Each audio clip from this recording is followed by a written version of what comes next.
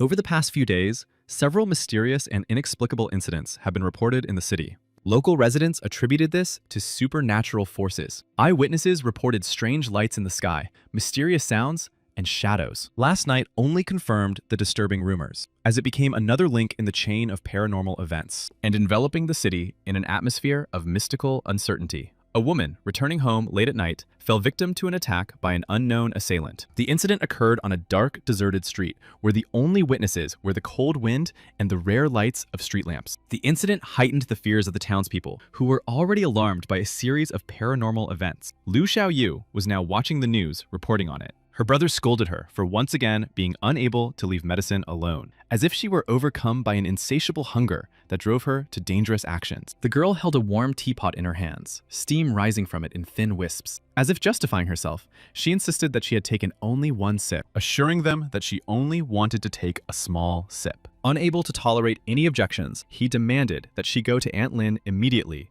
and apologize. The girl was as if her whole body was filled with the weight of lead. Her hunger was so strong that she seemed to have no strength to even move. He looked at her doubtfully, trying to understand if things were really that bad. He asked if they had at least some carrots left. People from Zhang said that Hu was often called vegetable ginseng because of its special properties. They claimed that it was really nutritious. She noticed that because of her, he looked tired and pale, like a dried carrot. She sharply objected, saying that she did not want to look like that at all. He just replied wearily that she should do whatever she wanted if that's what she decided, as if taking responsibility off himself and ending the argument. She exclaimed that she wanted some ready-made noodles. Usually, they weren't allowed to indulge themselves like this, but this time, it was New Year's Eve. He smiled and said that she was just dreaming, hinting that her wish would hardly come true. She said irritably that he didn't have to buy her noodles then. Instead, she suggested he crack a small walnut for her. He replied sternly that it was not a walnut, no matter how many times she repeated it.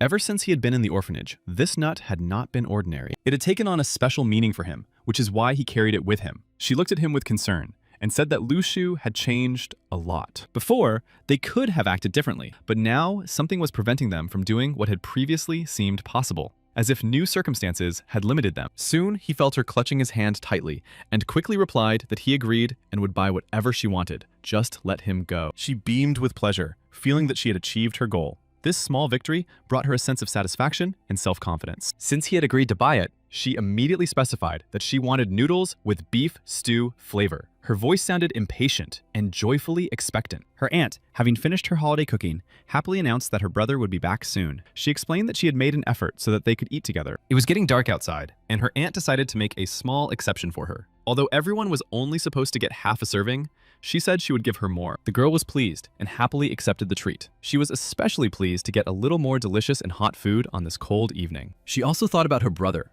reflecting on how weak he was. Therefore, despite the rules, she decided to give him another ball. Out of concern, she quietly decided to herself that she had handled the situation well, but she would not give him more than 3 balls. She decided to keep the rest for herself. She asked in surprise why Lu Shu was still not there, realizing that it would be bad if the food got even colder. Then they would have to eat it without enjoying it. At that moment, he was filming the fireworks with his phone camera and thinking about the coming new year. He understood that the current holiday was about to end, but he hoped that next year he would be able to give his younger sister a real fireworks display, a full-fledged and bright spectacle. Suddenly, he noticed something strange. A bright light blinded him. It reminded him of events from the past, strange and inexplicable phenomena that caused alarm. But it turned out to be just a truck that suddenly ran into him. The loud crash and impact brought him back to reality, instantly shattering the illusion of the mysterious light and making his heart pound with fear. He fell. He thought to himself that he had failed to keep the promise he had made to Xiaoyu. His thoughts were filled with regret and the heavy responsibility of his words. At that moment, he felt that this could be the end of his life. Thoughts of this filled his mind with panic and horror. Lu Shu lay on the ground. His little sister, unaware of what had happened, wrote him messages asking if he had bought what he had promised. He thought to himself that his story had not yet begun, that there was still a long way to go and new events ahead. But on this New Year's Eve, everything changed, and he died. The truck driver stopped immediately and ran out of the cab, unable to believe his eyes and what had happened. He hurriedly said that it was New Year's Eve and he didn't want anyone to get hurt or anything serious to happen. But Lu Shu barely got up and quietly replied to the driver that he had big problems. When the driver saw Lu Shu, he thought for a moment that he was seeing a ghost. Frightened, he quickly jumped back and hurriedly ran away. leaving Lu Shu alone on the road. Lu Shu struggled to his feet and shouted after the driver, demanding that he take responsibility for what had happened and compensate him for the damage. The driver didn't even stop or turn around, ignoring Lu Shu's cries. He quickly disappeared from view, leaving Lu Shu alone and confused. Lu Shu didn't understand why he was still alive, and why he didn't feel any pain from the impact. His mind was struggling with confusion, and his body seemed completely unharmed. When Lu Shu approached the house, his sister had already run out to meet him, happily talking about the meatballs that Aunt Lin had prepared for them. But when she saw him in such an emaciated and shaken state, his sister instantly stopped. Joy and excitement gave way to anxiety and concern. She stood motionless, not understanding what had happened to him. Then she timidly asked Lu Shu what had happened. She tried to understand how and why her brother had ended up in such a terrible state. Lu Shu replied that he had crashed into a car and that the driver seemed to be okay, but the vehicle itself was not. She stood nearby, still thinking about what they should do now and how to pay for what had happened. Would they be able to compensate for everything? Lu Shu replied that he had already paid the driver with the money he had saved for their trip to the festival. But she didn't seem to believe him and told him so directly. Her voice was wary and distrustful of what Lu Shu was saying. Lu Shu tried to diffuse the situation by explaining that he was just joking and that someone had actually been in an accident and he had helped. His words were meant to calm her down. After everything that had happened, Lu Shu felt he needed to wash up. He headed for the house, wanting to wash away the remnants of stress and fatigue. Stepping into the shower, Lu Shu continued to think about what had happened. The warm water washed the fatigue from his body, but thoughts of the sudden accident and the strange rescue would not go away. He still did not understand why all this had happened. The events seemed chaotic and meaningless to him, and his mind tried to find logic in what had happened. Looking at his reflection in the mirror, Lu Shu thought that nothing seemed to have changed. Outwardly, he looked the same as before, although inside, he felt tense. He carefully examined his hands, trying to find at least some traces of what had happened. His skin was intact, with no bruises or cuts. Suddenly, a bright, sparkling line pierced his palm like a flash of lightning. Lu Shu froze, unable to believe his eyes. And then, Lu Shu realized that everything had happened for a reason. The flash on his palm made him understand that the events of that night had a hidden meaning, and that this was the beginning. He began to suspect that now his superpowers would also awaken. His heart beat faster with anticipation and slight fear, because this was unusual. He even thought that God was so kind that he had given him a superpower that automatically created money. The thought of such a possibility was amazing and very exciting. He decided to use this opportunity wisely to earn enough money to pay his sister's school fees and provide her with a comfortable life. However, he saw that the story mentioned negative emotions. Lu Shu began to think that Zhang Donglai was the owner of that convenient little shop, which meant that Zhang Jin was probably the driver of that truck. Then he asked his sister not to forget to cook noodles for herself and to make some for him too. His words sounded caring, and she noticed it right away. He thought about how intimidation and bullying could cause negative emotions, and that these emotions could in turn be used by him as points. He continued to wait for the money to appear miraculously. In his mind, he imagined how his new abilities would immediately solve all his financial difficulty. Then he realized that these points could only be used within the system. He thought that if this was his personal lottery, it should bring him good things. He was curious and excited to find out what treasures were hidden there. In the end, nothing happened, and Lu Shu felt irritated and angry. It seemed that luck had turned its back on him again. He was disappointed. Annoyed and disappointed, Lu Shu hit the monitor with his hand, struck by how unbelievable everything that was happening seemed. The metamorphic fruit was automatically added to his inventory. He carefully examined the item, realizing that he could use it or remove it. He decided to try the metamorphosis fruit, believing that it would not harm him. Curiosity and the desire to test new possibilities prevailed. He cautiously brought the fruit to his mouth, convincing himself that everything would be fine. Thoughts of possible consequences ran through his head, but curiosity prevailed. He believed that everything would turn out for the best. Even in the face of the unknown, he remained calm and hopeful. But as soon as he swallowed the fruit, something began to burn inside him. He soon realized that metamorphosis meant something more. The fruit was rebuilding his body, changing his internal meridians and energy flows. He came to the conclusion that these points of negative emotion were no worse than yuan. Their power was tangible, almost material, capable of influencing his life. His sister, noticing that the noodles had already cooled down, shouted loudly to Lu Shu, asking if he was finally going to finish his procedures. He thought about how impatient she was, and how she didn't know how to wait. Realizing this, he decided to postpone everything he was going to do until another time. He hurried to fulfill her request, trying not to keep her waiting. When he came out of the bathroom, the food was already ready on the table. The sight of this carefully prepared meal filled him with joy, and he felt the warmth and comfort of home. He praised her for the noodles she had prepared. She replied, acknowledging that his words had warmed her heart, but emphasized that his cooking skills were still superior to hers. He replied that it was no problem, and that she could cook again next time. At that moment, he was again awarded points for her being angry with him. Thanks to her help, he had already had a good harvest. He decided to continue teasing her in order to earn points. He also thought that with her help, he could improve her life and make it more comfortable and joyful. He suggested that they build a snowman as soon as they finished eating, wanting to spend a fun time together filled with joy and festive moments. She warned him that if he changed his mind, he would have to buy her tanchulu sticks at tomorrow's festival, insisting on her condition. He warned her not to ask how good her snowman was, reserving the right to judge everything at his own discretion. But she added that he would definitely not dare to say that the snowman was not beautiful. Soon, she had made 2 snowmen, carefully shaping them and decorating them with details to make them look alive and joyful in the snow-covered yard. Then she asked him if he thought the 2 snowmen resembled them, as if reflecting their images and moods in the winter yard. He was silent, not knowing what to say, lost in his thoughts and feeling a strange connection between them and the little snow figures. He asked her what she wanted to achieve when she grew up, trying to understand her dreams and aspirations, and quietly watched her reaction, waiting for her answer. She replied that she dreamed of learning how to make tanchula and then selling them. He, in turn, noted that he was glad she didn't dream of becoming an actress or a sculptor. His sarcasm visibly hurt her, causing slight discontent, but at the same time,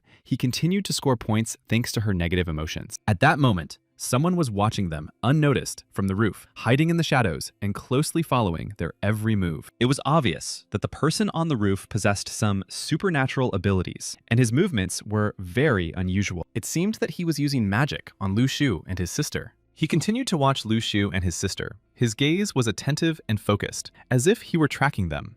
When his sister tried to catch up with Lu Shu, he quietly told him not to run away. Then the man suddenly disappeared, as if he had never been there. Meanwhile, Lu Shu picked up his phone and focused on it. But his sister immediately asked Lu Shu, reproaching him for flirting with some girl and not caring about his little sister. She was surprised and wary to see Lu Shu chatting with strangers, not understanding why he was doing it. Despite his sister's surprise, Lu Shu continued to use the chat to earn points by eliciting negative emotions and reactions from other people. But his sister never understood what was really going on, remaining completely in the dark. She noticed Lu Shu's strange behavior and, concerned, asked if he had caught a cold or was sick, trying to understand what was going on with him. Lu Shu told her to go back to her room, otherwise they wouldn't go to the festival. She had to listen to him, even though she was unhappy. After several messages in the chat, Lu Shu finally decided to try again, hoping that luck would be on his side, and that this time, everything would work out. He wanted to get something in return for his accumulated points,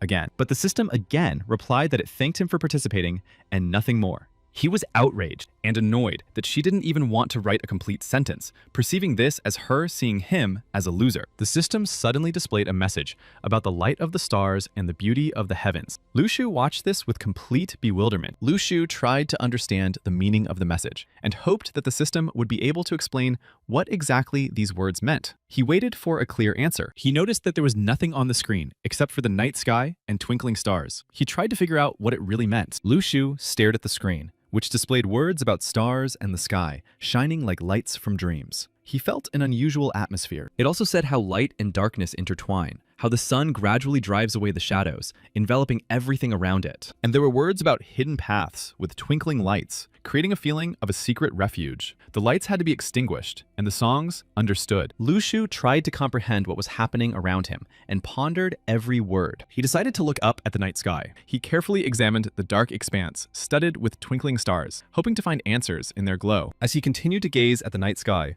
something incredible happened. He realized that the falling stars had created an entire galaxy inside his body, awakening in him an incredible feeling of cosmic power and connection. He understood that this starlight was capable of increasing his strength, awakening new abilities within him, and giving him a feeling of unimaginable energy. He noticed that his sister seemed to be falling asleep and decided to check if she was already asleep. Hearing her confirmation, he realized that she was indeed already asleep. He thought about how his sister hadn't noticed anything, not even the lights falling from the ceiling. When he asked her about it, she replied that she hadn't seen anything. She asked if he had sung the song, "Burn, Burn, My Star." He sang quietly, almost whispering, and was surprised that she could hear him. Next time, he decided to sing even more quietly to avoid laughter and awkwardness. It seemed that only he could see the star map. These stars were probably part of one of the training techniques from the legends. When they went to the festival, his sister handed Lu Xu some balls, admiring his incredible singing and rewarding him with small gifts for his efforts. Lu Xu was embarrassed, assuring her that she was mistaken, and suggested they hurry to see the show, trying to hide his embarrassment and divert her attention. She did not understand why Lu Xu had changed the subject so abruptly,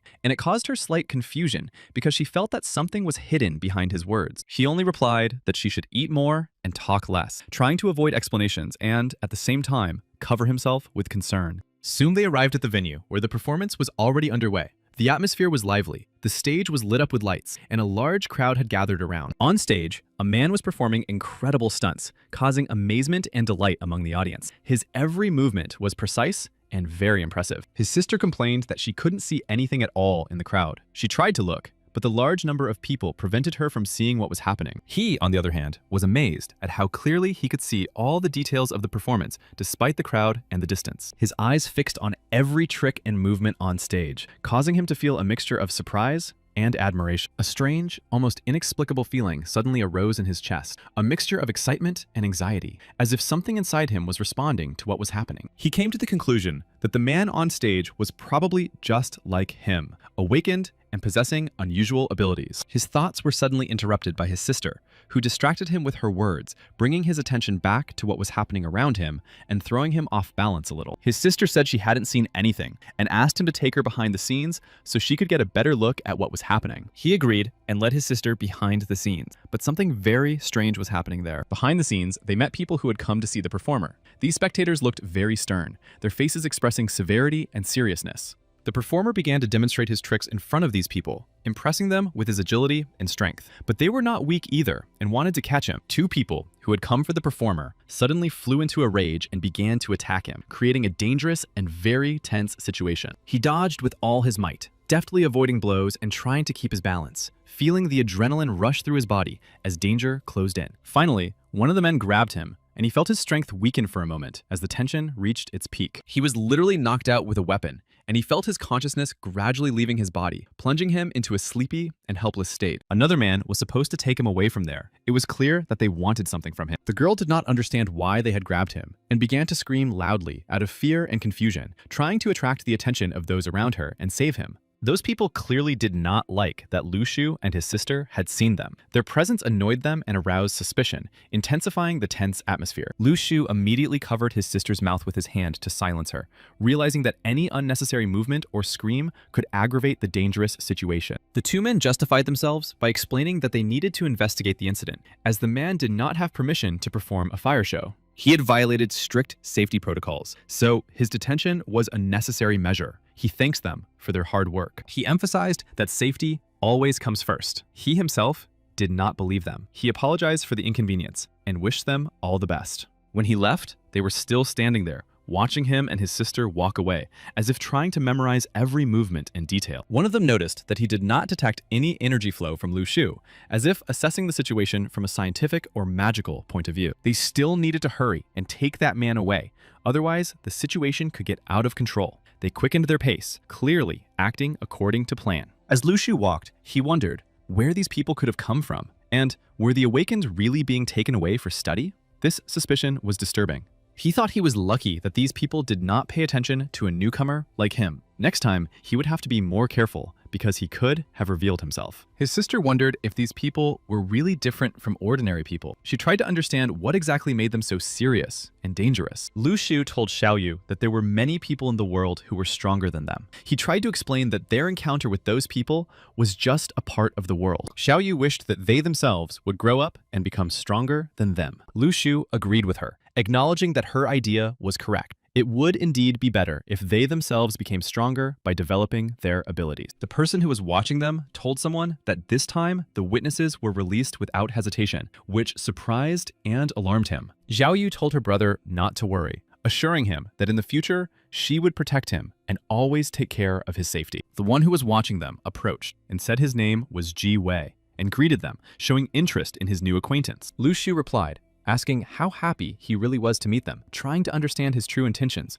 or the sincerity of his emotions. The man clearly did not expect such a reaction, and was slightly surprised to realize that his simple greeting had aroused interest and attention that he had not anticipated. He was confused, not knowing how to respond to the unexpected interest, and struggled internally with awkwardness, trying to find the right words. Jiwei finally came up with something and said that he was very happy to meet him. He wondered why this guy couldn't respond normally and began to reflect on his behavior, trying to understand it. He called after Lu Shu, trying to find out what had happened behind the scenes. He was full of curiosity, as if he wanted to urgently understand the whole essence of what had happened. When he got home, Lu Shu silently reflected on what had happened. His thoughts revolved around the person who had been taken away. He thought that this person also possessed superpowers. Lu Shu continued to ponder, asking himself who could be studying such phenomena. He understood that he needed to be extremely careful. He went online to see if there was any information about the past festival. He carefully reviewed the news and discussions. While looking through the information about the festival, Lu Shu suddenly realized that the people who had taken the man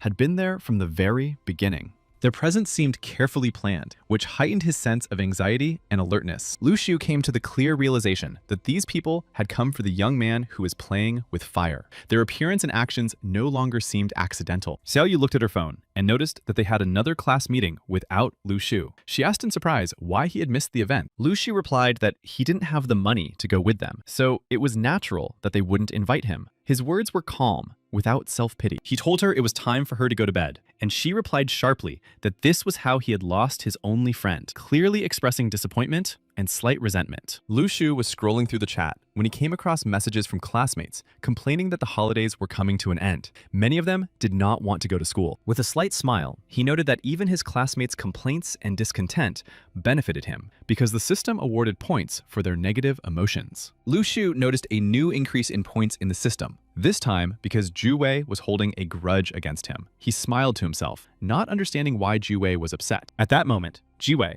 wrapped in a thin jacket, was standing on the street, shivering from the cold. The ice penetrated his clothes and the wind whipped his face. His interlocutor grumbled discontentedly, thinking about the strange calm. He called those people rats who usually sniffed around the neighborhood, but now there was silence. Jiwei replied that the reason for the silence was simple. Niting had finally begun to act. Thanks to the points he had recently earned, Lu Shu realized that he now had enough to buy a star fruit. The thought of this caused him slight excitement. Now, Lu Shu decided to buy another fruit. He understood that each such purchase was not just a waste of points, but an investment in his own strength. Lu Shu felt the energy of the star fruit flowing inside him. He reasoned that since the store called it fruit, it must be edible and beneficial. Inside, he felt curiosity and a desire to gain strength. He decided to try the fruit, feeling excited at the same time. As soon as he tasted the fruit, he felt warmth and light spreading through his body. At first, it was a slight tingling sensation. When the first and second stars in the galaxy lit up, he felt a surge of incredible strength. It seemed to flow into his body, filling every cell with energy. He felt that his body had never been in such excellent shape before. Every movement came easily, and his muscles were filled with strength. Shortly after that, he felt a sudden pain. At first it was faint, almost imperceptible, but gradually it grew stronger. Xiaoyu quickly ran up to him, anxiously asking what had happened. She thought something had fallen, or something unusual had happened. He explained that he had hit his head on the wall, trying to calm Xiaoyu down. She said that he should take good care of himself and look after her. Xiaoyu went to the window and listened, thinking that she had imagined it all. Then she called him to look out the window, where something seemed to have fallen from the sky, and she wanted him to see this amazing sight too. He sternly said that it was too late, and that it was no longer possible to go outside to see what was happening, regardless of what was going on there. She insisted, pushing him toward the window, and saying that what was happening outside was very serious, and that he should at least take a look. Despite her insistence, he still did not want her to go outside, fearing for her safety. It turned out that there really was a person lying there. Suddenly, he noticed something falling from the sky and couldn't help but scream, expressing his shock and surprise. His gaze was fixed on that person. Soon he realized that the man lying in front of him was the same one who had recently performed on stage. This caused him mixed feelings of surprise. He hurriedly ran out into the street, overcome with excitement and anxiety, trying to quickly figure out what was happening. Xiaoyu also went with him. She looked at him in confusion, asking what to do now and seeking his reaction, hoping that he would tell her how to act. He suggested calling an ambulance, even though he knew it would be expensive. The decision was simple. Say they didn't know the guy and let him pay for the help himself when he woke up. When Lu Shu began to calculate the points for the guy's negative emotions, he realized that he was pretending. He must have been one of those superhumans they talked about on the news. Lu Shu immediately noticed that he was lying there pretending to be unconscious. He decided to take him away from their area. Otherwise, it would be impossible to explain to him why he was there when he woke up. This decision seemed right to him, but Xiao Yu thought they should at least give him some water. She understood that even the slightest show of concern would not hurt. Lu Shu, knowing that he would be penalized, said that boiling water took too long, so it would be better to feed him snow. It was a pragmatic calculation. He lay there, thinking about how inhuman people had become, observing their cold rationality and calculating attitude towards him. He raised his head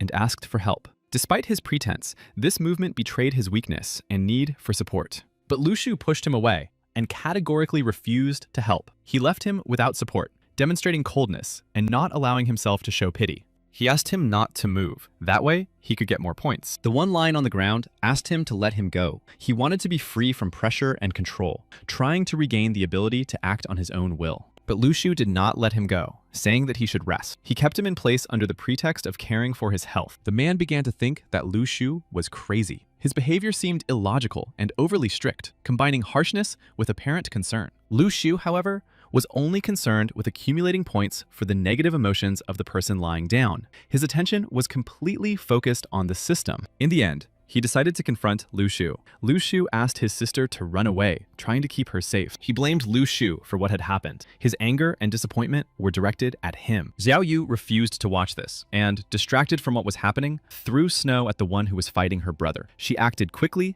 and decisively. She demanded that he stop fighting her brother immediately. Xiao Yu tried to intervene and stop the conflict, defending the safety of her loved one, and at the same time, trying to regain control of the situation. But he started again, and Lu Shu felt a strange feeling in his chest. It was a combination of irritation, surprise, and hidden anxiety. Then, Lu Shu asked him if he was done playing, and he asked again to be let go. There was a tense pause between them. He let him go, telling him to come back and play again. As he left, he thought about how the family that had been building snowmen had once been full of kind people, but in reality, he was wrong, and he was unhappy about it. He decided that he did not understand people at all and ran away. Realizing his own naivety and inability to predict the actions of those around him, he chose to leave. Then, Lu Shu noticed someone else's presence. His attention instantly focused on it, causing a feeling of alertness. They were people in black, and Lu Shu immediately realized that a guy named Liang Che had run away from them. He noticed that he had no injuries and wondered why he was so weak. He also thought that he had overexerted himself in the fire show.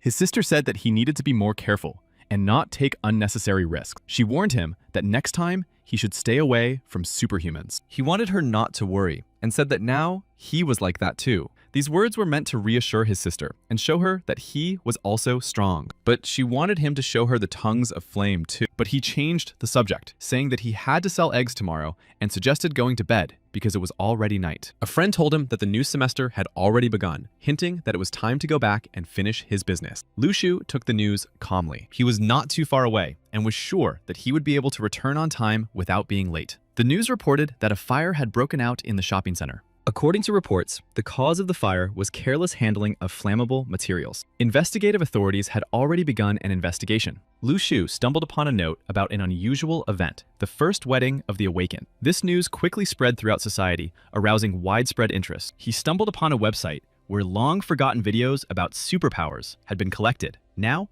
anyone could watch them in one place. Rank F was considered the lowest level among the awakened, but even its holders significantly surpassed ordinary people in strength. Rank E was already beyond human capabilities. Its holders possessed supernatural strength capable of destroying obstacles. Rank D was distinguished by a much higher level of ability. Those with this rank could not only display unusual strength and dodge bullets, Rank C was already considered a serious force, and its holders could withstand attacks that an ordinary person would not have the slightest chance of surviving. Rank B possessed the ability to influence not only their own bodies, but also their surroundings. Its holders could draw strength from nature. Rank A was characterized by complete fusion with the surrounding world, and its holders became one with the sky and the earth, gaining incredible strength. Lu Shu thought about how the organization that published information about the awakened did so as part of the public interest, but he was concerned that all this might become too commonplace, losing its special value. Someone approached him and asked if he was watching a video. He didn't even blink once, remaining focused and indifferent to what was happening around him. They asked him a question, noticing that on the organization's website, but then they added that even if he watched these videos, it would do him almost no good. They told him directly that people like him were not destined to awaken, and that even these eggs would only be bought by him, while the others would not even look at them. At that moment, a girl approached them and sternly told the man to get out of there, interrupting his conversation and trying to restore justice. It turned out that she was the school's top beauty from the first grade, Cao Qingqi, and she approached Lu Shu with the intention of buying eggs from him. Lu Shu set the price at 150 yuan and handed the eggs to Cao Qingqi. When Cao Qingqi put the money on the table, Lu Shu noticed that her hand was glowing. This manifestation of unusual energy caught his attention. He immediately realized that Cao Qingqi was also most likely awakened. Lu Shu even suspected that Cao Qingqi also understood that he himself was awakened. However, Lu Shu soon decided that she probably did not realize that he was awakened. His doubts dissipated and he calmed down. Then, several guys tried to talk to Cao Qingqi,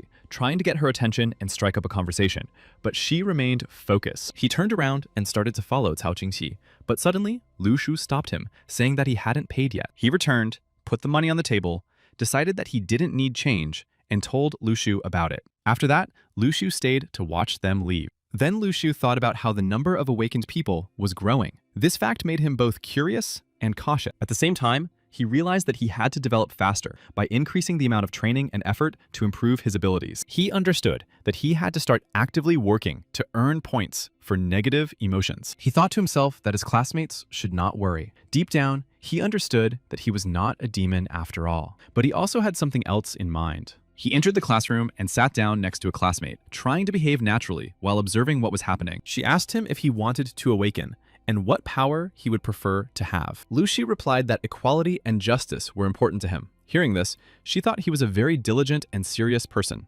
and a genius. One of his classmates said that Lu Shu would never awaken anyway, expressing skepticism about Lu Shu's abilities and questioning them. A new semester began, and the teacher addressed the class with a parting message, hoping that everyone would switch to learning mode and take the test seriously. The girl sitting next to Lu Shu asked him to let her copy his work, promising that she would be grateful for it. She was very nice and polite. Soon, other students also began to pressure Lu Shu, wanting to copy his answers. The atmosphere around him became tense as everyone tried to take advantage of him. Lu Shu remained silent and looked down, not responding to his classmates' requests. His calm indifference showed his inner focus. Finally, Lu Shu smiled slightly and nodded. The gesture was gentle but confident, showing friendliness, but it was clear that he had something in mind. Lu Shu understood that this was an excellent opportunity to earn points. Soon, Lu Shu quickly wrote everything down, and it didn't take long. All his classmates were delighted and rushed to copy Lu Shu's work. However, their faces soon contorted with anger. Their joy quickly turned to irritation and discontent. Lu Shu covered his notes with his hand,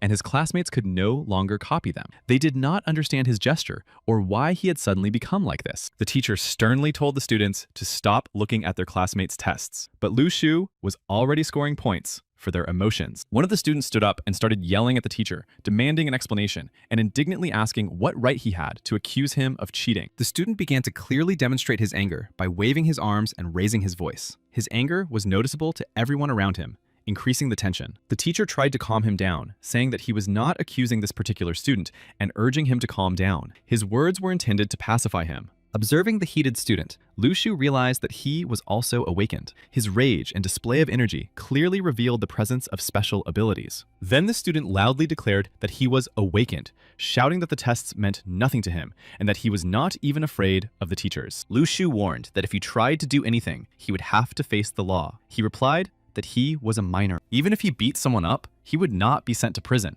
Lu Shu reminded him that according to the criminal code, anyone who commits a crime is fully responsible for their actions from the age of 14. He said that his actions now definitely constituted physical violence. Lu Shu advised him to read more in his free time in the future. His recommendation sounded like friendly but serious advice. However, the student did not listen to Lu Shu and ended up pushing his teacher. This unexpected action exacerbated the situation, demonstrating his disobedience and contempt. He began to yell at Lu Shu, demanding that he not stop him. His aggressive behavior reflected stubbornness and unwillingness to accept the words of others. Lu Shu continued to speak, reminding him that according to school rules, he would be required to compensate for the school property he had damaged. Students from other classes also came to see what had happened. Curious students gathered around, forming a crowd and watching the unfolding scene. Someone warned all the students that they must immediately return to their classrooms for self-study, and that anyone who was late would be punished. An adult man approached and ordered everyone to disperse. His appearance lent additional authority, causing the students to gradually disperse. Lu Shu noticed that the man's clothes were the same as those of the men in black he had seen earlier. This fact immediately aroused his suspicion. They quickly grabbed the student who was screaming and took him away. The student tried to break free, but he didn't have enough strength. His resistance was futile, and he was completely subjugated by those people. Lu Shu wondered who these men in black were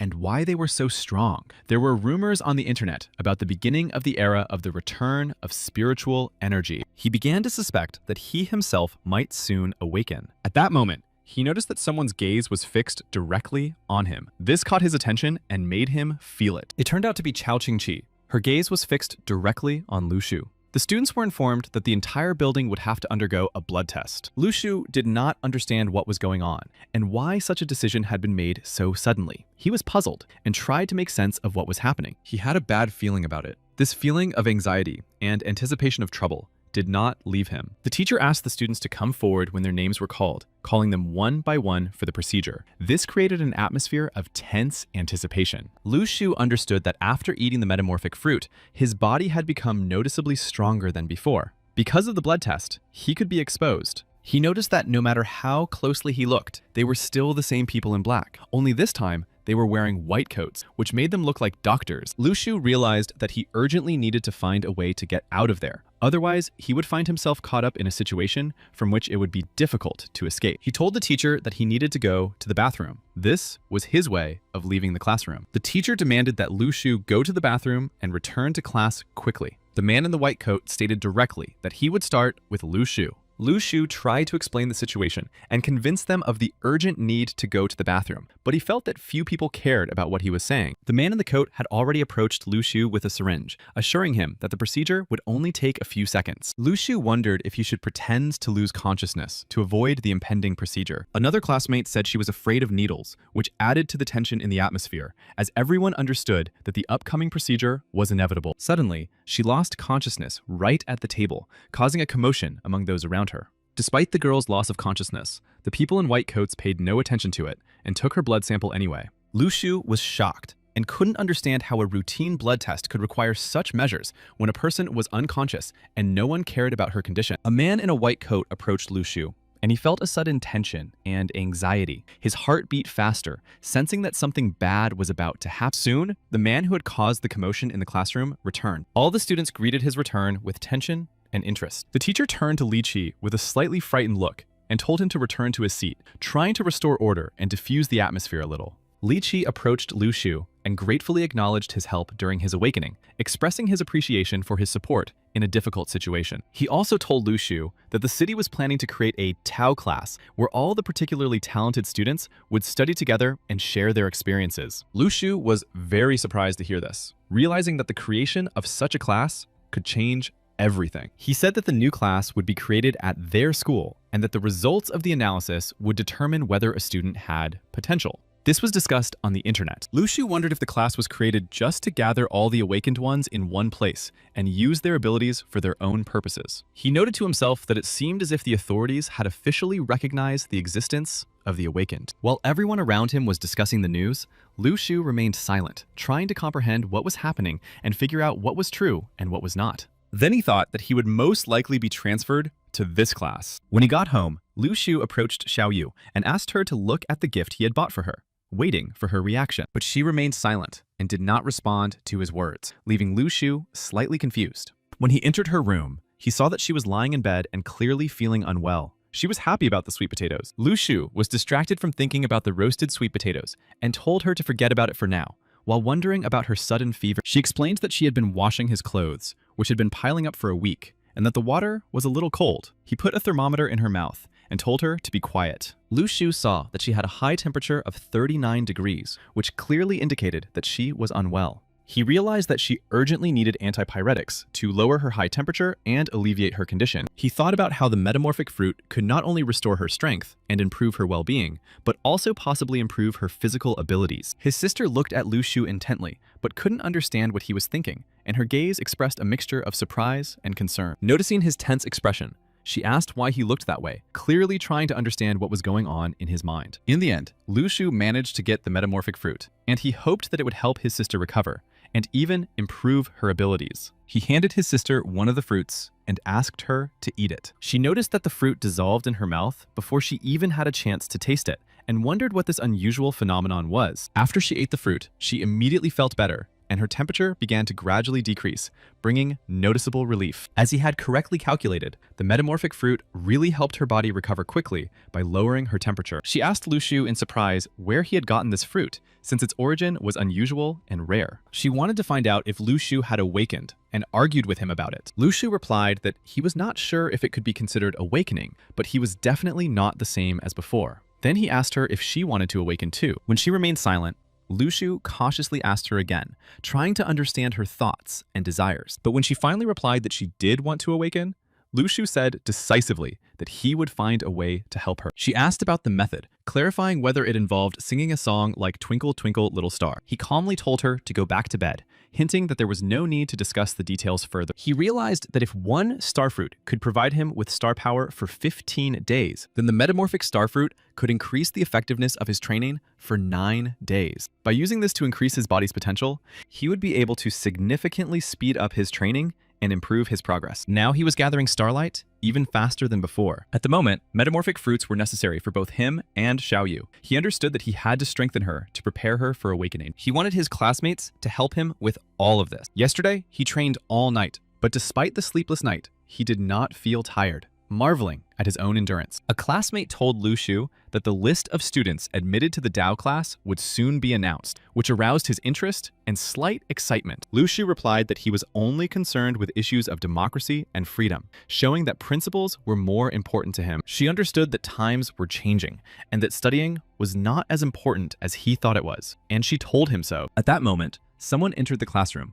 and Lu Shu looked up to see who it was. It turned out to be a young girl who entered the classroom with the teacher. Everyone in the classroom couldn't help but admire her beauty. However, one of the girls couldn't help but remark that her appearance was not that remarkable. The teacher announced that the city had decided to form a Tao class at their school to gather talented students and provide them with everything they needed. And this girl turned out to be their future homeroom teacher. The teacher began reading the names of the students from the list, asking each one who was called to stand up so that they could get to know them and meet their new homeroom teacher. When the teacher read the list, the name Liu Li was called, and he stood up. He was very happy that his name had been called and smiled, looking forward to meeting his new homeroom teacher and starting a new phase at school. When Lu Shu's name was called, he felt a wave of surprise and slight excitement because it meant that he had also been chosen for the new class. All the students turned to look at Lu Shu, examining him closely, and at that moment, he felt everyone's attention mixed with curiosity and envy. The teacher asked Lu Shu to stand up, saying that he had not misheard. Lu Shu stood up and apologized to the teacher, explaining that he had only helped his classmates make sure that their ears were working properly. At that moment, Lu Shu felt like he was getting points fueled by the envy and negative emotions of those around him. After that, the girl introduced herself. Her name was Shi Fei, and she was the homeroom teacher for the Dao class. Those whose names had already been called would continue to attend their regular classes, and at 7 o'clock in the evening, they would come to Dao's class. After finishing her announcement, she calmly left the room, leaving all the students behind. All the other students envied those whose names had been called. Lu Shu also received congratulations from his deskmate, who sincerely congratulated him on being accepted into Dao's class, noting his success. He asked his neighbor if she wanted to know the secret of how to get into the Dao class. She admitted that she knew about Lu Shu's determination and was sure that he would never leave her alone, no matter what. Lu Shu recited the spell with her, repeating the words about magic dust and maximum power, directing the energy inside himself. She reacted with disbelief and anger, thinking that Lu Shu was just mocking her. He looked at his phone and began to carefully read the information on the screen. He sent them a message in the chat saying that something good would happen, but not for them, which caused envy and anger in everyone. He deliberately angered his classmates, knowing that the path to Xiaoyu's awakening would be marked by their names, as if they were merely stepping stones on that path. The teacher explained that due to the organization of the Dao class at their school, the student body would be supplemented by a group of exchange students. A new student came to the class, and everyone immediately noticed her beauty, admiring her appearance and charisma. The new student approached Lu Shu, attracting attention with her appearance. Lu Shu looked at her in surprise, not expecting such a sudden move. She wanted to sit next to Lu Shu and asked the teacher for permission. Lu Shu noticed that the girl was addressing the teacher, but did not understand what was wrong with her voice. The girl sitting next to Lu Shu tried to say something, but couldn't finish her sentence, leaving her thoughts unspoken. The teacher announced that since Lin had voluntarily given up her seat, she could take it. She thanked her for giving up her seat. She smiled and bowed slightly, showing her gratitude for the kindness and attention. Lin was truly amazed because she didn't even have a chance to say a word. So unexpected was what was happening. The newcomer approached Lu Shu and then asked if he was all right, showing concern and care for his comfort. Lu Shu decided to joke and answered her question with a question of his own, as if checking to see if she was okay. The new student, Zhang Shu, had transferred from another school, Zhang. He turned out to be a boy, and his appearance attracted the attention of his classmates and shocked them. The students were shocked to discover that the new student, Zhang Shu, was a boy and not a girl as they had expected. After all, they were captivated by her beauty. Lu Shu soon realized that upon closer inspection, Zhang Shu really did look like a boy. Lu Shu then carefully examined Zhang Shu's clothes, noticing details that emphasized his masculine appearance. Then he realized that Zhang Shu had noticed him looking closely to make sure that he was indeed a boy, and this made him a little embarrassed. Soon, Lu Shu also introduced himself, giving his name, which allowed the new student and the rest of his classmates to get to know each other better. In the evening, when he arrived for extra lessons, Lu Shu wondered if they would really be taught to use the Tao. The teacher handed out documents to the students and explained that everyone had to sign them and leave their fingerprint. It was a non-disclosure agreement. Lu Shu thought about its contents. It clearly stated that any leak of information from the Tao class would fall under the jurisdiction of the military. The young man tried to understand whether this meant that the class itself was assisting the military in training the army of the Awakened. The teacher looked at the assembled students and asked why they thought the Tao class had been formed. She wanted to test their understanding. One of the students raised his hand and replied that the Tao class was created to teach them how to use the Tao. She asked why they had been chosen. After a short pause, the teacher looked at the class and asked a new question about whether anyone had heard of sodium-potassium alloy. She looked around the class with a stern gaze and asked the students if they knew what sodium was. No one dared to answer first. The teacher lingered her gaze on Lu Shu, clearly expecting an answer from him. The other students also turned to him, since she had singled him out. Without batting an eye, Lu Shu replied with the most serious expression that sodium was a mythical heavenly path. The class immediately fell silent. Then the teacher, suppressing a smile, told Lu Shu he could sit down and calmly explained that sodium is a chemical element. She explained that an unusual property of sodium had been discovered by chance and that it could be used to assess the reaction of blood to qi. She explained that sodium is usually silver in color, but when it comes into contact with the blood of people with potential, its color changes from silver to black, showing the body's abilities. The more potential there is in a person's blood, the darker the alloy becomes. Potential was divided into levels, and it is not equal to a successful future. In any case, willpower is required for learning, regardless of ability. She added that if the material proves too difficult for someone, the student can put it aside and leave. The students noticed that there was much more competition in the Tao class training than they had ever experienced in regular classes. Now, they would be told the potential level of each person present, which immediately caught their attention and caused tense anticipation. There was no level A in the class. Level B was assigned to Liu Li, which immediately set him apart from the other students and highlighted his abilities. Lu Shu had level F, which meant that his potential was still low compared to the others, and he would have to work hard to catch up with them. Lu Shu realized that the measured potential level was obtained before he ate the metamorphic fruit, so it was not a final assessment of his strength. He was delighted, because now those in black would keep less of an eye on him. Lu Li asked the teacher if there were any students with an A level at the school. The teacher replied that there was only one student with an A level at the school, and that was Tao Qingqi. Lu Shu was amazed to learn that only one student in the school had an A level. This news surprised him greatly, making him realize the rarity and value of such potential among all the students. When he got home, Lu Shu thought about how he could only buy 5 transforming fruits for 5,000 negative emotion points. He felt irritated that the system had given him too few points, and he didn't like that his options were so limited. One of the fruits was specifically for Xiaoyu. He planned to give it to her as a way to show his care and strengthen her power. Lu Shu learned that the transforming fruit had reached its limit of use. From that moment on, the fruit would be transferred to the store's warehouse and would no longer appear. He realized that as long as he had negative emotion points, he could buy an unlimited amount of fruit, opening up endless possibilities for himself. He thought that he could even buy this fruit for his little fish, and that it could be stored for a long time and even sold to make money. Lu Shu understood that the fruit could be used, but had no idea how long its effect would last. He decided to experiment. He came to Xiaoyu and invited her to leave the room, saying that he had something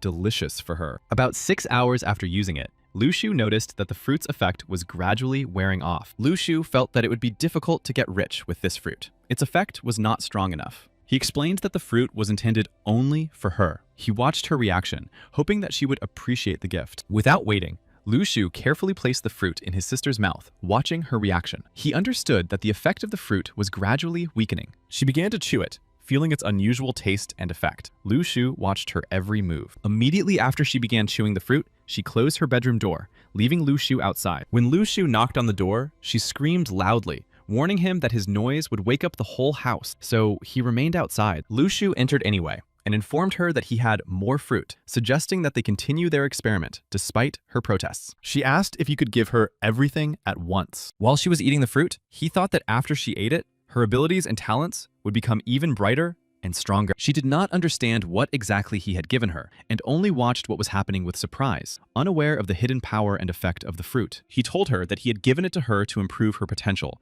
and promised to explain everything in detail later, so that she would understand the true meaning of the gift. Although she did not understand the essence of what was happening, she completely trusted him and believed his words, hoping that everything he had done would be beneficial. She was also concerned about how expensive the fruit was, realizing that it was not ordinary, and that its value was high. He reassured her, explaining that after he ate the fruit himself, no harm came to him and there was nothing to be afraid of. He turned it all into a joke. He reminded her that she couldn't relax after the spring festival. She needed to continue her studies, even after becoming awakened, and develop critical thinking skills. She needed to become more educated in order to keep up with the fast pace of learning by the age of 16. He added that she should not try to avoid studying because he would find a way to earn some money and she would have to go to school earlier to keep up. After that, he told her to go to bed so she could get enough sleep and study effectively. Based on the results of the previous test, he had a potential level of F. Now, the changing fruit had reached its maximum limit of use. This meant that its effect had been exhausted and could no longer be used. He knew that the 5 stars were already burning. He remembered the question he had asked the teacher about whether the information published on the Foundation's website was true, and wondered about the reliability of the information. She explained that these levels were a universal system for categorizing awakened individuals around the world. An awakened individual is not born with an A rank. They have to constantly advance through the levels, improving their abilities again and again. She also explained that the maximum striking force of an awakened person of level F is 1,200 kilograms. Level E is 2,400 kilograms. He realized that his current strength was twice that figure, reaching 2,400 kilograms. He wondered if he had already reached level E, or perhaps even rank D, and felt the desire to know his true potential. After the changing fruit disappeared from the lottery, he realized that new fruits might soon appear that were even more valuable and useful than the previous ones. But he was already tired of her repetitive phrases. At that moment, the system gave him something new, like a reward, or a tool that could open up new opportunities. What the system gave him turned out to be not very pleasant to the smell, causing slight dissatisfaction. It was slippery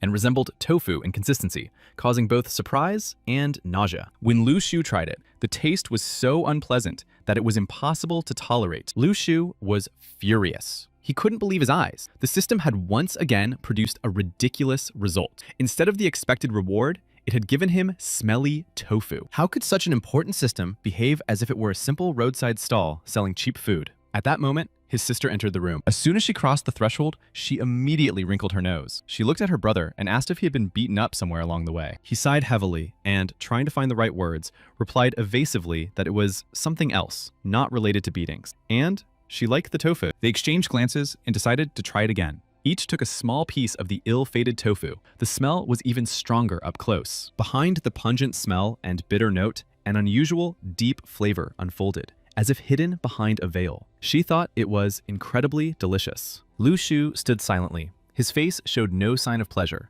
only a hint of irritation. He did not like the taste of tofu at all. Xiaoyu, struggling to contain her surprise, looked closely at her brother. She asked if his awakened power had somehow manifested itself in the food. Still pondering this unusual discovery, she suddenly remarked capriciously that she would have preferred sweet fruit pancakes to tofu. But he was dissatisfied. He said that this was not a restaurant. Lu Shu felt the emptiness in his stomach growing stronger. Hunger could not overcome him, and he did not give in. Lu Shu was boiling with anger. He expected at least a formal reward, or a message like, "Thank you for participating." But the system gave him stinky tofu. He didn't understand why every step towards awakening was so painful. Then, his sister noticed that they were selling the same tofu outside, and that it was delicious. After his sister's words, a sudden realization dawned on Lu Shu. Everything that had happened, the strange trials, the bitter tofu, seemed to fit together into a single picture. Lu Shu suddenly realized that his sister was right. Everything that was happening made sense. Even this strange, smelly tofu.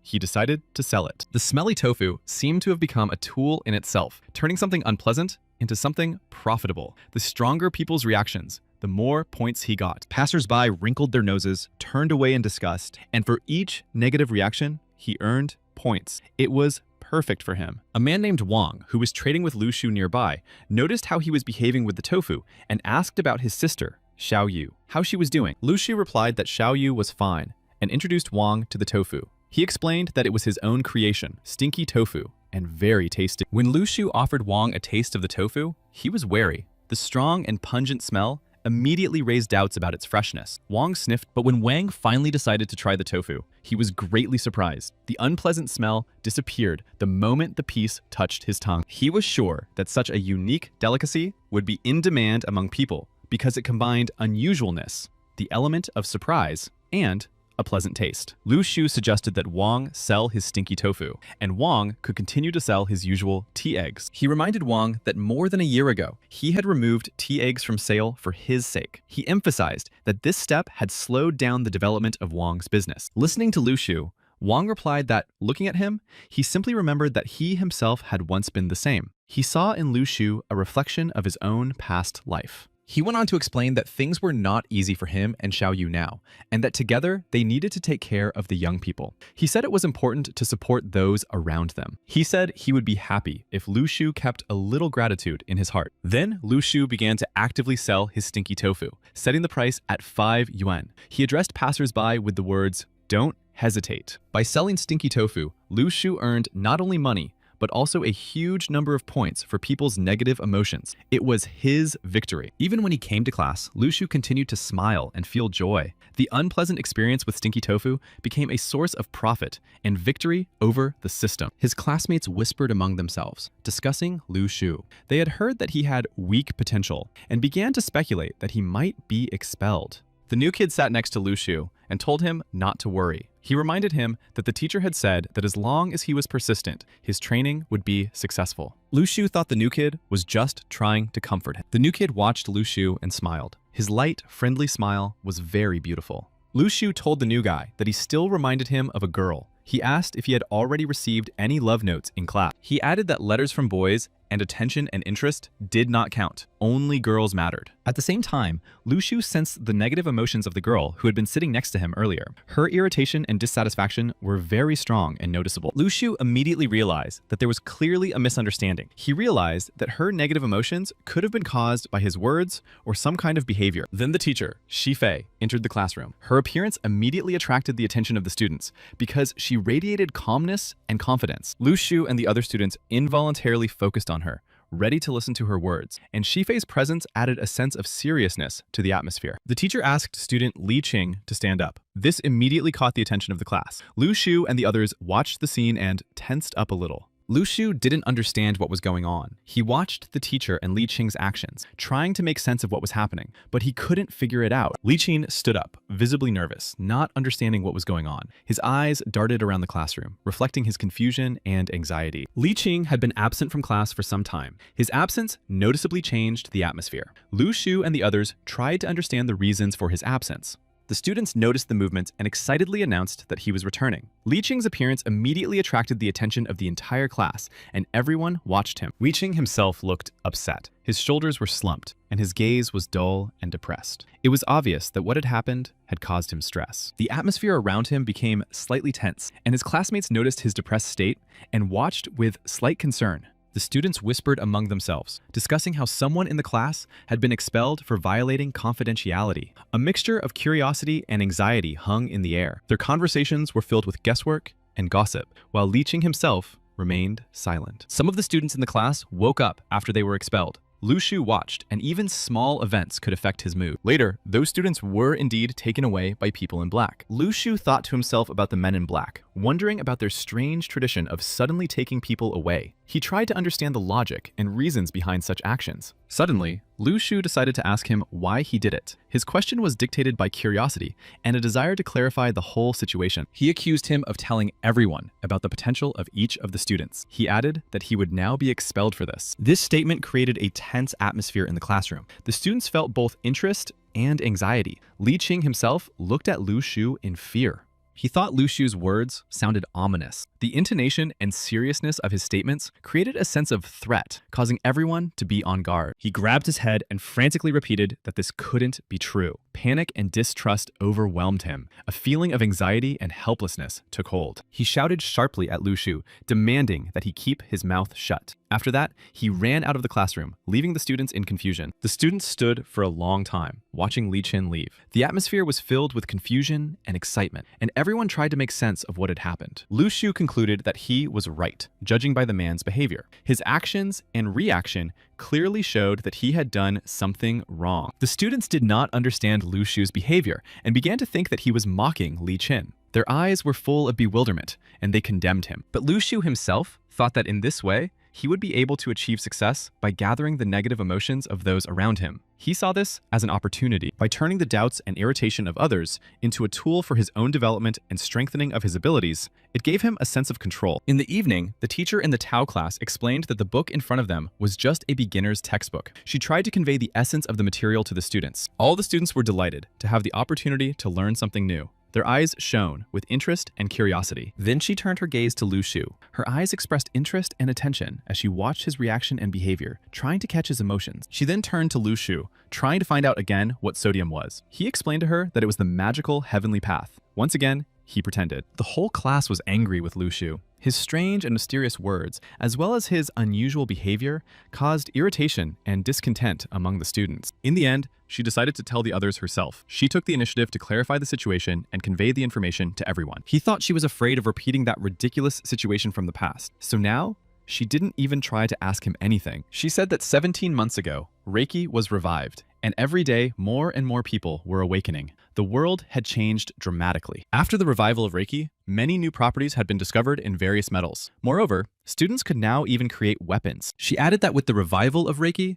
metal was now also included. A huge number of materials that could be used had appeared. They will become a necessary tool for every student in the future. These new opportunities opened up new prospects for the students. She explained that although these materials cannot be compared to artifacts, their unique properties allow them to be mass-produced. In the future, many will be able to purchase such weapons, creating new opportunities. She noted that, of course, not everyone will be able to do so. He thought about why he constantly had the feeling that she was unreliable. When he got home, he thought that if he sold 50 servings of tofu, he would make a profit of 250 yuan, and then he could take Xiao Yu to the movies. He kept thinking about why he always got stinky tofu.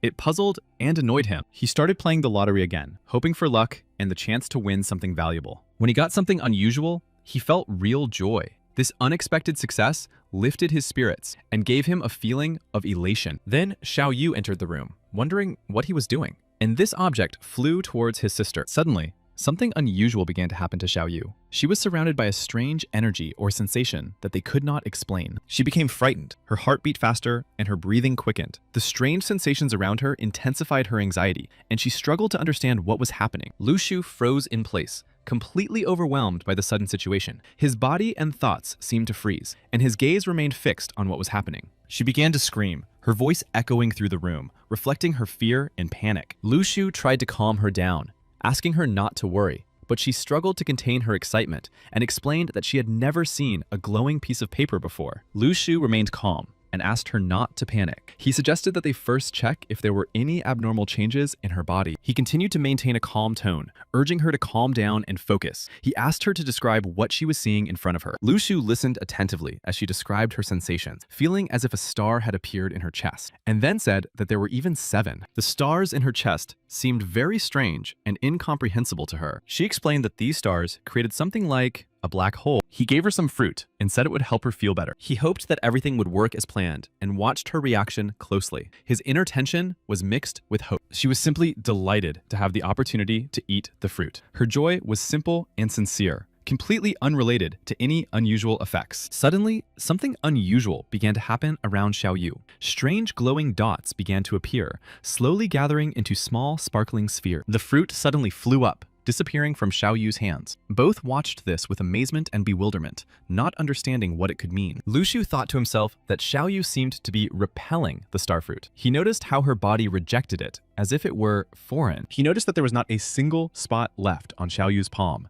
as if the starfruit had left no trace. He told her that his cultivation trick had not worked because of her, expressing disappointment and confusion. He put tofu in her mouth and told her to leave. Lu Shu asked Xiaoyu if her constellation had tried to tell her something, such as making her sing, expressing curiosity about the phenomena happening to her. Xiaoyu replied that her constellation had not demanded anything. She wondered why she suddenly had to sing. She still couldn't understand if she had really awakened, experiencing mixed feelings of surprise and anxiety. He replied that she had awakened and asked her to leave. After that, Lu Shu fell onto the bed and relaxed, allowing his body to rest and himself to think about what had happened, while Xiaoyu was still trying to comprehend everything. Lu Shu didn't understand why the system made him sing while Xiaoyu was spared, which caused him confusion and a sense of injustice. He felt an inner rivalry and didn't want his sister to surpass him, although he tried to hide this feeling in order to focus on himself. That night, Lu Shu was determined, and he was going to awaken the 6th star, feeling the importance and necessity of this step for his growth. And indeed, that night, Lu Shu concentrated and was able to awaken the 6th star. In the morning, Lu Shu woke up feeling excited and impatient. He wanted to test his new powers right away and understand how the 6th star had changed him.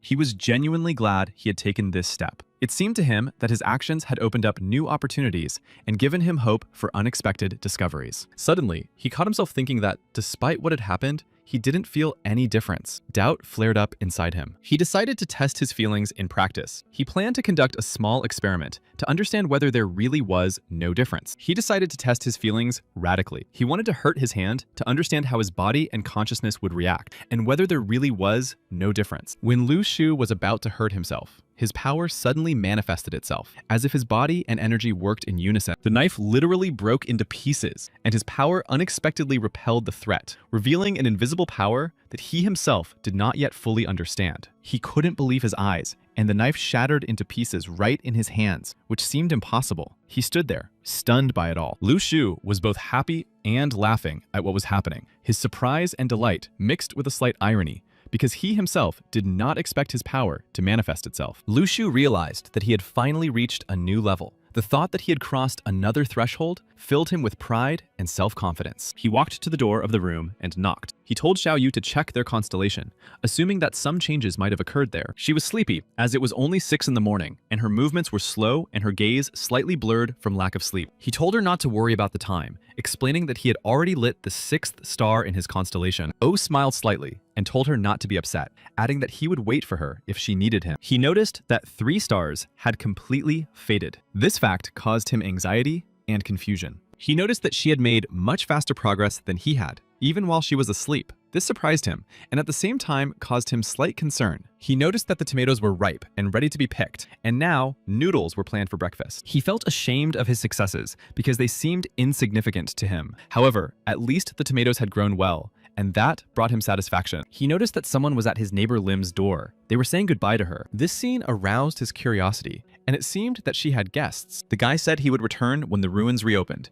and thanked her for her help, expressing his gratitude for her support. Lu Shu felt that he knew this person's face, and understood that he was from the Temple of Justice. He became curious about what he could have forgotten here. Lu Shu realized that someone incredibly powerful was hiding inside. He really felt it, because the sudden power emanating from the man was so obvious that it seemed to physically weigh on him. Lu Shu did not understand why the man was staring at him so intently. His gaze was heavy and focused, as if the man was trying to look directly into his thoughts. Lu Shu felt irritated and anxious because of the intense gaze. He wanted to stop it and wanted the man to go away and mind his own business. Feeling the tension and not wanting to provoke a conflict, he decided to walk away. He chose the path of calm, deciding not to look for trouble and to leave the situation alone.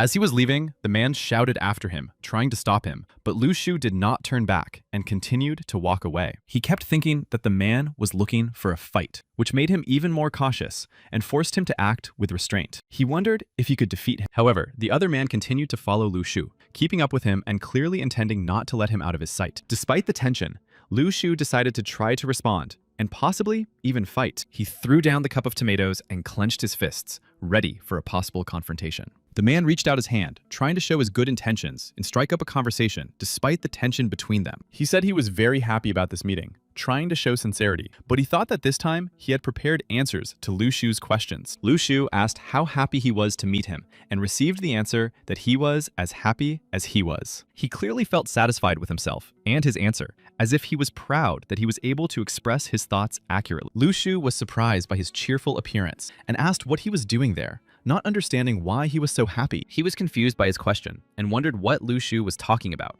because he had expected a completely different conversation, for which he had carefully prepared. When the man left, Lu Shu was left alone and thought about the powerful force that was present here. He couldn't see it, but he could still feel it. Then Lu Shu remembered that he had to go and began to pick tomatoes from the ground, lifting them carefully. He needed to prepare breakfast, so he put all thoughts aside and concentrated on picking tomatoes. He realized that this place was really not ideal for relaxation. Then he went home, still in a bad mood. Despite the familiar surroundings, his thoughts were preoccupied with the events of the morning. Xiao Yu asked him why he was breathing so heavily, noting that it had only been a short time since he had left. He told Xiao Yu that their neighbor was also awakened and possessed unusual powers, which surprised her, but he asked her not to tell anyone. Lu Shu admitted that the neighbor was indeed very strong, and although he had not yet fully realized his abilities, he felt strange around him. Laughing, she remarked that everything that was happening resembled a scene from a movie where an evil boss is relaxing in the countryside, adding a light touch of irony to the situation. She assured Lu Shu that he shouldn't worry, promising to cultivate diligently and protect him, expressing her sincere concern for him. Lu Shu thought about the unexpected revelation of his neighbor's status. It seemed to him that he had deliberately shown his power and wanted to be exposed. The next day, as he was leaving, he said goodbye to Xiao Yu, telling her to behave herself. She listened to his words silently and waved her hand in response, watching him go as if saying goodbye, without unnecessary words, with a feeling of respect and slight sadness. He walked down the street, puzzled and frowning, thinking about how strange it was to sell only this smelly tofu. Near his house, his attention was drawn to his neighbor's unusual movements. He literally exuded a strange energy, a slight glow emanating from him, as if the air around him was vibrating, filled with some invisible force. It was truly amazing. Everything looked both unreal and mesmerizing, as if magic had become tangible. Lu Shu opened his mouth in amazement and exclaimed that he was very strong. It was such a thrilling sight that it was impossible to look away. Although he was no longer young,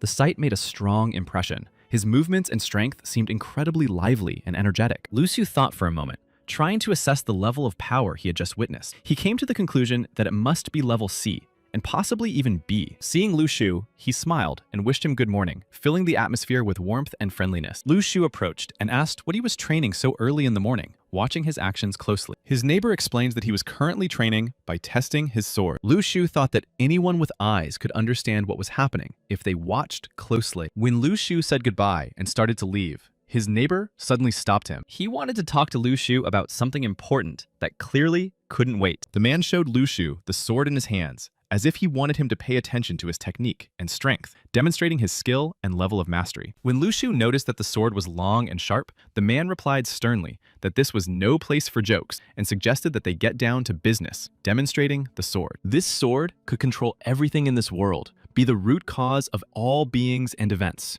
change the world, destroy mountains, and control the essence of nature. For Lu Shu, this discovery was staggering. He suddenly realized that what he had before him was not just a weapon, but an instrument capable of radically changing the entire world. The man continued to explain that all events and forces in this world are connected, and every action affects the overall harmony. Everything comes together. Then the man asked Lu Shu for his opinion, but Lu Shu stood silently, pondering what he had heard, and not immediately daring to express his thoughts. His eyes were wide open. The man told Lu Shu that he would like to teach him how to use a sword. He explained that it was a weapon of incredible power, capable of influencing the world. But Lu Shu was stunned and did not expect such an offer. He stood in silence, pondering what he had heard. He was overwhelmed with a sense of surprise and excitement. However, Lu Shu decided to refuse. He did not want to learn how to use a sword. Despite the greatness and power of the weapon, Lu Shu understood that this was not his path. Having said this, Lu Shu quickly left, explaining that he had to leave the man. He had clearly already made his decision and did not want to upset the man by simply avoiding him. The man was angry with Lu Shu, realizing that he was refusing to learn, and, at the same time, realizing that he had very little time left. He saw him as a fool. He understood well that he could not allow his skills to disappear without a trace. He felt the need to preserve and pass on his knowledge to his heir. Lu Shu already understood the man. He constantly talked about needing a successor. He realized the seriousness of his words, but he didn't need any of that. He realized that the man simply wanted to draw him into a very rare and complex pyramid system full of hierarchies and rules of his own. Lu Shu wondered why this old man always seemed so gloomy. Although he left, he still continued to receive points for the old man's negative emotions. He didn't understand why the old man was so angry. Lu Shu tried to find a logical explanation, but the more he thought about it, the more confused he became. By this point, Lu Shu was already at school and headed to the cafeteria. The atmosphere was familiar and calm, but thoughts were still spinning in his head. He was still 3,000 points short. Despite his efforts, it wasn't enough, and he felt clearly irritated and confused. Lu Shu sat in the cafeteria, immersed in thoughts about how to get the missing points and what he should do in general. He was thinking about a strategy. A classmate approached Lu Shu from behind and leaned over to say that he wanted to show him something on his phone. Lu Shu turned around and looked slightly frightened. His classmate said that the video had literally gone viral and exploded on the internet. Regardless of the situation, it presented an amazing opportunity. Lu Shu saw that the video was recorded by a foreign awakened one and was intended as an advertisement for a soccer team. They could become popular. He paused for a moment, watching the video, trying to comprehend it, and also assessing how it might affect his own opportunities in life in general. He explained that many companies had begun to seriously consider the advantages of working with awakened people. For them, it was an amazing opportunity. Lu Shu didn't understand what exactly he was going to do next. He proudly said that he was just going to approach his parents' company, which was already planning to invest in this. He added that their company was already hiring awakened people and asked if Lu Shu himself was interested, offering him the opportunity to participate. He noted that Lu Shu came from a poor family and emphasized that this was an excellent opportunity for him, a chance that could significantly improve his situation. Lu Shu, a little surprised, decided to test how knowledgeable this person was about popular culture and asked him if he knew Justin Bieber. The man's eyes widened and he admitted that he did not know Justin Bieber. Lu Shu then sarcastically said that he thought this man had taught him to be arrogant. It was a scathing response to rudeness. The man became angry, grabbed his tray of food, and left, while Lu Shu received points for negative emotions. He watched what was happening with joy. As he left, his classmate contemptuously reminded Lu Shu that he should not dare to speak to him that way. His words sounded angry, resentful, and very arrogant. His classmates laughed at him and teased him, wondering how the young heir to the Liu family could not lure Lu Shu to his side. Their mockery was caustic. Lu Shu did not react and continued to eat calmly, as if nothing was happening around him. His indifference only angered his classmate even more. When Lu Shu returned home, the system rewarded him with new fruits. He examined them, realizing that each one had special powers and properties. He also slowly ate the fruits he had received, enjoying their unusual taste and anticipating the improvements to come. With each bite, he felt a change. Xiaoyu sat nearby, but looked slightly dissatisfied. She kept her eyes on Lu Shu, as if she wanted to say something. Perhaps she wanted the fruit too. Lu Shu noticed her intense gaze, frowned, and told her to stop looking so intently. He reminded her that the fruit was not for her. Xiaoyu did not look away and, frowning, asked where he got such unusual fruit. There was concern and curiosity in her voice. He remained silent, pretending not to hear the question, but inside, he knew the answer perfectly well. All these fruits were just the result of the negative emotions of the people around him. Lu Shu even choked under his sister's intense gaze. After regaining his composure a little, he decided not to dwell on it and to join in watching cartoons later. When Lu Shu entered his room, it was as if something had changed. The air became heavier, as if saturated with invisible energy. Everything around him seemed different. Lu Shu felt an unusual energy begin to flow through his body. It seemed to flow through every vein, causing a slight warmth and tremor at the same time. This sensation was new and unfamiliar, but at the same time mesmerizing, and he clearly understood that it was not just a physical sensation, but something else. He felt a sense of anticipation that his seventh star was about to light up. He understood that a powerful energy had accumulated inside him, ready to be released, and that this was important. Lu Shu noticed that all the stars seemed to revolve around the last and brightest one. This sight struck him, and he felt an unusual energy concentrating around one star, foreshadowing an important event and awakening him. Lu Shu tried to understand the meaning of this brightest star. He concentrated, feeling its energy, trying to understand why it stood out among all the others. Suddenly, the bright star blinded Lu Shu, and he was confused. The light was so intense that he lost the ability to clearly understand what was happening. Lu Shu noticed the dagger lying in front of him, but did not understand its meaning. He looked at it with confusion, trying to comprehend why it was there at all. The energy emanating from the dagger irritated Lu Shu. It was too intense and inappropriate, as if it were disturbing his inner balance and peace. Suddenly, Lu Shu realized that this system could not be relied upon. Lu Shu grabbed the dagger, thinking that having something was better than having nothing at all. Despite his doubts and irritation from the energy around him, he began to swing the dagger, testing its weight and balance. Each swing allowed him to feel the weapon a little better and test his body's reactions. He realized that there was enormous power hidden inside him. He felt its pulsating energy, ready to burst out. He had to be careful. Suddenly, he realized that the power he felt was not accidental. It was sure go. This energy had a special nature and meaning, and now he needed to figure out how to interact with it and use it wisely. Shugo was in his constellation. These were his 7 spirits. When he realized this, he was very surprised. This dagger seemed strange. Its shape was more like an elegant tool, not designed for combat. It looked as if it were meant for opening letters. He wondered if it might be worth learning a few techniques for wielding that sword after all. The thought wouldn't leave him, as if pushing him to action. He thought about how his elderly neighbor lived very close by. The thought remained in his mind, as if his proximity had some significance. Then Xiao Yu appeared. She ran up to him and almost jumped on him. She asked him to spend time with her and watch cartoons with her. Meanwhile, some people in long cloaks were moving across the roof. Their footsteps were barely audible, but a dark shadow followed their every movement. A shadow appeared ahead, and one of them immediately noticed something suspicious. His gaze lingered, becoming more alert, and his steps became quieter. The others also slowed down, realizing that there might be a threat or an unexpected witness to their journey across the roof. Soon, one of the men in cloaks said this aloud, trying to convince the others that there was no cause for alarm and that it was just a city dweller. The one who had been wary at first gradually calmed down. The tension in his body eased a little, and he allowed himself to move more freely again. Auntie Lim, Lu Shu's neighbor, was standing on the street. She calmly watched what was happening, as if she had accidentally witnessed these strange events. They continued on their way, carefully moving forward across the roof. Each step was measured so as not to attract unnecessary attention from prying eyes. The leader of the group kept an eye on his companions. He reminded them of the absolute necessity to obey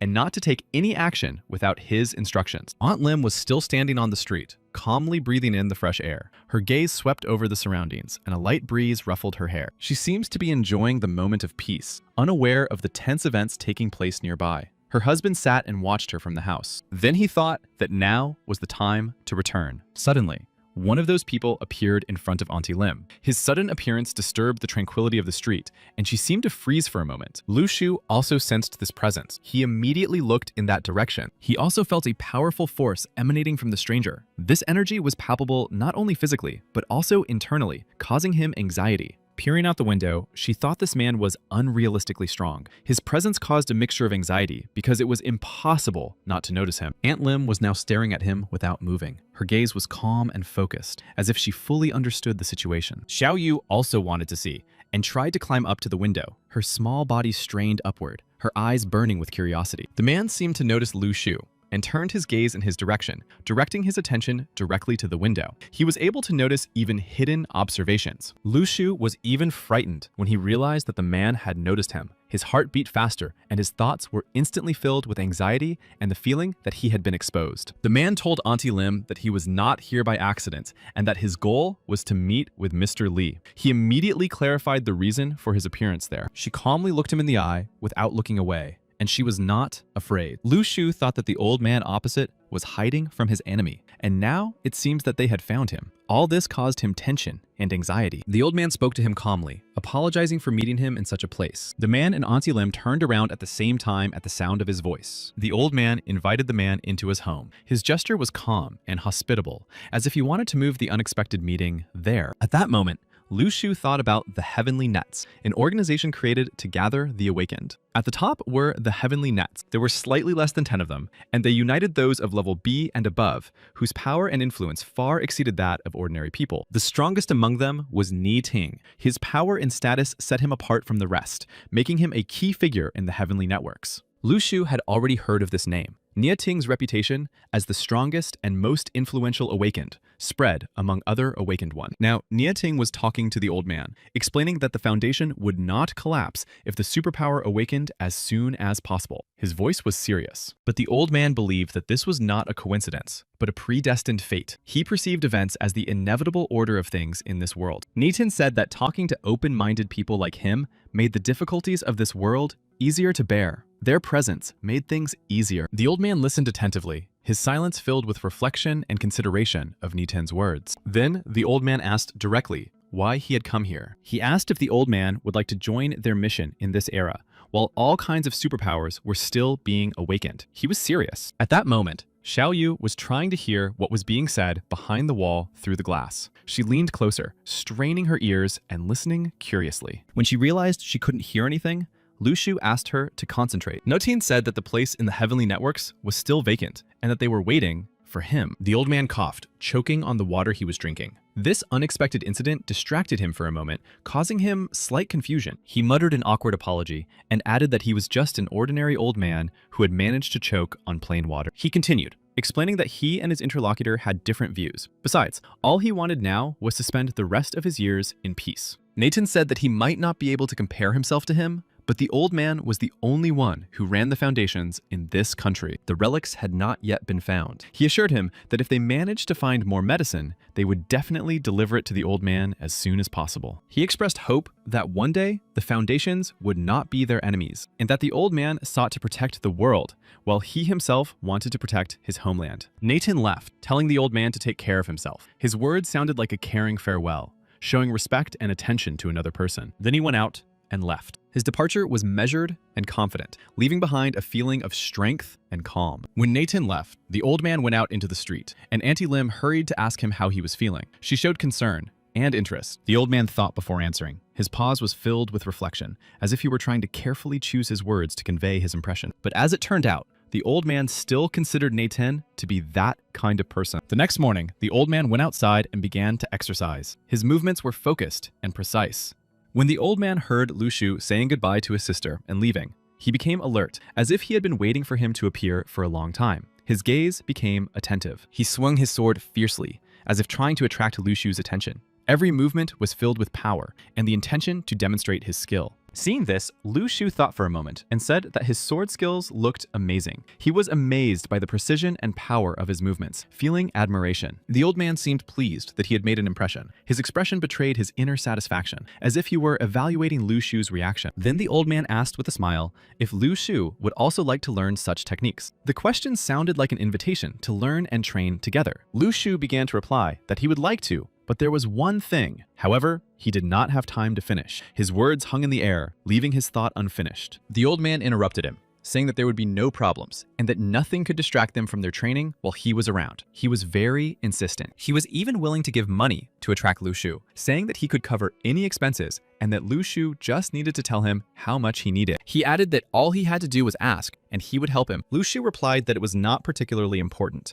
but he was simply curious about the old man's studies. The old man replied with a smile and even self-confidence that they say he is an educated scholar who knows everything. Lu Shu thought this was amazing. He was impressed by his education and versatile knowledge, feeling admiration and slight surprise. Then Lu Shu said that he would have time to learn sword techniques if he helped Xiao Yu with her studies. This came as a shock to the old man. Then Lu Shu called Xiao Yu over, inviting her to join the conversation and possibly the training. But the old man froze in surprise. He reassured the old man, saying that his little sister was a true god's dandelion. Lu Shu told his sister that she would be spending the day with Mr. Li, who would help her catch up on her studies. The old man laid down the conditions, warning that if they didn't listen to him, there would be no tomatoes with fried eggs for 6 whole months. Lu Shu quickly jumped out of the yard, expressing his hope for the old man's help. Now, he was alone with her. And of course, he did everything reluctantly. She looked at him and waited patiently for the lesson to begin. Her gaze expressed interest and concentration, and her posture showed her readiness to listen to every word.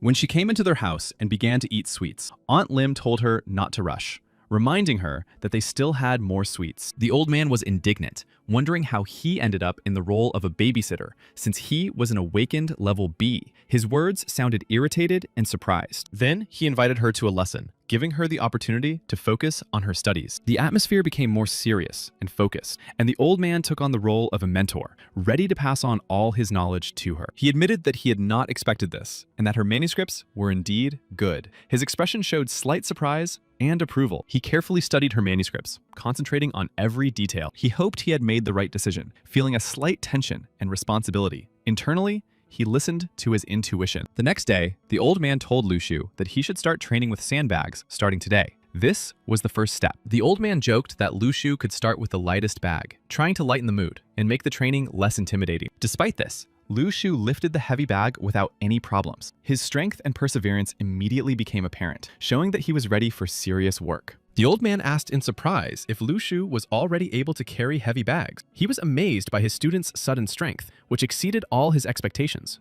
He noted that Lu Shu could already compare his abilities to those he had during his training in the past. Lu Shu expressed his desire to call the old man his master, emphasizing how much he wanted this. He waited for the answer with respect and excitement. The old man calmly replied that there was no need to rush. First, Lu Shu had to pass a certain test before beginning full-fledged training. He continued his instruction and told Lu Shu to swing his sword 1,000 times, putting all his strength into it so that he could feel how the muscles in his body were changing. Lu Shu felt dissatisfied and thought that the old man had decided to make him his student without asking him if he wanted to, and now he was acting like this. The old man explained that it was impossible to become a real fighter until one learned to control one's own body, movements, and strength. He also asked Lu Shu who could be considered a strong person, trying to convey the idea that true strength lies not only in physical power, but Lu Shu believed that strength meant being so powerful that one could ignore the rules. The old man asked Lu Shu how he intended to reach the level of such people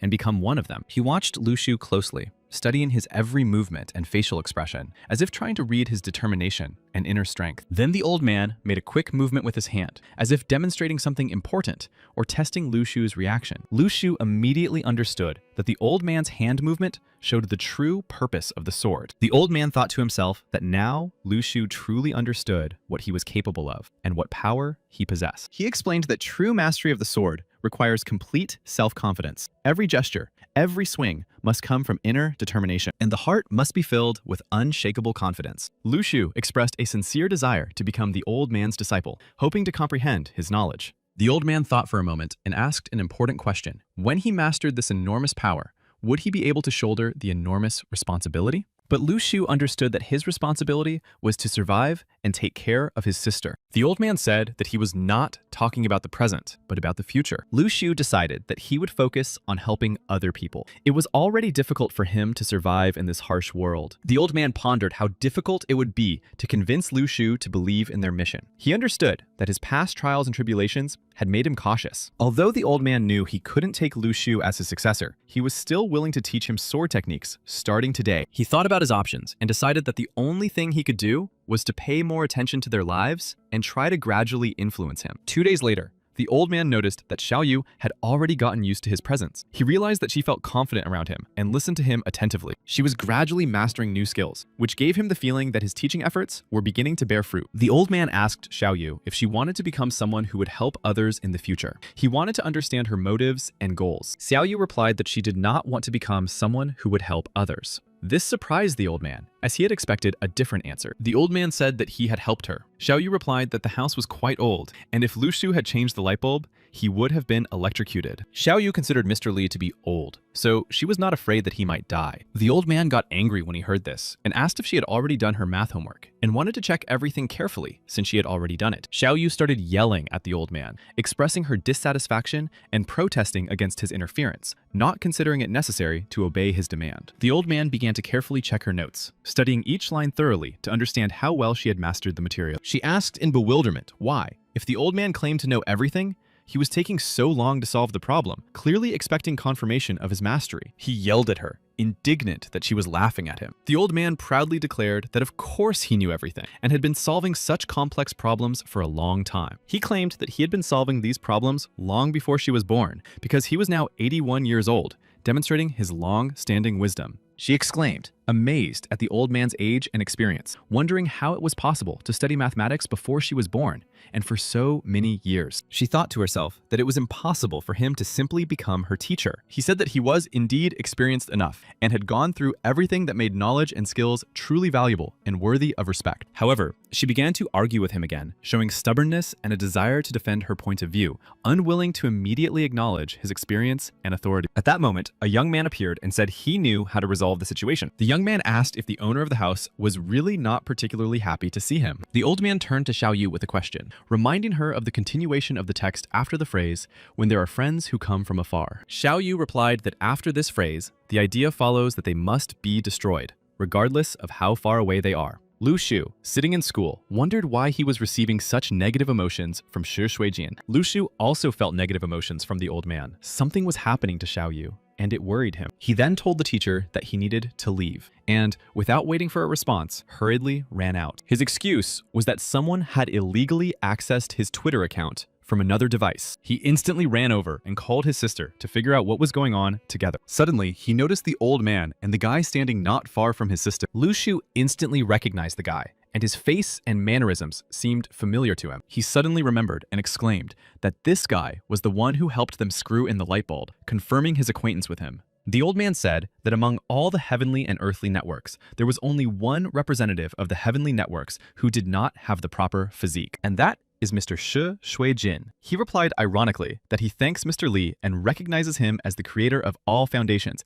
adding that everyone respects him. And even despite the frailty of his muscles, it turned out that Mr. Shi had a deep knowledge of Confucianism, Buddhism, and Taoism. He is also the creator of double-digit meditation. She talked about the old man, noting that Mr. Li is not only a descendant of the sword, but had also devoted himself to his duties for many years. He had become a role model for everyone around him. Lu Shu realized that the training methods taught by the old man were created by him and were passed on as part of a special teaching material. 2 days later, teacher Shifei explained that this was a method of dual cultivation, a special approach that combined physical and spiritual training.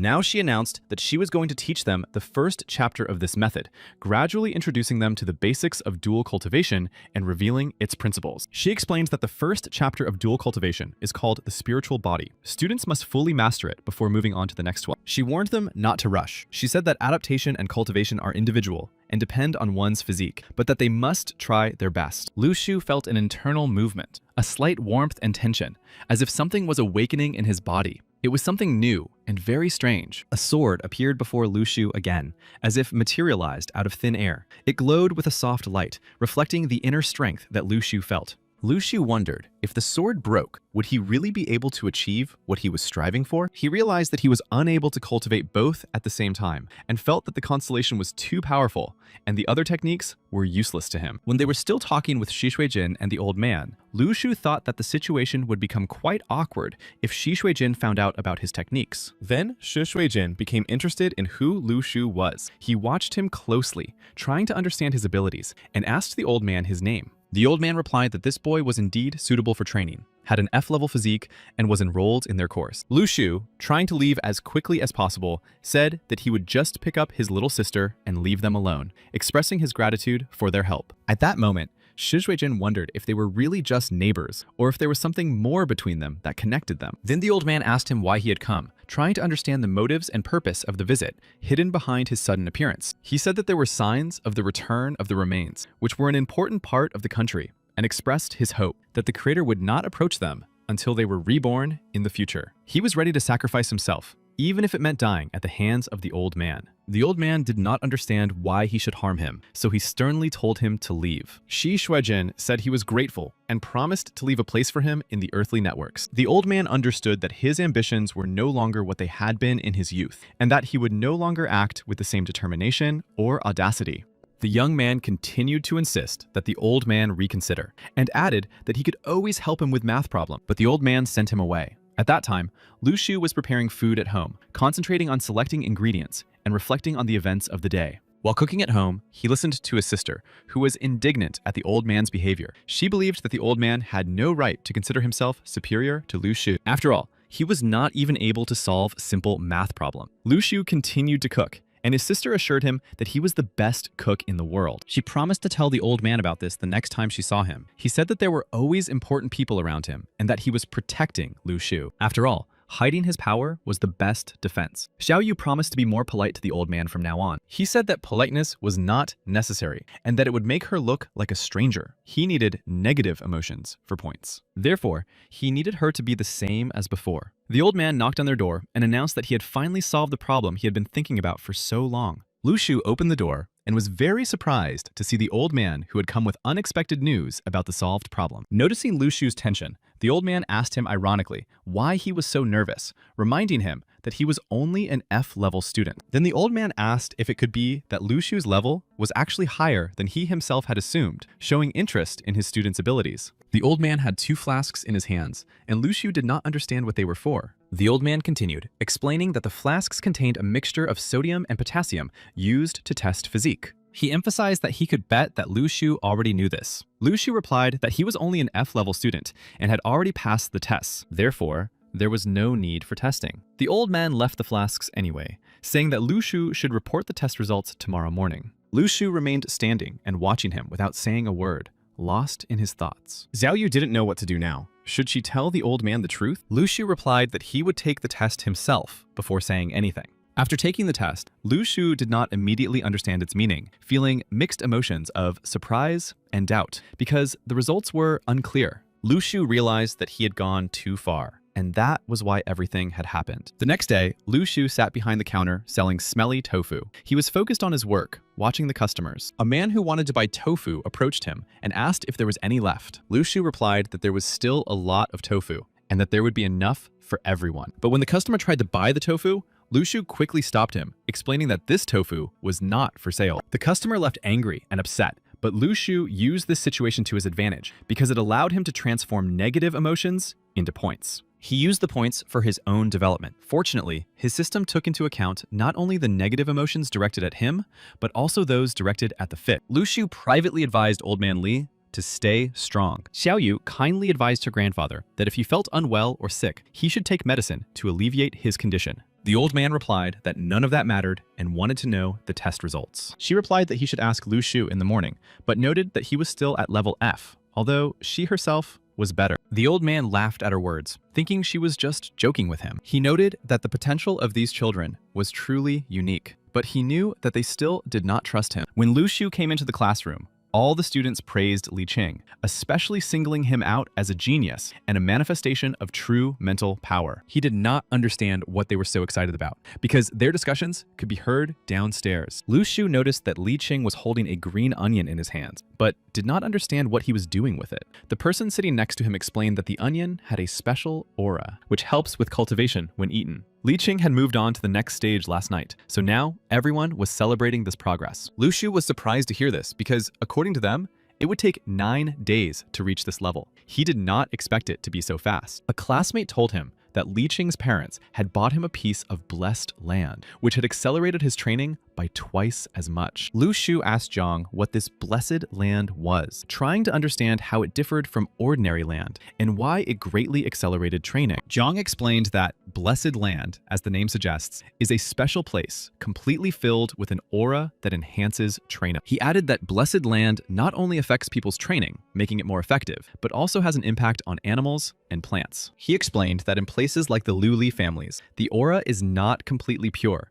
and over time, it can harm the body. This meant that the land was bad. Lu Shu noticed that he also seemed to have almost moved on to the next stage. He was at level be. His interlocutor said that he had done so 2 days ago and noted that the blessed land in his house was slightly better than the one they had talked about earlier. Lu Shu thought to himself that this guy was really different from the others and had high-level potential and extensive knowledge. But the whole class eagerly turned to Li Qing, asking him to show them how to move on to the next stage. They watched him with curiosity. Li Qing happily accepted the attention of his classmates and enthusiastically demonstrated his biceps, eliciting admiration and amazement from everyone. He confidently declared that he saw no one who could compete with him in arm wrestling. His pride and confidence in his strength were evident. At that moment, Lu Shu stood up and said he wanted to try his hand out. Li Qing did not object and accepted Lu Shu's challenge, ready to see what the newcomer was capable of. Immediately after Lu Shu's words, the battle began, and the class froze, watching the tense struggle of strength and will between Lu Shu and the experienced genius, Li Qing. Li Qing was sure that Lu Shu would disgrace him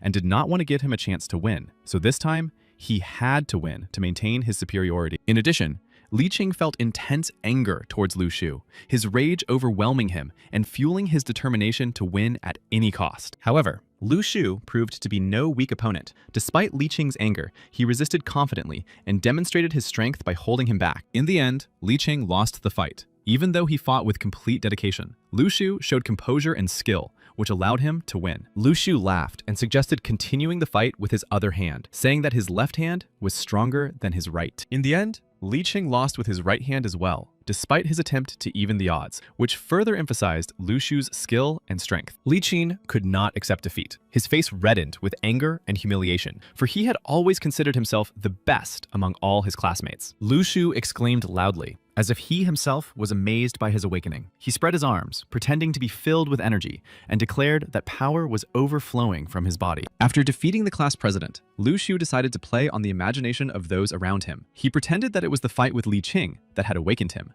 Inside, Lu Shu laughed. For him, everything that was happening was an amusing farce. He understood perfectly well that there had been no real awakening. His neighbor leaned over to Lu Shu with curiosity and quietly asked if it was true that he had just awakened. His eyes sparkled with genuine admiration. Lu Shu pretended in front of him too. He said that he suddenly felt a surge of energy in his body and then woke up as a different person. His neighbor advised him to be sure to tell the teacher about his awakening that evening. The teacher explained to the whole class that these two stones were special resources. They were saturated with energy and could enhance cultivation. She explained that despite this, independent awakened individuals also have their advantages. They are entitled to 2 potential stones per month. Lu Shu understood that although the spiritual stone possessed enormous power, he could not use it with his aura. For him, this stone was useless. Then a classmate approached him and said that he had not lied to him. Suddenly, Lu Shu felt something inside himself. It was as if a very good idea had come to him. He wanted to offer him something important, or rather, some kind of joint venture. Lu Shu approached his classmate with an unusual proposal. He talked about the spiritual stone, emphasizing its value. The stone was not damaged, and he offered to sell it to him. His classmate replied that such stones were strictly controlled by the Tian Luo organization in China. Any attempt to sell them would inevitably result in severe punishment. When his classmate asked why Lu Shu intended to sell it, he did not hide his feelings. Lu Shu admitted that he knew the price of the spiritual stone. He even shed tears, showing how sorry he was to do it. He reminded him that he and his sister were orphans, and now their entire existence depended on his sales at the market. His sister needed money for school. Lu Shu remembered the words of his teacher, who had instructed him to study hard. But in reality, everything turned out to be more complicated, and he said he would help Lu Shu. Right now, on the black market, such an artifact was worth at least 100,000, and that amount could completely change their lives. Lu Shu was able to elicit pity. After a short pause, his classmate spoke up and said that he knew someone who was willing to pay not 100, but 120,000 for the spirit stones. Lu Shu thought about what he had heard. Spiritual stones were extremely valuable, and the loss of even a small batch could result in huge losses. After a short pause, Lu Shu sighed deeply and said that they had a deal. In the evening, he went to an ATM and entered the necessary commands. When the balance appeared on the display, he saw that the money had indeed been transferred to the account. It was 120,000, as promised. These funds opened up a long-awaited opportunity for him and Xiao Yu, giving them a chance at school and a peaceful tomorrow. Lu Shu thought about how best to use the money he had received. Various plans came to mind. He felt a sense of responsibility in making his choice. Memories of his sister came to Lu Shu. She had once talked about a house that she particularly liked. He could clearly see her excitement and dreams. Lu Shu finally decided that he would buy the house. The thought of giving his sister the long-awaited home filled his heart with warmth. He picked up the phone and dialed the number to find out if the house had been sold or was still available. Early in the morning, Lu Shu began training under the guidance of Grandpa Li. The old man watched his every move closely and corrected his mistakes. Grandfather Li explained to Lu Shu a simple but profound truth. A martial artist who develops perseverance and fortitude becomes invincible. Lu Shu stubbornly continued his training, making 1,000 sword swings every day. Inside, the old man knew that the day when Lu Shu would become strong was coming soon. Then the old man said that training was over for the day. Lu Shu felt a slight relief after a long and exhausting session. Lu Shu asked aloud, trying to understand the meaning of early training and why sword training had to be done at 3 in the morning. Grandfather Li explained that early training sessions began at 3 in the morning for a reason. When he was training, it was his master's roosters that woke him up. Lu Shu asked why the old man always played the same song during training. He replied that this music was a source of inspiration. Now Lu Shu wanted to understand when he would be able to master this technique. Grandfather Li thought for a moment, acknowledging that Lu Shu was not yet at a high enough level to fully master this technique. But then he reconsidered his judgment and asked Lu Shu if he was sure he was at level F. Lu Shu thought to himself that the old man was being cunning. In order to accurately determine his true level of potential, Grandpa Li had carefully prepared himself. Then he said he would train hard. Determination filled his heart every day, and each training session would be a step toward his mastery. Then Lu Shu woke Xiao Yu and asked her what she had been doing at night. Xiao Yu replied that the old man had given her homework that included 10 binary equations. She showed everyone that the task was difficult. Lu Shu realized that Xiao Yu had stayed up to do her homework. He told Xiao Yu to tidy up first, and then they would go for a walk together. Xiao Yu quickly tidied up and happily accepted Lu Shu's suggestion. Her eyes lit up, and her mood became light and cheerful. Then they went to the store together. The atmosphere was lively. The shop windows were eye-catching, and passers-by hurried about their business. Fortunately, Lu Shu had a card and was able to buy his sister everything she wanted, and then he bought her a phone. His sister thought that Lu Shu had done something wrong and that he was apologizing for it. She noticed that Lu Shu had never been so attentive and caring before. The situation resembled a farewell gift from a television drama, a touching, carefully thought out, and emotional moment. Lu Shu reassured his sister, advising her to watch fewer television shows that had no useful information. He proudly and with relief announced that he had bought a house. He felt that from that moment on, their lives would change, and they would no longer experience hardship and suffering. Xiao Yu thought that Lu Shu had borrowed money and suggested that they work together to pay back the debt. She expressed her willingness to help him with the stall. Lu Shu suggested going to the movies instead of working, noting that the movie King Rao Ming was showing today. He wanted to take a break from their worries together. They were happy that they finally had their own home. A feeling of security and stability filled their hearts with warmth and happiness. In the evening, Lu Shu continued to practice with the dagger, focusing completely on each movement. He wanted it to obey him completely. Lu Shu gave the order to break the target into small pieces. He proudly realized that he had mastered the art of swordplay. His training, perseverance, and concentration immediately bore fruit. Xiao Yu approached Lu Shu and watched his actions with curiosity, not understanding what he was doing. Her gaze expressed a mixture of surprise and bewilderment. She asked Lu Shu to cut another pear and 2 apples and peel 6 oranges, and not to damage the furniture in the house as if it were a toy. He was ready, but didn't understand why Xiao Yu always felt sleepy after eating. His bewilderment reflected his concern and desire to understand her habits. Xiao Yu said it was time for her to go to bed. She felt tired and decided to end the day to rest and recharge her batteries. However, Xiao Yu immediately added that she wasn't actually sleepy at all. Lu Shu believed that it was time for her to break through the next barrier. He believed that overcoming it would help her unlock her abilities. He thought that overcoming difficulties could, for example, give them the opportunity to change their diet. He saw this as a chance to improve their habits. He also understood that these changes could make them more independent and carefree in a good way. This approach gave a feeling of freedom. Xiao Yu quickly went to bed and asked not to be disturbed. Lu Shu replied that it was not a problem and agreed to the condition. Xiao Yu began counting sheep to fall asleep faster. This familiar method helped her calm down, relax,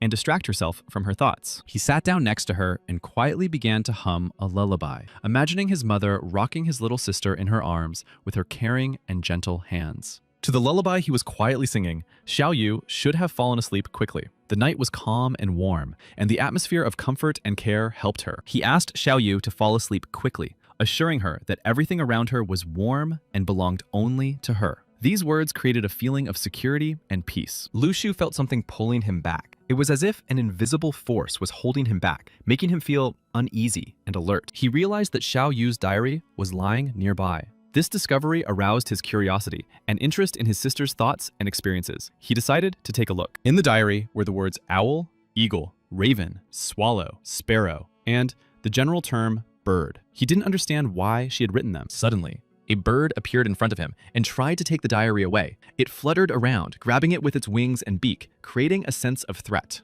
While he was distracted by his sister, it seized the moment and stole the diary. He instantly rushed after it to get the diary back. His movements were quick, but the bird did not stop and continued to fly away without reacting. He was unable to catch the bird. Despite all his efforts, she slipped away, maneuvering deftly in the air, leaving Lu Shu with a feeling of disappointment and anxiety. He was angry. His irritation grew, mixed with helplessness, because the bird was slipping away and the diary remained out of his reach. His sister appeared before him, announcing that she seems to have broken through the first nebula. Her appearance was unexpected, and he was startled. It was so unexpected that the hairs on his head literally stood on end. He felt a sharp heartbeat and inner excitement, as if he had had a heart attack. The night and the unexpected appearance shook him. Soon, he noticed that the bird had landed right on his sister's head. He realized that this was her ability. She had noticed a black hole in the star map, and thinking about it in her dream, had turned the sparrow into a real one. She wanted it, but the black hole swallowed it up. He reacted sarcastically. Now, she decided that this sparrow belonged to her. He was pleased with the progress. She admitted that, unfortunately, it was just a soul,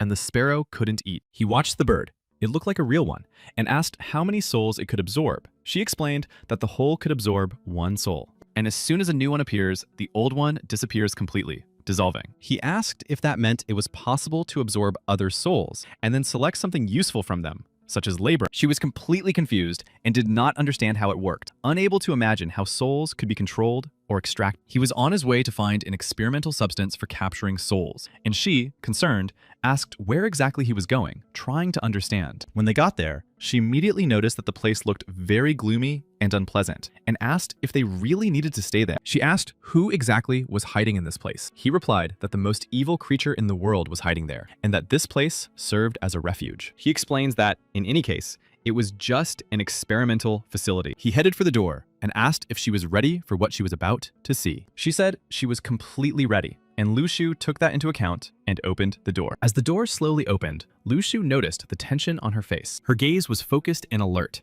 as if she were expecting something unexpected. When the door was fully open, a strange scene appeared before them. There were only pigs. Their presence seemed unexpected and absurd. Lu Shu noticed that the setting looked quite nice, and there were quite a few pigs here. She didn't quite understand what was going on when she asked about what was happening, because it was all part of Lu Shu's idea. Lu Shu explained that they would soon be slaughtered. He said that this was a kind of free soul, and urged them not to give up and to take action. One of the pigs stared at them with obvious displeasure, as if condemning their presence and making Lu Shu and Xiao Yu feel even more awkward. They moved away slightly, feeling the tension from the pig's disapproving gaze, and froze for a moment, assessing the situation before deciding to move. As a result, the pigs suddenly attacked them, creating a chaotic and comical situation in which they were forced to react quickly and run away. Lu Shu quickly grabbed his sister's hand, trying to hold her back and protect her from the advancing pigs while trying to maintain control. Despite his efforts, the pigs pushed Lu Shu and his sister,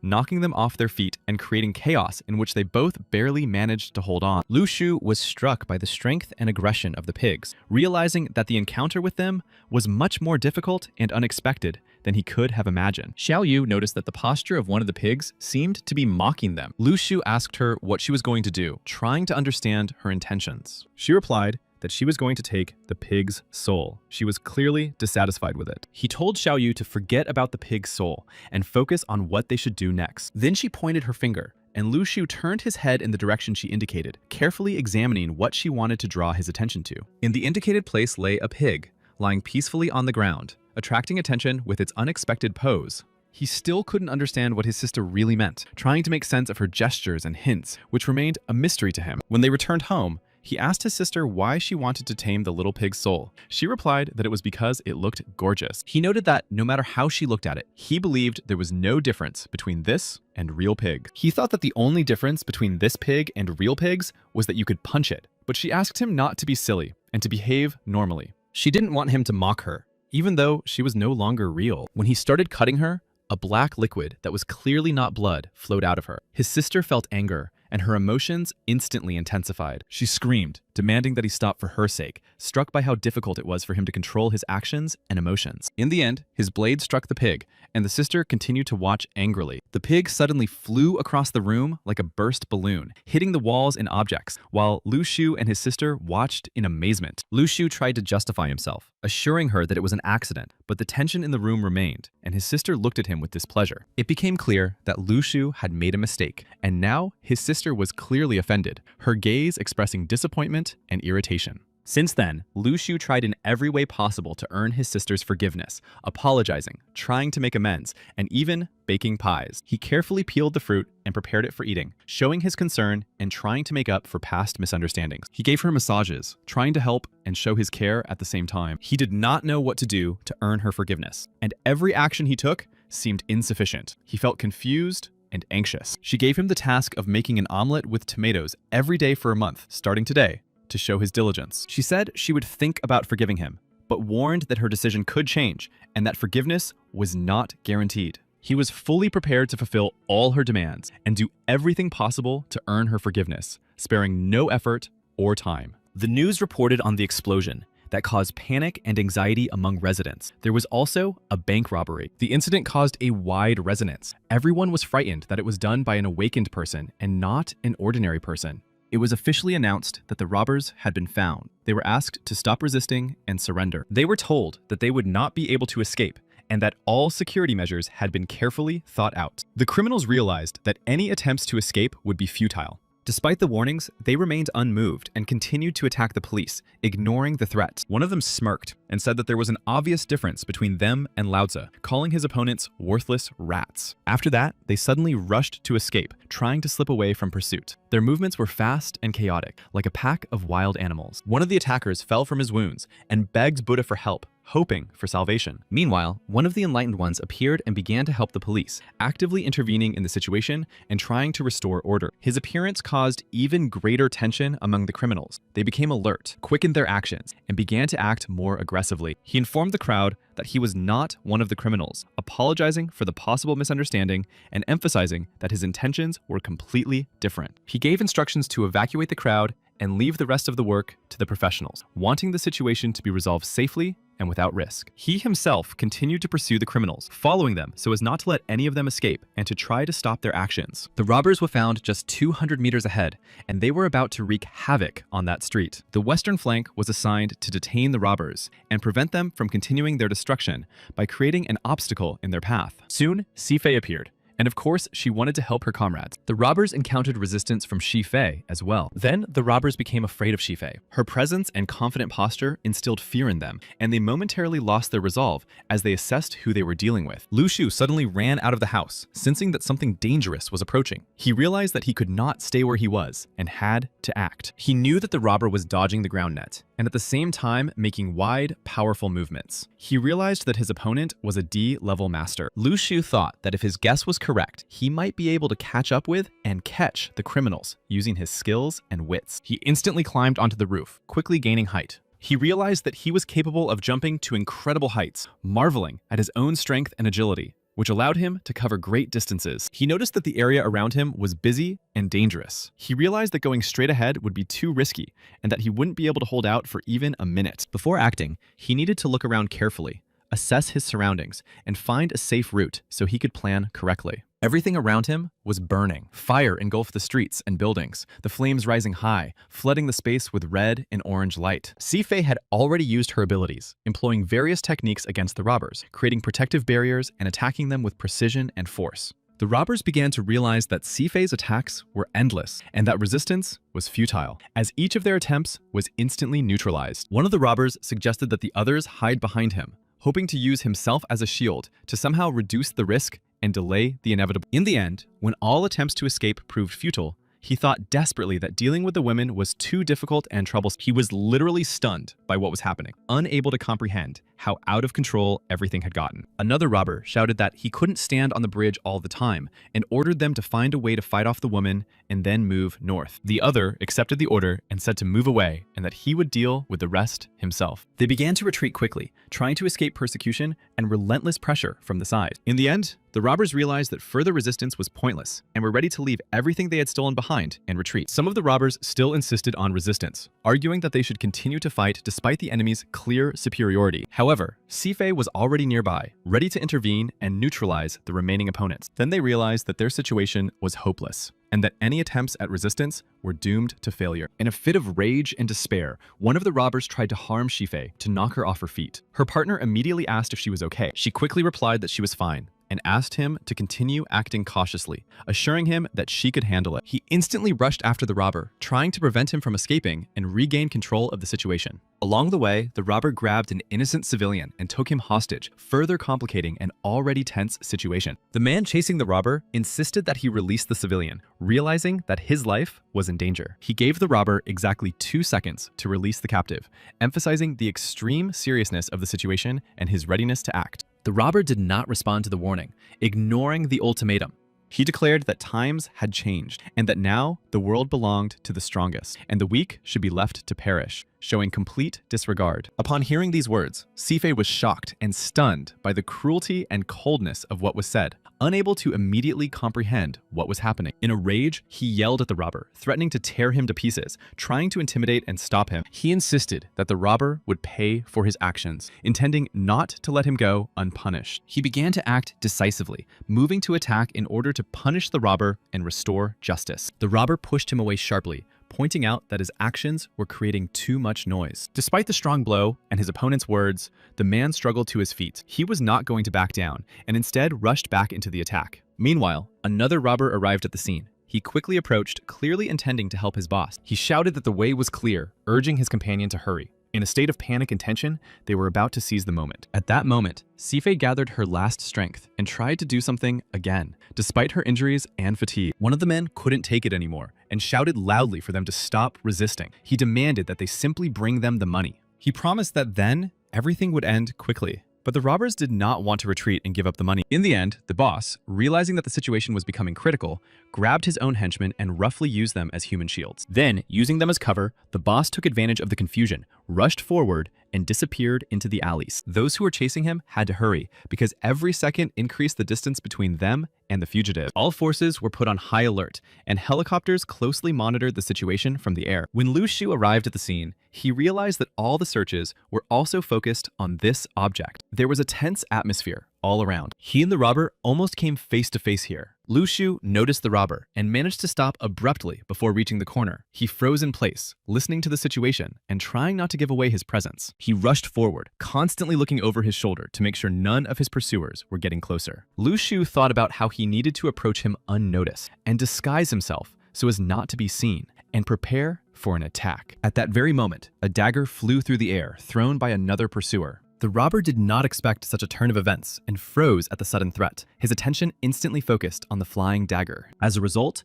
the dagger wounded the robber and he collapsed to the ground, stunned by the unexpected attack and unable to continue his escape. The pursuer approached the fallen robber and declared that he had to be detained alive so that he would not go unpunished. He knew that this man had already taken too many lives, so according to the established rules, he could neutralize him. The robber realized that he had nowhere to run and that there was practically no way out. He felt that the moment of reckoning had come, and the pursuer shouted that he should prepare to accept his punishment for all the crimes he had committed. Despite the inevitable punishment, he shouted that he hated all laws and rules, expressing his rage and resistance until the very last moment. He tried to stand up, saying that he felt like he had to do something right there. Lu Shu suddenly appeared next to him, ready to intervene. The two of them froze when they saw Lu Shu and were momentarily confused. The robber could not understand who was in front of him and stared in surprise and anxiety, trying to comprehend. Lu Shu himself was also very confused, trying to quickly assess the situation and figure out what to do next. He asked them if they would believe him, if he said he was just out for a walk. He thought to himself that, fortunately,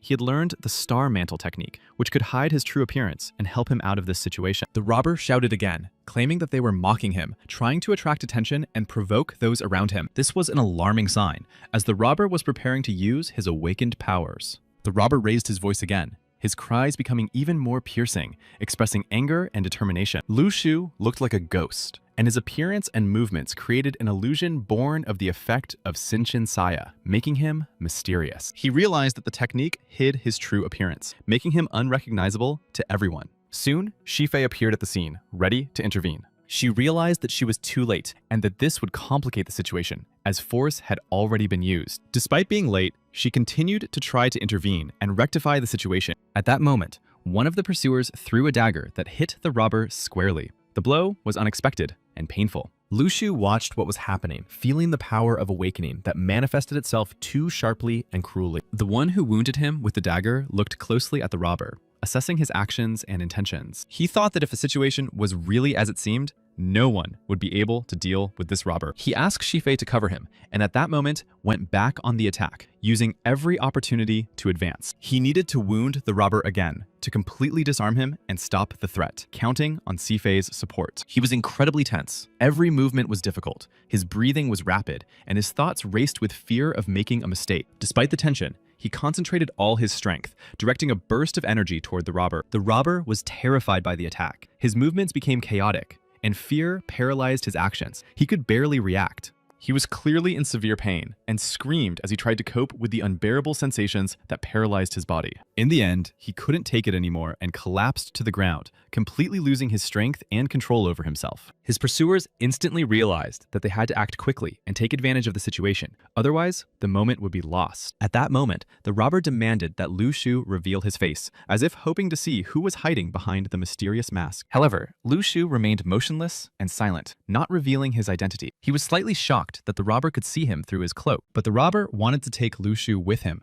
even though he knew it could cost him his life. It was a desire not to let his prey get away. Lu Shu realized that this man possessed sea-level power and understood who he was dealing with. He knew it would be impossible to avoid the blow and prepared for the collision, gathering all his strength and concentration. He felt completely confused and afraid, not knowing what to do. The thought of his own death paralyzed him. He remembered Old Man Lee's words that he needed to focus on keeping his balance on his feet and on the ground. He had to keep his feet closer to his waist, concentrate his strength in his hands, and allow everything to remain under complete control. He realized that he had no choice and that he had to defeat the enemy. Otherwise, the consequences would be catastrophic. Lu Shu gathered all his concentration and began his attack, directing his strength directly at the enemy. His movements were precise. At that moment, Shifei felt a strong gust of wind coming from Lu Shu's attack. The other also did not understand what was happening, struck by the sudden force and gust of wind. It seemed to him that he could see Lu Shu through the illusion and the cloak, but the image remained blurry,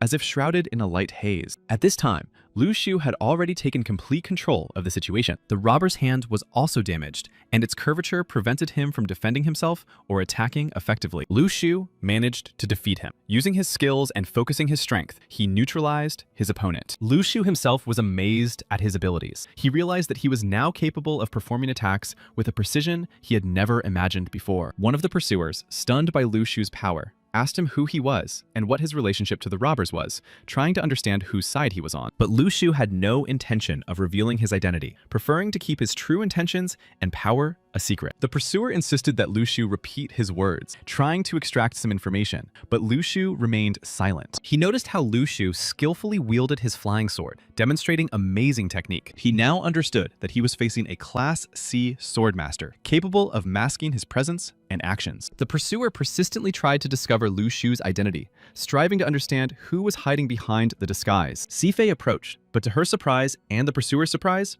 Lu Shu had already disappeared, leaving behind only a slight ripple in the air. She realized that he had managed to escape, and although he was capable of fighting even a pseudo C-class opponent, there was a clear sense of fear in his actions. It appeared that a true Class C master was hiding in the city, whose skills and strength remained hidden. They wanted to find him and discover his identity. Returning home, Lu Shu approached his sister's door and began to wake her up. Lu Shu smiled, thinking that most of the robbers would not have survived today. They were just one step away from encountering him. his sister suddenly threw a pillow at his face, causing Lu Shu to flinch. She angrily asked Lu Shu why he was rushing her and disturbing her sleep, reminding him that he hadn't won $1 million to behave so insistently. Lu Shu apologized, calling his sister a little shrew, admitting she was right, and trying to smooth things over. He explained that they were going to a place connected with souls, and that he knew a suitable place. His sister hoped that this time, there would be no pigs there. When they first talked about the awakened Class C, there was a tense silence. No one knew who it was,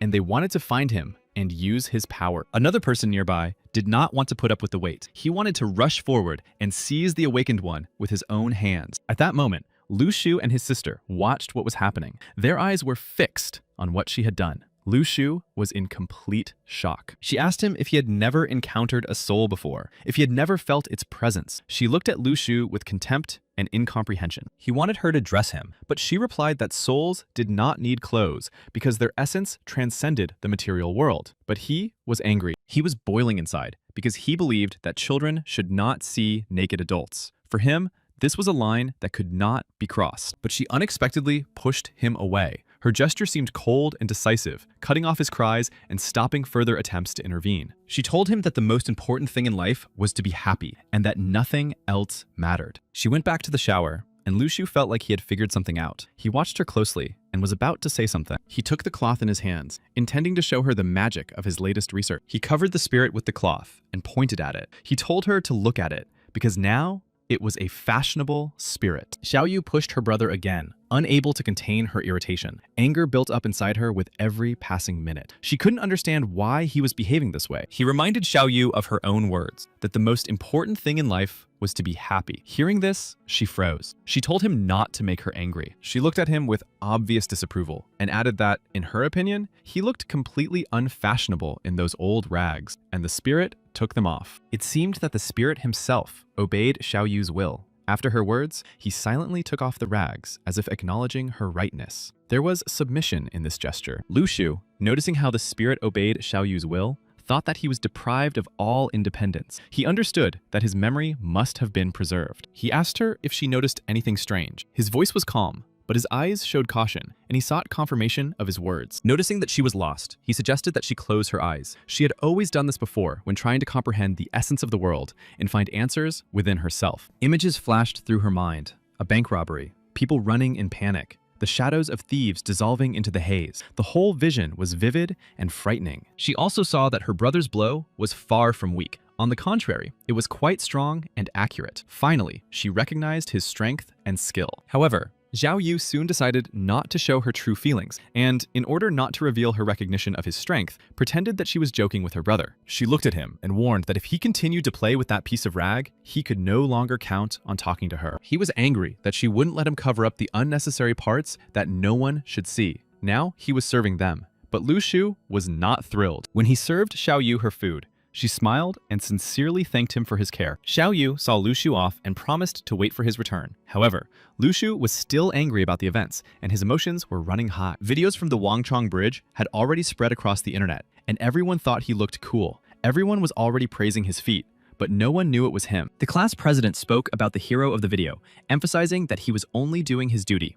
It was important that someone punished traitors and eradicated evil. Lu Shu asked his classmate for the latest news, to which he replied that people with C-level abilities were indeed very powerful. After all, they couldn't track him down. Lu Shu said that it was really cool to be so strong that even intelligent networks couldn't detect him, but he knew that he was the hero. His classmate also said that one of the agents had been sent here from the capital and was probably close to solving the mystery of everything that was happening here. He added that it seems that the agent had visited their school first. This puzzled him, and he couldn't understand why the agent had come there. Lu Shu felt uneasy, and deep down, he was afraid that the agents had indeed come for him. He understood that now he would have to be even more careful. He noticed a man on the podium and thought with surprise about his field and aura. He knew that aura. He had felt it from Neitin when he came to the old man. The man on the podium addressed everyone and asked them to line up. Lu Shu's classmates still couldn't understand who was standing on the podium. One of the teachers announced that the new principal was standing in front of them and wanted to give a speech. All eyes turned to the man on the podium. The man on the podium introduced himself as the new principal, Li Yishao. He spoke confidently and captured the attention of everyone present. The students froze in surprise. Lu Shu finally understood whose aura he had sensed earlier.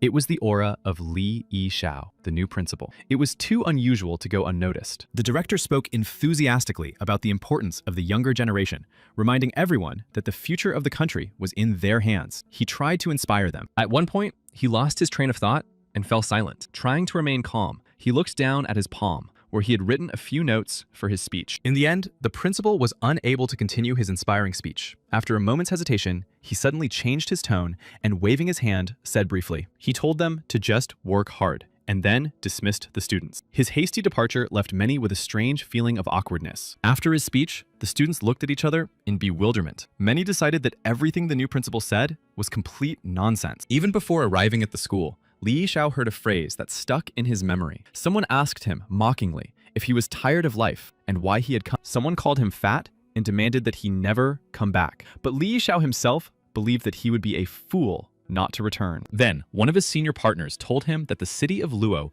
urgently needed a secret agent to deal with the mysterious fighter S-level. Everything had to be done as quietly as possible so as not to arouse the target's suspicions. Upon hearing about the mission, he couldn't help himself and shouted that he would become an agent. He believed that changes were coming. He spoke enthusiastically about the ruins of Luo, which would soon be reopened, calling them a gold mine. The world was vast. He did not want to obey any organization in the future and dreamed of choosing his own path and destiny. That is how he ended up in this school. Once there, he quickly realized that he didn't like the atmosphere. Everything seemed too strict. He thought that the beginning wasn't very good. Li Yishao gave a speech, trying to look confident. He emphasized that the school paid great attention to education and that this was a very important task. Li Yishao also officially announced that from now on, he would personally teach Daoyang's class. The students looked at each other because the news was unexpected. At that moment, one of the agents noticed that Nie Ting was very angry and asked him what had happened. He wanted to understand the reason for his gloomy face. In fact, Nie Ting was angry with Li Yishao for not fulfilling the condition to keep everything quiet and inconspicuous. His actions had disrupted their plan. Looking at the screen of his phone, where Li Yishao's speech was being broadcast, he was surprised. His manner of speaking seemed unexpected and very contradictory. However, he still believed that now that Li Yishao had become the school principal, his welcoming speech was entirely justified. But he believed that Li Yishao knew what to do after all. The agents understood that it was now impossible to change the situation. Decisions had been made. Events had been set in motion, and everything was slowly moving forward. All they could do was wait, watch how events unfolded, and prepare for any surprises. The road ahead was full of uncertainty. Lu Shu, watching Li Yishao, could not shake a strange feeling. It seemed that Li Yishao did not take his mission seriously, as if he were playing a game. Someone approached Lu Shu and asked how much his tofu cost. He replied that it was not for sale, but a display item. It was Li's voice. Hearing Lu Shu's answer, the man muttered, asking how there could be only samples of stinky tofu. He clearly did not expect this. Lu Shu smiled and admitted that it was just a joke, and that, of course, everything was for sale. He happily added that a serving cost only 5 yuan. Hearing about the price and Lu Shu's joke, he noted that he could smell the aroma of tofu from afar and that he liked it. His words expressed sincere admiration. The guy, Li Yishao, then looked at Lu Shu and said that he seemed familiar and asked if they had met somewhere before. Lu Shu replied that he was a student in Dao Yang's class and had personally witnessed the new director's speech with his own eyes. The man was surprised to hear this. He also added that Lu Shu could always turn to him if he had any problems in the future. This gesture brought a little warmth, but he immediately added, reproachfully, that Lu Shu should not overestimate himself and could throw him a couple of servings of tofu as a thank you gift. At that moment, a spoon flew in unexpectedly and hit Li Yishao. This situation added an element of chaos to the atmosphere and their conversation. A man trading nearby loudly expressed his indignation. He shouted that Lu Shu was an orphan and a student, but still managed to run his kiosk. He continued to explain that Lu Shu had a little sister whom he was obliged to support. He was outraged that someone dared to rob Lu Shu. Li Yishao, lying on the ground after the unexpected blow, apologized and asked that such actions not be repeated. He wanted a peaceful resolution to the conflict. After the incident, Li Yishao got up and handed Lu Shu 100 yuan. The guy apologized to Lu Shu, admitting that he didn't know the whole situation. He asked for forgiveness and offered to take 100 yuan as an apology. This action showed that he wanted to make amends and show respect by trying to repair his relationship with Lu Shu after the conflict. Lu Shu calmly replied that stinky tofu costs 5 yuan per serving and returned the change of 95 yuan. He did not want to take more than he was owed. He expressed his gratitude for his visit and added that guests were always welcome here. His words sounded warm and friendly, creating an atmosphere of cordiality. The man was pleasantly surprised by Lu Shu's kindness and replied that he would definitely come back. His words expressed gratitude for Lu Shu's service. He noted that Lu Shu was a very good guy and expressed admiration for his honesty and decency, especially considering his young age. He said that they would become friends and true brothers in the future. As he left, he expressed confidence that everything would work out for them. It was an encouraging and optimistic statement that added hope for the success of their friendship. On the way, Li Yishao met someone again and asked if he was going bald, noting that he had met him before somewhere and knew that he was a student from Dao's class. He suggested that the superpower he had taken was not yet purified and offered to consider purchasing consecrated land. He promised a very good discount. The man who was trading next to Lu Shu couldn't believe that he had become the new director. He did not expect such a turn of events at all. Xiao Yu was still studying with Grandpa Li and was very tired. Studying was not easy. She felt completely exhausted and laid her head on the table. Grandpa Li sternly told Xiao Yu not to pretend to be asleep because she still had a lot of homework to do. Li Yishao came to see them. He said he had come just to visit Grandfather Li, but to his surprise, Grandfather Li did not even recognize him. Li Yishao was upset that Grandfather Li did not recognize him. Grandpa Li looked at him with a slight squint and kept asking who he was. Had they met somewhere before? This only hurt Li Yishao even more. But then the old man narrowed his eyes and looked more closely. He noticed the round head and ridiculous clothes, and suddenly, he finally recognized him. Grandpa Li said with surprise in his voice that it was indeed Li Yishao standing before him, and it was clear from his expression that he was not very happy to see Li Yishao. Li Yishao laughed loudly and sincerely, with relief in his voice, and added that he knew he would not be forgotten. He called it a great honor for himself. The old man thought to himself that how could anyone forget someone like that? He annoyed him. Even during the mission, Li couldn't resist sticking his nose where it didn't belong. He was warned not to touch it, and that it was a trap. Then, without fully understanding, Li Yishao grabbed one of the structures, unaware of its significance. Someone behind him shouted that it was a load-bearing column, and that was far from all that Li Yishao managed to do. Wherever he appeared, he was followed by a trail of confusion, spontaneous decisions, and disasters. And he laughed loudly and carefree, as if everything that was happening was just a fun game. Even when everything around him was falling apart and someone was clutching their head in despair, the old man watched Li Yishao, remembering the past. Ever since he had ruined an important operation, Jive had categorically refused to participate in missions with him. Then Xiao Yu and the old man exchanged glances. That brief glance conveyed a lot: fatigue, slight bewilderment, and agreement that everything was unpredictable. Grandfather Li calmly took Xiao Yu's notebook and began to check her work, as if Li Yishao was not standing next to him at all. His attention was completely diverted. Xiao Yu looked at Li Yishao and said that when a friend visits from afar, one must first break his spirit and will, exhaust his muscles and bones, and starve him. She added that you need to torment him with your troubles and burdens, finishing the thought with the same seriousness. There was something almost philosophical in this, and after several punishments with a whip and fists, they would drive him away for good, completely undermining his will. After the harsh methods of punishment were described, Li Yishao replied that he should not be frightened by such stories, as he was not very well educated. Li Yishao reported that 2 skeletons had been found in the ruins of Mongshan, moving freely around the area. They belonged to the early stage of level E. Despite the disturbing news about the awakened skeletons that had been found, the old man remained calm and unperturbed. He seemed not to care. Li Yishao expressed regret that he had been asked not to participate in missions to the ruins. It was a pity that they could not explore the ruins together. The old man replied that he was grateful for the offer, but would rather enjoy 2 extra years of his life than risk going on missions with him. In the evening after school, Xiao Yu and Lu Shu had dinner together. They shared their impressions of the past day, discussed plans for the future, and talked about each other's affairs. She didn't understand why he looked upset. Despite the friendly atmosphere at dinner, something was troubling him inside, and he couldn't explain it. She told him that the man from Tianlo had had a nice chat with her grandfather today. This event gave her peace of mind and confidence that there was nothing to fear. Lu Shu said that their secret would soon be revealed if he found out everything. Therefore, he warned her to stay away from him and not to talk. She reassured him, saying that she understood everything and would be careful. In this way, she confirmed her understanding of the situation and her willingness to obey him. Despite her words, he remained on guard and rose from the table, feeling that the situation required special attention and vigilance. He received an urgent message about the gathering of all the students of the Dao class. At that moment, at the border, Nating noticed someone who caught his attention. He immediately realized that this was no ordinary passerby. His power was palpable, even from a distance. Nating prepared himself for a possible confrontation. This man confidently declared that the ruins belonged to all of humanity, not to individual groups or organizations. He believed that access should be granted. Nating tried to calm the man down,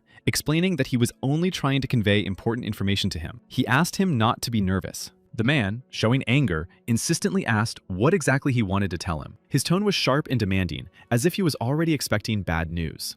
Nating warned him that any border violator would be destroyed. His voice sounded decisive and uncompromising. He took his sword and began to attack. He showed his willingness to defend the territory at any cost. Naturally, Nating proved to be stronger than his opponent. His skill and strength allowed him to easily defeat him, showing that he was in complete control of the situation. His determination and confidence played a key role in the victory. He showed himself to be very stern, without unnecessary words or hesitation, immediately moving on to decisive action. At that moment, he showed that he was not going to stop and would always be on guard to maintain order and security. On the other side of the ruins, Li Xiao stood looking at the defeated man. He realized that he had forgotten to ask an important question about how this man had gotten there. He really did not expect such audacity. Those people did not just cross the border. They did so with confidence, as if they were not afraid of anything. He stood silently watching the man and thought how incredible it was how many rats were gathering around these places. Li Xiao felt irritation growing inside him. All these presumptuous people were meddling where they shouldn't. He was looking for someone else besides him. When it was all over and the stranger's lifeless body lay on the ground, a bird flew in and landed on his chest, looking at the shiny pendant. The bird turned its head as if to check that no one was disturbing it, then deftly removed the pendant from the dead man's neck with its beak and spread its wings, soaring into the sky. Meanwhile, Lu Shu and the other students were heading to their destination by bus. The scenery flashed by outside the windows, and everyone was lost in their own thoughts. No one knew what awaited them there. Thoughts of possible trials and dangers caused tension. The upcoming events remained a mystery to everyone. Lu Shu asked a classmate what was so special about these ruins. The question reflected his curiosity and desire to understand the significance of this place. The classmate replied that there were, of course, many treasures in these ruins. His words added mystery and intrigue, fueling Lu Shu's interest in this place. The deeper you go into the ruins, the more you can find various magical herbs and spiritual tools. These finds make the place especially valuable. In the center of the ruins is something called the Eye. If someone reaches the Eye, all the ruins will disappear in an instant, but it was dangerous there. If someone enters the ruins without strict precautions and permission, only death awaits them there. The ruins have always attracted masters. Their mystery and hidden secrets attracted those who sought knowledge, power, or rare artifacts. They sought to unravel the mystery. They arrived shortly after a long and exhausting journey. The atmosphere around them was filled with anticipation, for the most mysterious ruins awaited them ahead. Lu Shu got off the bus and looked around, carefully studying his surroundings. His gaze slid over the ancient ruins and their surroundings. He was struck by the beauty of this place. The ancient stones, illuminated by soft light, blended with the surrounding nature, creating an atmosphere of grandeur and mystery. To him, this place seemed too good to be just ruins. He had a feeling that something was hidden behind the outer beauty. He felt confident and told himself that he could try his luck in this place. Deep down, hope for success was growing. His classmate urged him not to stand still, but to hurry up and train. This prompted Lu Shu to take action, reminding him that time was short. His classmate explained that there was a very strong aura around the ruins, which was why they had come here to take advantage of this opportunity. Lu Shu replied that he understood and was going to take a short walk first. This decision helped him gather his thoughts and get a feel for the situation before starting. He thought to himself that the idea of cultivation sounded strange, as if he were being asked to sing a song to a little star in front of a crowd of people. He didn't want that. Lu Shu decided to move away from everyone, to be alone with himself. He wanted to comprehend what was happening and prepare without unnecessary noise. The teacher reminded him that this was the purest aura and that he should not miss such an opportunity. He urged him to start training as soon as possible. Lu Shu was particularly focused and at the same time dejected. When he saw the head of the class, Lu Shu realized that he would not have to sing and a better idea came to him. This sudden realization brought him relief and hope. All the students began to cultivate, working intently with their internal energy. Using the power of the aura around the ruins, they strove to improve their abilities. The headmaster also cultivated along with the others. His experience and focus served as an example for the students, helping them maintain discipline. Lu Shu decided to talk to the head boy, even though it might interfere with his training. The head boy opened his eyes and told him to leave and not disturb him. Ignoring the training, Lu Shu continued to ask the headman various questions, trying to distract him. He remembered how much he loved watermelons as a child. He continued to tell him that once his mother invited a man to their house to eat watermelon, and that man ate the whole watermelon. He added that the man praised the watermelon for its extraordinary sweetness. He said that when that person was returning home, he slipped on a watermelon rind and fell. It was clear that Lu Shu was doing this on purpose. The headman abruptly interrupted Lu Shu and exclaimed that he should stop talking nonsense, reminding him that he was an orphan. The points were awarded to Lu Shu. He thought to himself that he had earned 1,000 points of negative emotions and could now buy himself a starfruit. The other man shouted at him not to interfere. Despite the headmaster's stern warning, Lu Shu continued to interfere with his training. The head boy tried his best to concentrate, despite Lu Shu's constant jokes. He understood the importance of training and tried not to give in to him. In the end, the head boy couldn't take it anymore and ran after Lu Shu to punish him. His patience had run out, and Lu Shu was interfering too much with his training. Despite the headman rushing after him, Lu Shu was pleased because he felt that, thanks to his actions, he was now able to obtain the starfruit. He quickly ate the fruit, and its effect was immediately apparent. His body and mind were filled with new energy, which instantly increased his abilities. Lu Shu himself did not expect such a strong effect from the fruit. This inspired him even more to continue training and developing. Lu Shu noted with surprise and joy that he now had almost D-level spiritual power. He felt the energy boiling inside him. The village head, still annoyed, shouted for Lu Shu to come over and said he would now tell him how to behave. But Lu Shu felt that he didn't need any lectures or experience of this kind. He had already achieved his goal, gaining strength and the starfruit. The headman finally lost his temper. He shouted, losing his patience, and demanded that Lu Shu come out immediately. His anger grew with every passing second. Lu Shu asked why the headman was looking for him so late. The question came unexpectedly and raised speculation. Something suggested that the reason was not simple. The headman's words sounded mocking, and he asked if Lu Shu had the courage to fight him. He wanted to fix him and put him in his place. However, the teacher, hearing the head boy's harsh words, immediately intervened. Her voice sounded stern and confident as she demanded that they stop immediately. The teacher suggested that they resolve the conflict with arm wrestling if the disagreement was really that serious. But she immediately added that after the match, they should shake hands and make up. The class president was clearly angry because Lu Shu was constantly annoying him and distracting him from training. The other students supported the teacher's suggestion and loudly called for the competition to begin. They asked someone to find a large stone. His friend Zhang noticed that Lu Shu was acting strangely today and did not understand the reason for such behavior. It was very unusual for him. In the end, Lu Shu and the head boy began an arm wrestling competition. Everyone watched with tension and interest, waiting to see how the fight between them would unfold. The teacher encouraged them, reminding them that it was a fair fight and that they should not lose heart if they lost. She urged them to follow her commands. After the teacher's command, a tense competition began. Lu Shu and the head boy tensed their whole bodies, their arms clenched tightly, and there was silence all around. Less than a minute later, Lu Shu unexpectedly won. His strength and determination proved to be greater than everyone around him had expected. The head boy himself could not believe his defeat. He thought that Lu Shu had awakened a hidden strength or potential that no one had noticed before. When they began fighting with the other arm, Lu Shu won again. His strength and persistence confirmed that the first victory was no accident. The headman fell to the ground, stunned and puzzled by what had happened. He couldn't understand how this was possible and how Lu Shu was able to win twice in a row. The teacher also watched closely and asked Lu Shu if he had awakened some new power. She wanted to understand what was going on. She also wanted to test Lu Shu's strength and decided to fight him. It was a test not only for him, but also for her. She wanted to be sure. Lu Shu said that all his strength came from the blessing of the headman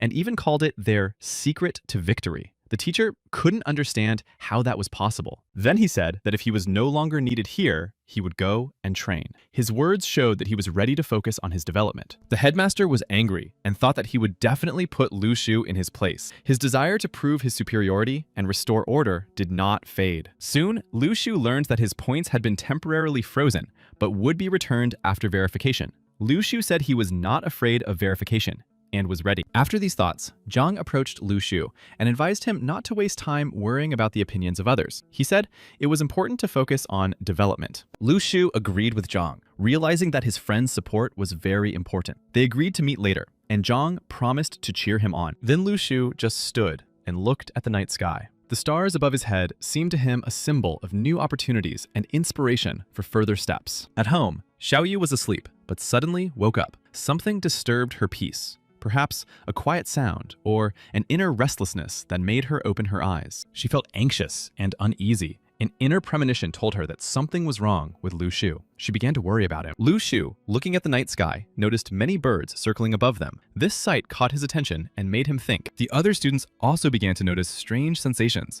and many felt an inner restlessness, as if something unusual was happening around them. Suddenly, Li Yishao appeared and loudly demanded that they leave the camp immediately. He ordered them to leave all their luggage behind and leave right away. Otherwise, it would be too late. One of the students suddenly shouted, drawing everyone's attention to the mountain. He noticed that something had descended from the summit. This caused excitement and anxiety. Thick smoke surrounded them, making visibility very poor. It was difficult for the disciples to see clearly what was happening, which increased their anxiety. Someone shouted to get everyone to leave the foot of the mountain as quickly as possible to avoid the danger. Everyone had to leave the camp immediately. Because of the impending danger, no one could delay, and they had to quickly drop everything and leave. All the students rushed to leave the dangerous place as quickly as possible. Panic and anxiety were everywhere. Suddenly, something unusual happened, and Lu Shu shouted loudly to his friend, calling Jiang Shui. He wanted to get his attention, to warn him about something. Jiang Shui turned around at Lu Shu's call, but did not immediately understand what had happened. His face expressed surprise because the situation was unexpected. Lu Shu disappeared right before Jiang Shui's eyes. He couldn't understand how and where he had disappeared so quickly and unexpectedly. Lu Shu noticed that there was ground beneath his feet. Lu Shu couldn't understand why there was a thick fog around him that hid what was happening and prevented him from seeing clearly. Unexpectedly, Lu Shu realized that he was in the ruins of Mount Beigong. This realization caused him a mixture of surprise and even fear. Lu Shu looked around in amazement. He could not have imagined that something so grand and mysterious was hidden in the depths of Mount Beigong. The mountain seemed silent, but the tension was growing. Suddenly, an axe fell from above and hit the rock with a loud noise, then fell next to him. Lu Shu recoiled from the fallen axe. Then he turned around and froze. For standing before him was a human skeleton. It glowed with a green light. Frightened, Lu Shu rushed away, stumbling over rocks and not looking back. His heart was pounding, and one question echoed in his head. What had happened in the mountain? After running a few meters, Lu Shu stopped abruptly, breathing heavily. He looked back cautiously, bent down, and picked up the axe, gripping the handle with trembling fingers. He gripped the axe tighter, feeling its weight in the cold metal. Fear gave way to determination. If they attacked, he would be ready. He looked around and prepared himself. Lu Shu saw their distorted figures with empty eye sockets, remnants of armor, and scraps of fabric. They were running straight at him, and he was already swinging his axe. Overcome with fear and rage, he raised his axe and desperately tried to drive away the approaching skeletons, calling them old, decrepit bones. In desperation, he shouted at them that he did not eat grass and was not going to become one of them. His words sounded loud, trying to scare away the eerie figures. He also shouted that it was time for the old men to rest, trying to keep the advancing skeletons at a distance. He thought he could handle it. When the skeletons thought they could attack, Lu Shu was the first to rush into battle. He swung his axe furiously, fending off the approaching enemies. Lu Shu quickly realized that these skeletons were too stubborn and would not retreat a single step. Despite his furious attacks, they continued to advance on him. Lu Shu shouted, proclaiming that the time had come for them to pay. With anger and determination, he raised his axe and struck one of the skeletons with a powerful blow. Suddenly, he realized that the only way to destroy a skeleton was to smash its skull. This thought came to him suddenly because they were F-level and strong. Lu Shu understood that if the students who had not yet awakened encountered these skeletons,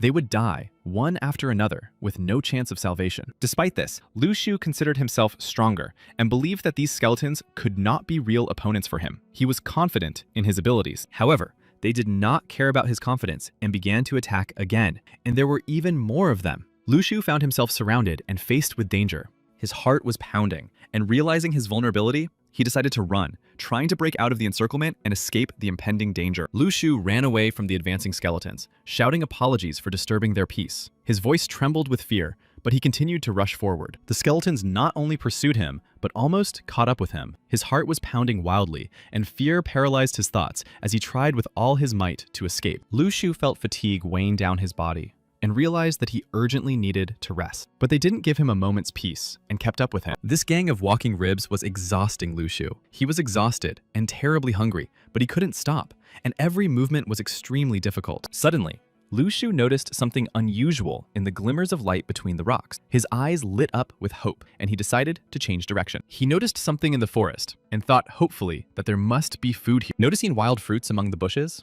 Lu Shu felt relieved. Finally, he could find salvation and replenish his strength. But they had been eaten by animals. Despite his doubts, hunger got the better of him, and he decided to try them. After tasting them, he realized that they were a real delicacy, delicious and very unusual. Lu Shu noticed that all the trees were covered with fruit, and realized that he could make money from them. He believed in his luck and considered himself a real lucky guy. One of the squirrels, noticing Lu Shu, quickly jumped and hurried to her little house in the branches. It was as if she wanted to hide or warn the others about him. She quickly reached her nest and, alarmed, conveyed very bad news to the leader. She reported the approach of an uninvited guest. She said that the stranger had dared to steal their fruit. This news caused alarm, and now they had to protect their supplies from the stranger. Upon hearing the squirrel's message, the leader was outraged and immediately decided to attack the uninvited guest who dared to steal fruit from their forest. The leader declared that the fruit trees and the fruit itself belonged to them, and that no one had the right to steal them. He was determined to defend his possessions. Then the squirrel who had reported Lu Shu pointed him out to the leader. She pointed to the stranger so that the leader could see for himself that there was an outsider nearby. Then the leader threw a piece of fruit at Lu Shu's head. He felt the blow and turned around to see who was attacking him, and there were 4 forest dwellers standing in front of him. The leader shouted furiously, accusing Lu Shu of stealing fruit from his trees. He demanded that the other squirrels immediately destroy the stranger without mercy.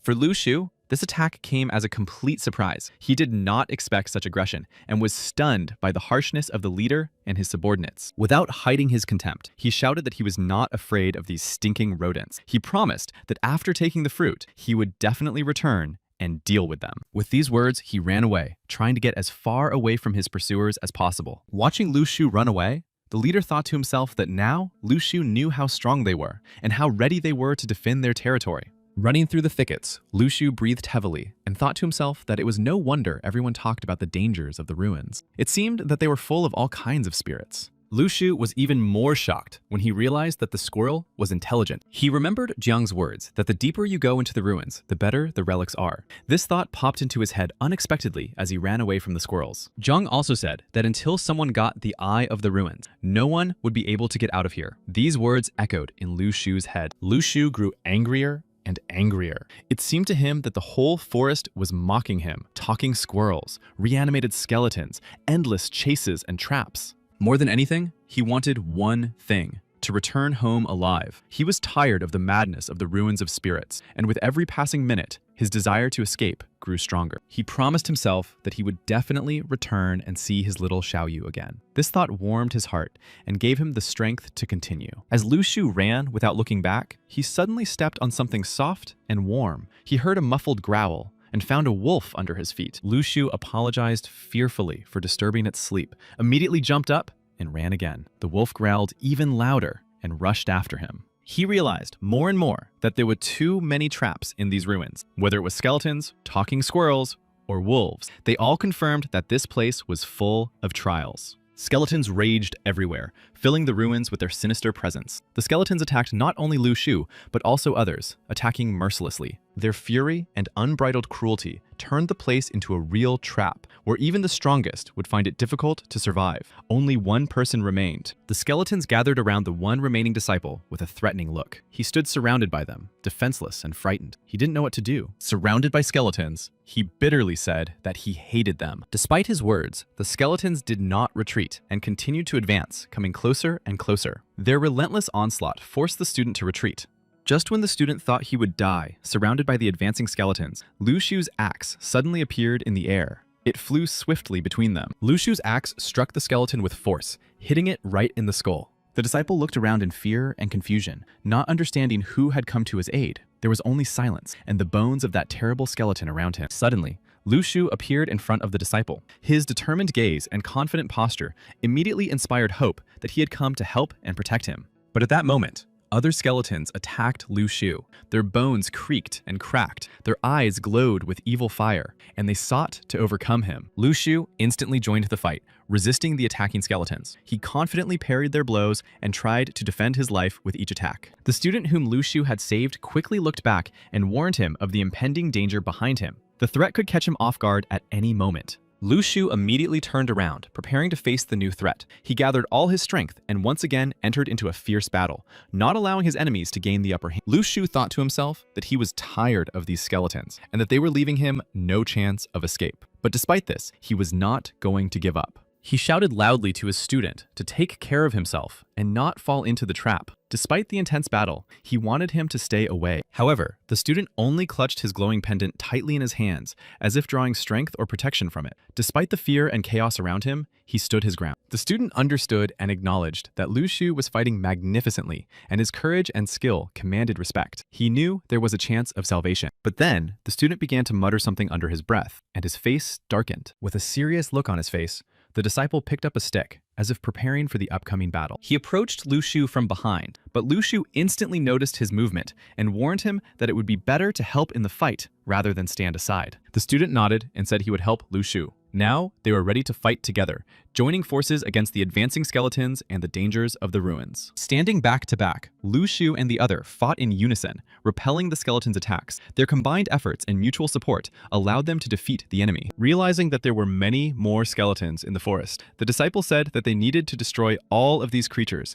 in order to have any chance of getting out alive. Lu Shu admitted that he no longer had the strength to continue fighting, and the disciple apologized regretfully for his insistence. He sincerely thanked Lu Shu, saying that without his help, he would probably have died long ago. But Lu Shu wondered how he had managed to survive. Lu Shu noticed that he had only suffered scratches, while the others had already perished. This alarmed him, and he realized that something was not right here. The student noticed that Lu Shu was lost in thought, and asked if he was all right. Lu Shu replied that everything was fine, but that he was attracted by his friend's glowing pendant. He noted that the student's pendant was quite unusual, and that he always held it tightly, and that it even glowed with a bright red light. Chang Hongyu explained that the amulet belonged to his family, and that the skeletons in these ruins were very agile and dangerous, and had already tried to take the pendant from him. Lu Shu noted that, despite all the danger and clashes with the skeletons, Chang Hongyu remained unscathed. He concluded that he was lucky. Lu Shu then noted with relief that Chang Hongyu's amulet was indeed quite powerful. Otherwise, it would have been terribly difficult to cope with the dangers. Chang Hongyu admitted that he was worried about the danger posed by the skeletons and asked Lu Shu to let him go with him. Lu Shu agreed to go with him, proudly introducing himself as a resident of Nianyang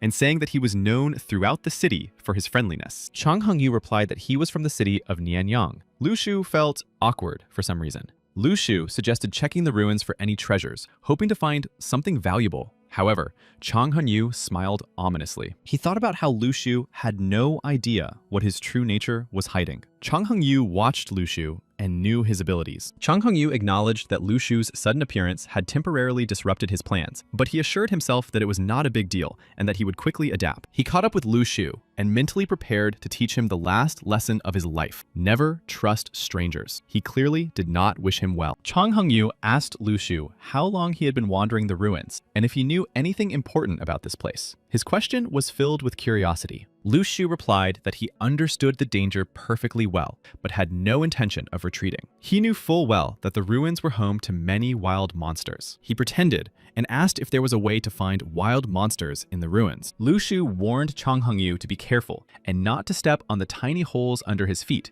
which could be dangerous traps for them. Before them lay an entire area littered with tiny holes hidden under leaves and dirt. Lu Shu and Chang Hongyu noticed them immediately. A plan began to form in Chang Hongyu's head. He carefully examined the holes and began to think about how to set Lu Shu up and harm him. Then he admitted that he seemed to have stepped on one of the tiny holes. Suddenly, skeletons began to crawl out of the ground again, surrounding Chang and Lu Shu. Chang Hongyu pretended to be frightened and began to retreat, as if running away from the advancing skeleton. At that moment, Chang Hongyu thought that now was the perfect time to reveal his true identity and let Lu Shu die. Lu Shu realized that running away would not solve the problem. Despite the warning, he himself began to run away. Chang Hongyu was puzzled and could not understand why Lu Shu was acting this way, running away and destroying his carefully thought out plan. He couldn't catch up with Lu Shu, and angry, shouted that he was running too fast. In the end, both were forced to hide to catch their breath and rest. Hiding in a secluded place, they were able to escape pursuit for a while. Lu Shu felt relieved because as soon as the distance between them and the others increased, the sounds of their footsteps and rustling gradually subsided. Chang Hengyu thought that Lu Shu was only strong because of his newly found axe, and gradually began to understand that without it, he would be weak. He decided to take Lu Shu's axe, realizing that it was this weapon that gave him great strength. He approached Lu Shu, noticing how hard he was working with the heavy axe. He offered to help lighten his load and hold it for him. Lu Shu refused to give up the axe, assuring him that it was not difficult for him to handle it on his own. He was on guard and did not want to relax. Lu Shu then advised Chang Hengyu to rest, warning him that the night in the ruins was especially dangerous. He insisted that he wait until dawn. Chang Hengyu's plan had failed, and he had no choice but to obey and follow Lu Shu's instructions. After entering the ruins, he had not eaten anything all day. Exhausted and hungry, he finally sat down, realizing that he could no longer hold back. Then he tasted the pleasant flavor of the food and looked at Lu Shu. Lu Shu was eating stinky tofu, an unattractive but affordable food that, although smelly, helped him satisfy his hunger and maintain his strength. He thought that Lu Shu had hidden the food and was now eating it in secret. He asked Lu Shu what he was doing and whether he was really eating the food. Lu Shu replied that he was eating stinky tofu and smiled as he did so. Soon, Lu Shu said that before sharing the food, he wanted to ask a few questions to better understand his interlocutor. He did not immediately understand what Lu Shu wanted to ask him and waited warily, preparing for an unexpected turn in the conversation. Lu Shu suddenly asked a strange question about why the pheasant had preserved the crane at the most opportune moment, causing him to think about it. The other was already about to reveal his true nature, and an ominous smile spread across his face, as if foreshadowing an impending threat. He suspected that Lu Shu had much more food hidden than he was showing. Lu Shu asked if he wanted tofu, realizing that he could no longer hide his true nature and would soon reveal himself completely. He realized that the other man was not a novice at all, and had been hiding his true strength all this time, pretending to be weak so that he could destroy him at the right moment. Although he looked weak, there was not a single visible wound on his body, and at the same time, he was incredibly fast, which made him even more dangerous. Lu Shu also noticed that the person standing in front of him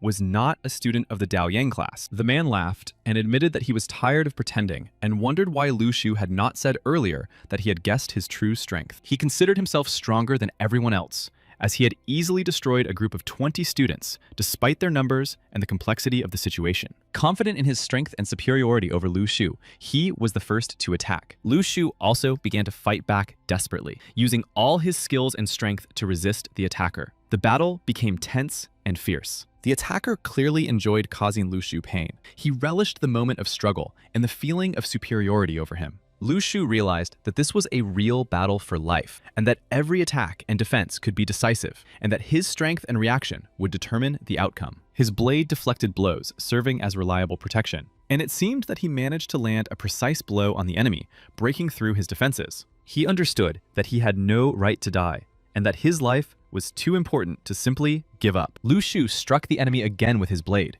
and the enemy could no longer stand, weakening and losing the strength to remain in place. The battle was becoming intense. The enemy realized that Lu Shu was awakened and possessed a high level of S power. Lu Shu stood in tense silence, waiting for the right moment. He knew that the enemy was about to attack. Every muscle in his body was ready for action. And then, with bloodshot eyes, he leaped forward and attacked swiftly. His movements were full of rage and determination, and he had no intention of holding back. There was a powerful collision, their forces clashing in a furious burst of energy. The earth shook under their blows, and the air was filled with tension. The enemy watched the proceedings with confidence. Unfortunately for Lu Shu, the light of the goddess flashed in the sky. He also realized that he had underestimated Lu Shu. The Seeker had undoubtedly wounded him right in the heart. Lu Shu looked at him and did not understand why he was still alive, and even more so, why he continued to fight. He knew that it remained a mystery to Lu Shu why he was still alive. He said that if Lu Shu begged him, he might reveal the secret. His voice sounded arrogant. He enjoyed his power over others. Lu Shu realized that not only was he still alive, but that his enemy's power had increased. He tried to hide, but the enemy only mocked him, teasing him and asking why he was hiding. His taunts sounded like a challenge. The enemy asked if the sea-level sword was Lu Shu's only advantage. He said this with confidence, trying to draw him into conversation. After listening to the enemy's words, Lu Shu came to an important realization. He suddenly remembered the pendant around his neck. It was the hidden power that allowed him to survive and resist. The enemy asked with interest about Lu Shu's flying blade, trying to understand what kind of treasure it was and what its mysterious nature was. Lu Shu made an offer and was ready to reveal the secret of the flying sword. But in exchange, he wanted to know the enemy's secret of immortality. It was a fair exchange. The enemy replied that there was a saying, that the less you know, the better you sleep. He hinted that he was not going to reveal his secrets, but Lu Shu, confident that the whole secret lay in the pendant, asked his enemy about it directly. He wanted to draw his opponent into a frank conversation. The enemy was struck and stunned by the fact that Lu Shu himself had guessed the true role of the pendant. His expression betrayed his genuine shock. He was angry and irritated that he had failed to keep his secret. His anger grew as he realized that Lu Shu had exposed him. Suddenly, he realized that Lu Shu had actually been bluffing earlier. However, Lu Shu himself was confident that true professionals would not fall for such tricks. The enemy threatened Lu Shu, confidently declaring that he would finish him off. After the threat, the enemy rushed into the attack again, his movements becoming even faster and harder. He didn't give Lu Shu a second to breathe, trying to end the fight. But Lu Shu managed to jump up in time, dodging the enemy's swift attack. His reaction was quick, and it was this movement that saved him from the blow. The enemy was left empty-handed again, and felt his anger growing. His confidence melted away with every passing minute, and his irritation grew with every failure. Lu Shu approached the enemy again, confidently responding that he had another trump card up his sleeve. And this was far from Lu Shu's last trump card. He had many more secrets and tricks up his sleeve, ready to change the course of the fight at any moment. Soon, Lu Shu managed to snatch his pendant. This moment became a turning point, and now the enemy's secret and power were in his hands. The enemy screamed furiously, unable to believe his defeat. His pride was hurt, and his mind refused to accept that he had lost the pendant and control. Lu Shu clutched the pendant tightly in his hand, feeling its power and significance. After Lu Shu clutched the pendant in his hand, the enemy's life force began to gradually leave his body. With each passing moment, he grew weaker. Lu Shu watched closely, realizing that every moment brought him closer to victory and the final end of this fierce battle. Soon, he lay before Lu Shu, completely defeated and destroyed. It was cruel, and Lu Shu still couldn't get used to this reality. Victory came at a high price, leaving a deep mark on his soul. He remembered his sister and thought to himself that if she were there, everything would be much better. Her presence gave him strength and faith in the good. Xiao Yu thought about Lu Shu. She understood that while he was not there was no point in doing anything or preparing tomato omelets for the next 3 weeks. She sat holding a bag of groceries. She looked pensively ahead, her thoughts with Lu Shu. Xiao Yu clutched the bag of groceries in her hands and quietly told herself that she would wait for Lu Shu to return, and then they could eat together. At that time, other students were fighting monsters that had taken human form. These creatures were cunning and difficult to distinguish. When they were exposed and caught, they were immediately destroyed, without hesitation or mercy. The danger they posed was too great. After their pendants were destroyed, the monsters instantly perished. It was in these artifacts that their true power and source of life were hidden. The students themselves were stunned. One of the destroyed creatures had been disguised as an ordinary student,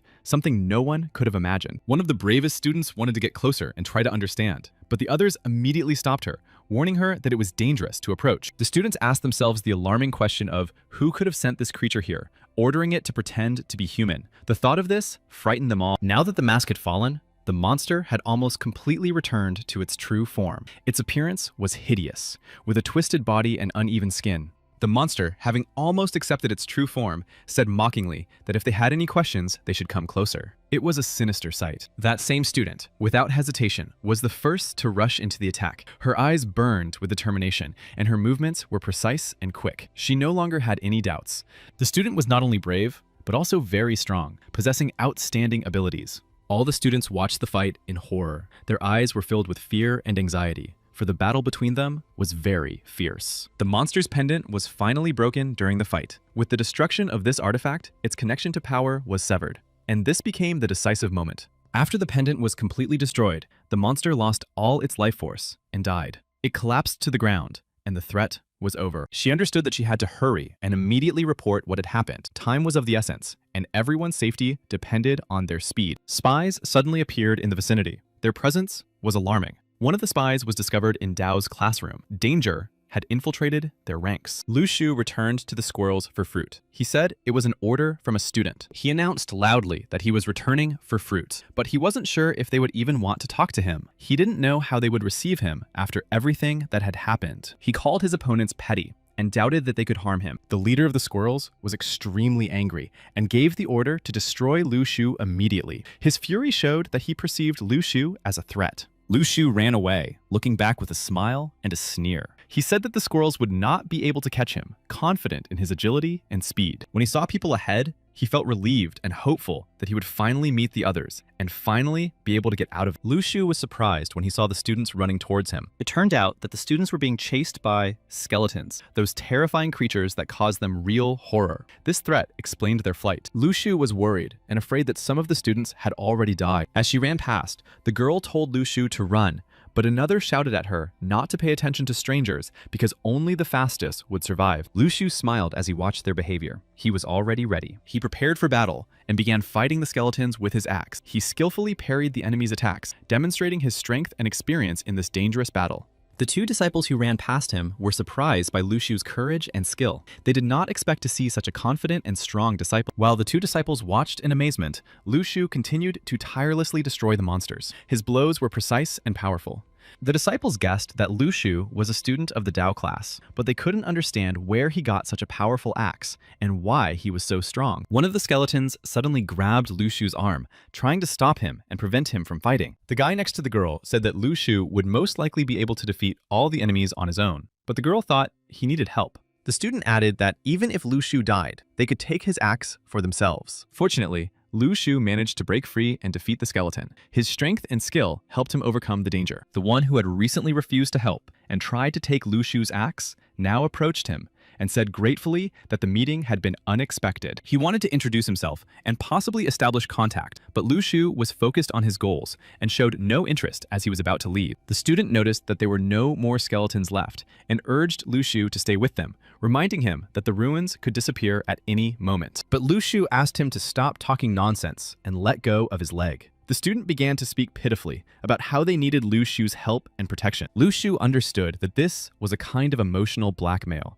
and that the students were trying to appeal to his sympathy. Others thought that the power came from the axe. The disciples wanted Lu Shu to lend them his axe for a while. Lu Shu could have simply given the axe to the disciples and suggested that they try their luck and see if they could handle it. As he left, Lu Shu advised the disciples to head in the opposite direction from the sun, where the green town was located. There were 7 fruit trees there. Lu Shu understood that he was not a hero, and that his main goal was to get out of this dangerous situation and return home to his sister. The disciples were surprised and did not understand why Lu Shu had given them his axe so easily, as it was a powerful and valuable weapon. The student who had been rude all along was skeptical and asked who exactly Lu Shu had given the axe to. His questions could create tension. At that moment, it seemed that all the disciples wanted to get their hands on Lu Shu's axe. Such a desire could cause rivalry and even conflicts between them. A few days later, the path to the center of the ruins turned out to be the only possible direction. Something was wrong with the skeletons, and Shifei knew it. It was easy to identify the captain, the one with the sword. He stood out from the rest. She noticed this and told her other partner about it. Her partner noticed it too.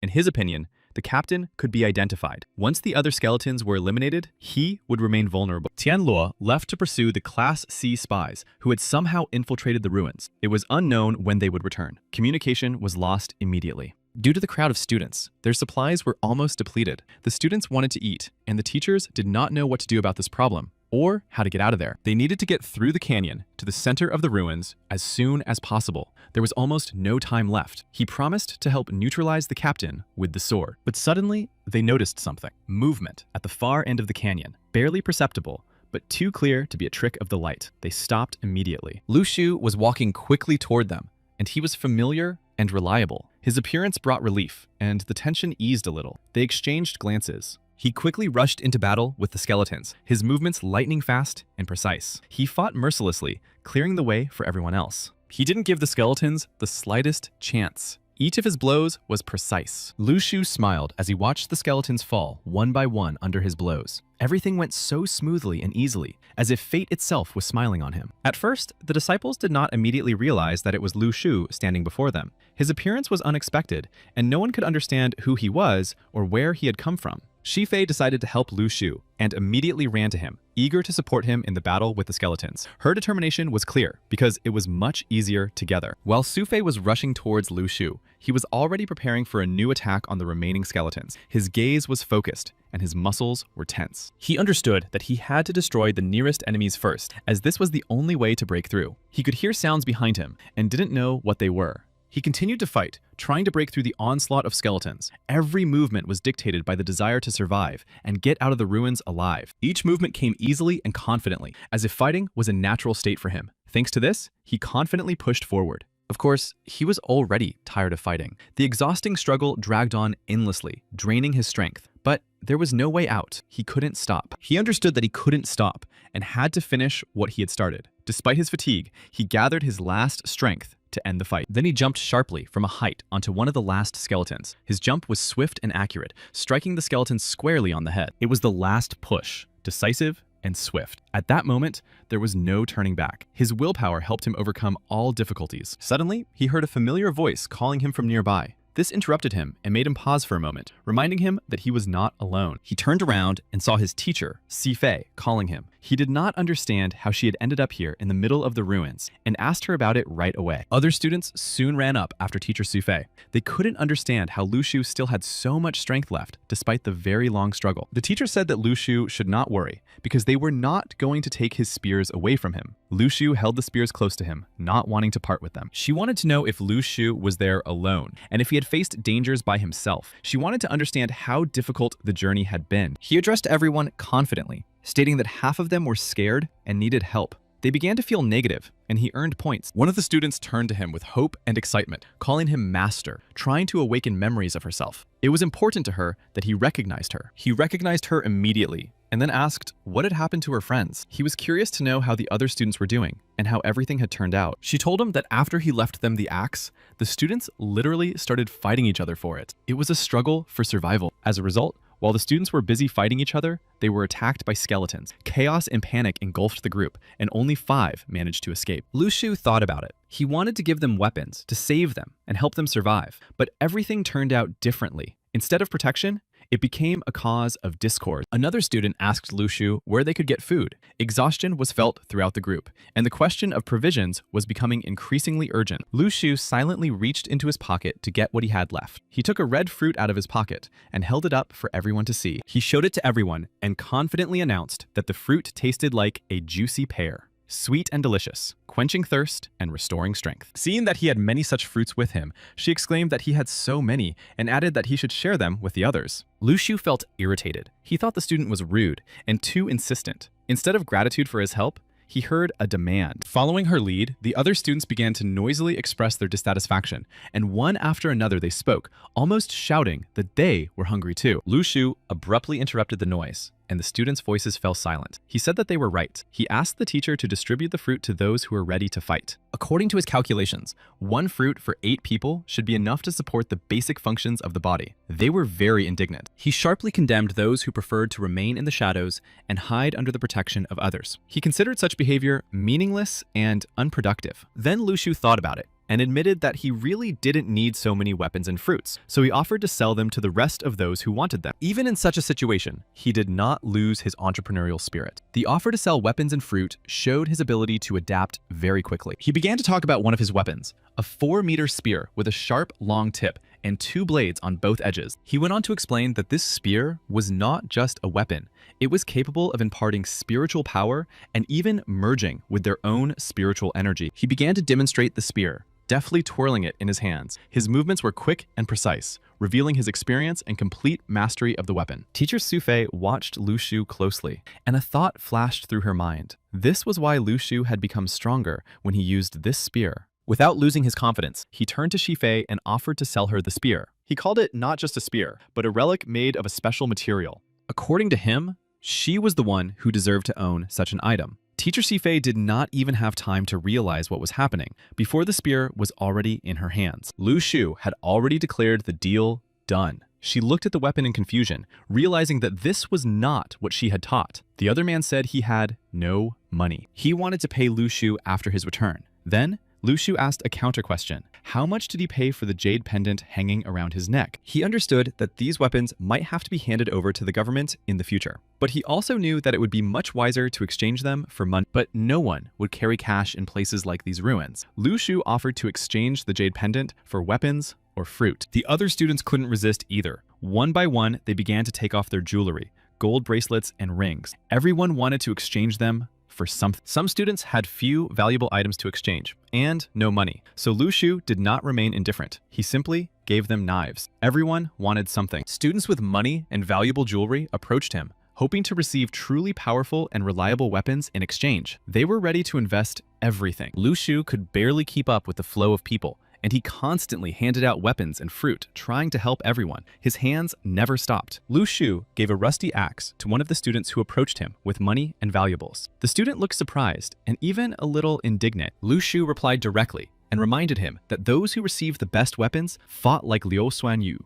while those who simply hid did not deserve anything more. He swung the axe energetically, demonstrating its capabilities. Despite its apparent simplicity and wear, the axe in his hands became a very formidable weapon. After such an impressive display, the student stopped being indignant. He understood that true power lies not in the outward splendor of a weapon, but in the ability to use it. Now, he was ready to take the axe and use it. Lu Shu now understood what it meant to cheat. Lu Shu noticed a beautiful pendant on one of the students and decided to offer in exchange. This shows that he is attentive and knows how to seize an opportunity. The student had no reason or need to exchange his beautiful pendant, so he refused. This made Lu Shu think about why the pendant was more important to him than even weapons or food. There was little time left, and Lu Shu began to ask the students if they all wanted to make a trade, realizing that soon they would all have to move on. Soon, Lu Shu felt his attention drawn to a strange response. It was his inner sense of detection. He felt that something or someone was very close. Suddenly, someone shouted,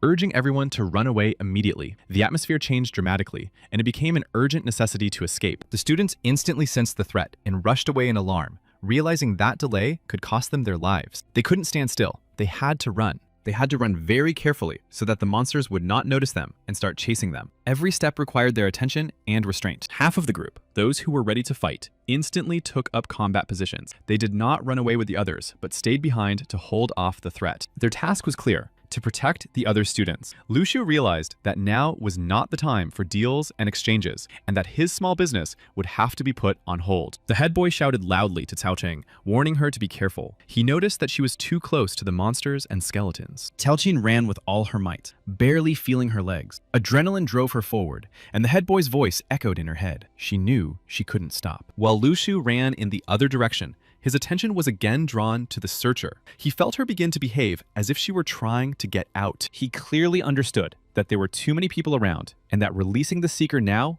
was too risky. No one was supposed to see what Lu Shu was hiding. Despite Lu Shu's caution, the headman still noticed the strange movement coming from him. He stopped immediately, his eyes widening in surprise. Still shaken by what he had seen, the headman tried to hide his confusion with a joke. He suggested that Lu Shu engage in heroism, just like in fairy tales. In the commotion, another student asked Lu Shu to cover for them. They were beginning to realize that there was someone strong nearby who was capable of holding off the enemy. There was almost no time left. Lu Shu knew he had to hurry. Everything around him was moving too fast, and any delay could cost them someone's life. He rushed past Cao Qing, and she involuntarily looked back at him. There was anxiety in her eyes, and she understood that everyone was acting at their limit. Despite the tense situation, Lu Shu seemed almost joyful. For him, the battle was not just a fight. It was an opportunity to demonstrate his power. When Lu Shu approached, all the evil creatures seemed to sense his power and began to retreat, fleeing in panic. His presence inspired fear. All the monsters and skeletons were genuinely afraid of Lu Shu. None of them understood why their enemies had suddenly started to flee. It came as a complete surprise. They just stared at Lu Shu in confusion. Noticing the surprise of those around him, Lu Shu justified himself by saying that he hadn't actually done anything serious yet. He knew that everyone had seen it for themselves. Deep down, Lu Shu understood that no one believed his words. To them, his excuses seemed like an attempt to hide his true potential. Lu Shu pondered, trying to understand what exactly had frightened the ghosts. His spears did not cause them fear, and other types of weapons were unlikely to have any effect, but they still ran away. The thought that it was all because of the Seeker wouldn't leave his mind. The soul of the pig that Xiao Yu had given him. It had also been destroyed by the Seeker, and the thought flashed through his mind that perhaps the Seeker had been born for a reason, perhaps to be retribution for the spirits. He realized with alarm that in the future, he might never be able to be around souls in peace. Fortunately, no one noticed her this time. Lu Shu wanted to stop the others from interfering and touching those he was going to fight himself. His fighting spirit was already awakening. He turned to Chao Qing with a request. Even though danger raged around them, he wanted her to do him a small but very important favor. After a brief request to Cao Qing, Lu Shu rushed back into battle. Without hesitation, he crashed into the ranks of skeletons, moving with precision and speed. Cao Qing did not stand aside and quickly joined the battle, standing shoulder to shoulder with Lu Shu. Her strikes were precise and confident, and she provided clear cover. She remained somewhat silent, focused on what was happening. She did not waste words, and her actions spoke for her. She did not get distracted. They could already feel that the outcome was near. Only a few opponents remained, and the tension reached its peak. Every blow could be the last. After a short pause, Cao Qing, maintaining her usual restraint, nevertheless shouted to Lu Shu that he needed to hurry. There was no time to delay. Lu Shu was distracted for a moment when he grabbed the skeleton's bony hand. He loudly called on Cao Qing to leave, noting that together they had gathered a good harvest and victory over their enemies. His words supported her fighting spirit. The teachers realized that the battle was almost over, and it was time to retreat. They understood that it was dangerous to linger, so they began to prepare for retreat. Now, they all had to head to the center of the ruins, the main place of their destination. They understood that important secrets and more trials were hidden there. When they approached the center of the ruins, one of the students suddenly heard the voice of his classmate. This alarmed him and attracted the attention of the group. The teacher looked around carefully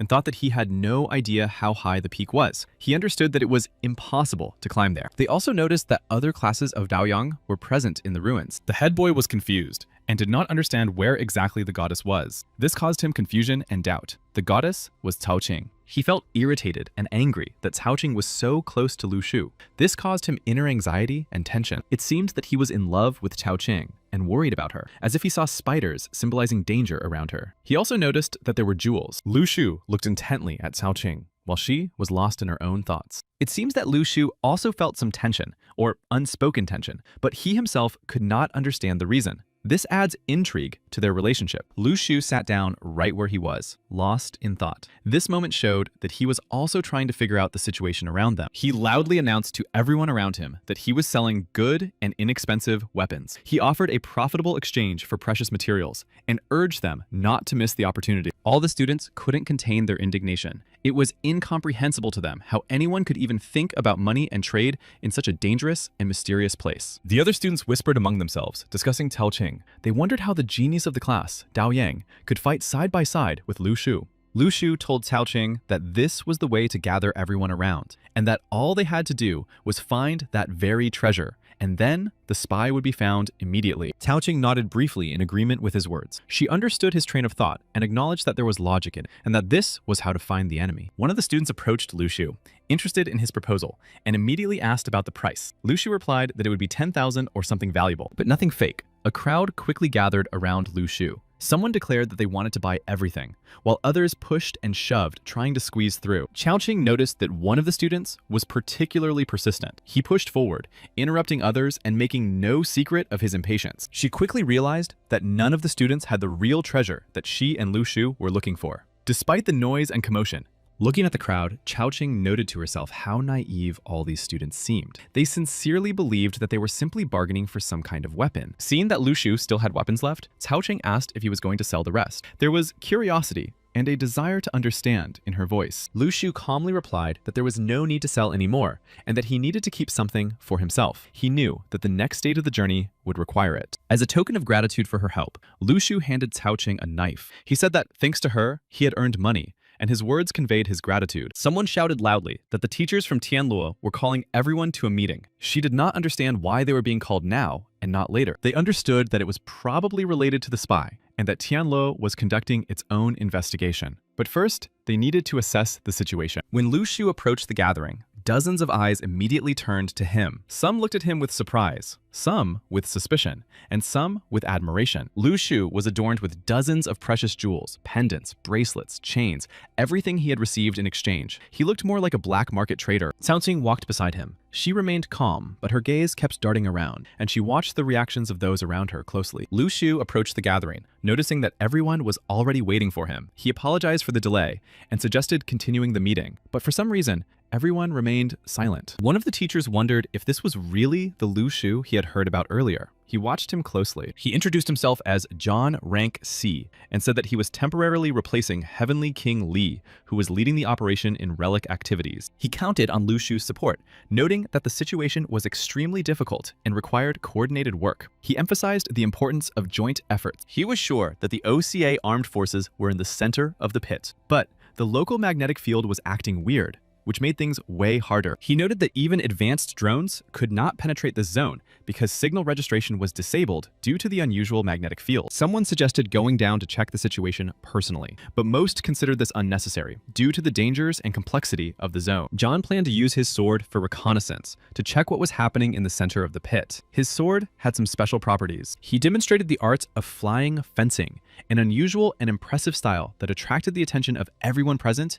and amazed them. Sifei noted that fencing at the level of a Class C cultivator was an important skill. She suggested that they would somehow have the opportunity to learn it. Lu Shu doubted whether all students would be able to master the art of flying fencing, as this skill requires considerable effort and inner strength. Sifei explained that it was certainly possible to master several sword techniques, but that this could lead to blood circulation problems. Lu Shu realized that until the search was over, his training and development of new combat skills would be impossible. This prevented him from starting work. John felt the breath of souls from below. There were too many of them. He realized that the situation was more dangerous than it seemed, and that their surroundings were filled with them. Lu Shu thought about his seeker, which could restrain souls. He believed that this place was suitable for this, and that the spirits could be controlled here. John realized that the situation below was too dangerous, and decided that no action should be taken to return and rescue Li Tianlu. Li Yishao's appearance immediately attracted the attention of everyone present, and they all turned and looked up, waiting for him to say or do something. Li Yishao quickly descended and landed right in front of everyone, causing even more tension and anticipation,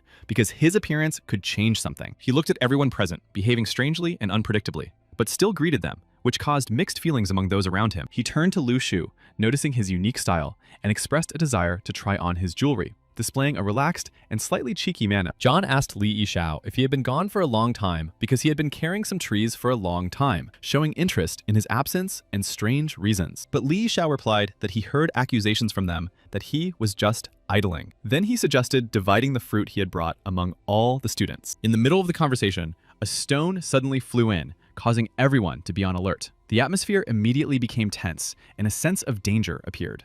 The stone hit Li Yishao directly, causing everyone to be shocked and confused. This sharp blow broke the calm, and everyone instantly looked at him. The leader of the squirrels yelled loudly at Li, saying that he could not insult the squirrels and get away with it. He emphasized that the matter was not over yet. John watched this, thinking that, judging by what was happening, Li Yishao had probably taken the fruit trees, which the squirrel had noticed and immediately ran after him. In the crowd, the squirrel caught the familiar voice of Lu Shu. This unexpected sound caught her attention, causing her to stop for a moment and listen to it. Lu Shu, watching the squirrel, realized that despite the vast forest, this was the second time he had encountered this particular squirrel. He found this strange. The squirrel suddenly rushed at Lu Shu, shouting that this time she intended to finish him off. Her determination and anger were obvious to everyone around. However, Lu Shu caught the squirrel in his hand, holding it tightly and preventing it from continuing its attack. His confidence and calmness prevailed over her. He frightened her by saying that she had good fur and that he could tie a scarf and fry meat with eggs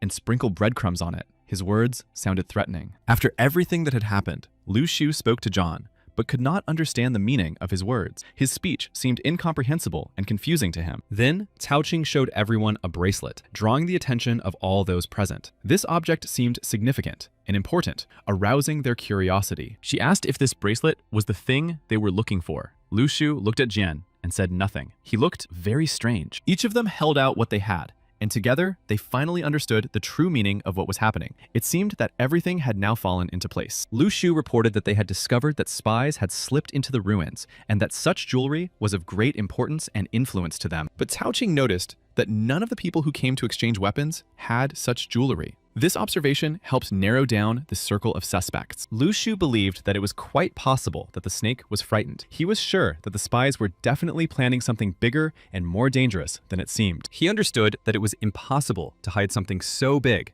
and it all boiled down to one thing. They just needed to find someone nameless and get their number. They were incredibly lucky that there was another person in their group who managed to get food. All of Li Yishao's students praised him. He was a hero to them. They enthusiastically claimed that with Tianlou's help, they would now be able to pass through the ruins unscathed. However, he thought they were greatly exaggerating. John began to say that he did not know what the situation was like underground and was going to propose a plan of action. However, Li Xiao abruptly interrupted him. Li tried to explain his plan of action for the next day to the group, but John noticed this and intervened, reminding the others that he had not yet finished speaking. But he did not listen and confidently declared that at dawn he would lead everyone to the pit and they would only need to follow him, and then victory would surely await them all. He thought irritably about where his well-deserved applause was. After all, he had put so much conviction, emotion, and strength into his speech. He didn't listen to anyone.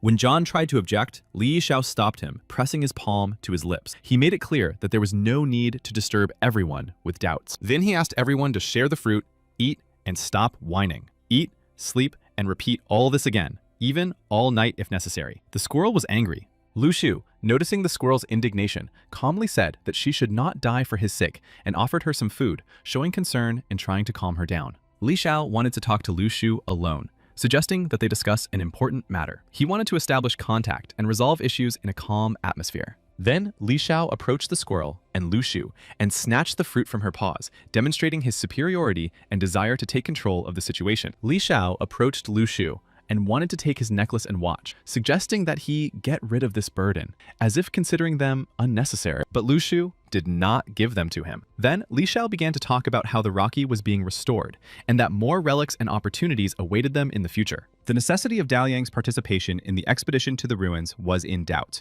but if he went with him, there would be no obstacles in his way. Lu Shu thought about Li Xiao's words and realized that he was offering him help in earning money in the ruins, with the profits to be shared between them. Li Xiao offered Lu Shu 10% of the profits. Lu Shu realized that Li Xiao valued his ability to make money and wanted to earn some himself. Lu Shu, a little disappointed, asked why. Despite the fact that his ancestors had given Li Xiao a name symbolizing generosity, he behaved this way. Li Xiao did not understand why he should be generous. In response, Lu Shu reminded him of the meaning of his name, Luo, which translates as smiling and generous. He replied that he was generous with smiles and was not obliged to be generous in other ways. He objected that no one had asked him if he wanted to be generous, and that there was no need to bring ancient traditions into it. In his opinion, Lu Shu was trying to deceive him. Lu Shu replied that perhaps, given his high rank, and that cooperation did not make sense if it was not on equal terms. He added that he had already collected enough money and was not interested in joint ventures with him. The other man admitted that he had forgotten to take Lu Shu's rank into account, and agreed.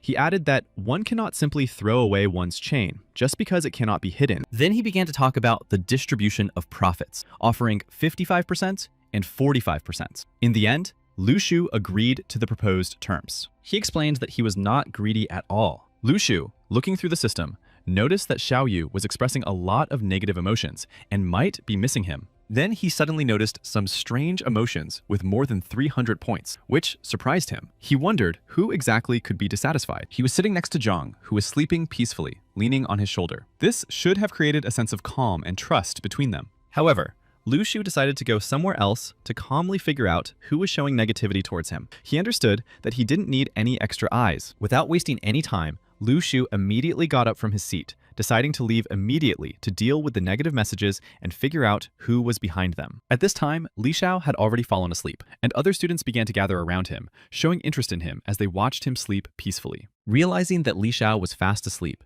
the students began jumping around inside the cave, preparing for action. It seemed as if they were about to do something. The students thought no one could see them, but Lu Shu was already nearby. His presence was unexpected, and they did not realize that their actions were visible to him. Lu Shu grabbed one of the disciples by the leg, causing him to lose his balance and fall. Lu Shu then asked insistently, if he wanted to go down there alone, expressing concern and trying to understand what they were all trying to do down below. Lu Shu offered to take him with them, promising to share the loot and showing him jewelry as proof of his generosity and willingness to work. The man acknowledged that Lu Shu did indeed have a keen eye and good skills, but noted that they did not have enough people. He suggested calling someone for help. Lu Shu pretended to believe his words and immediately pretended to run to call for help, hiding his true intentions from him. The man was pleased with himself and thought that this guy was too naive. He was easily persuaded, which gave him an advantage in his future plans. But as soon as the other man turned away and was about to run, Lu Shu seized him, taking advantage of the moment of surprise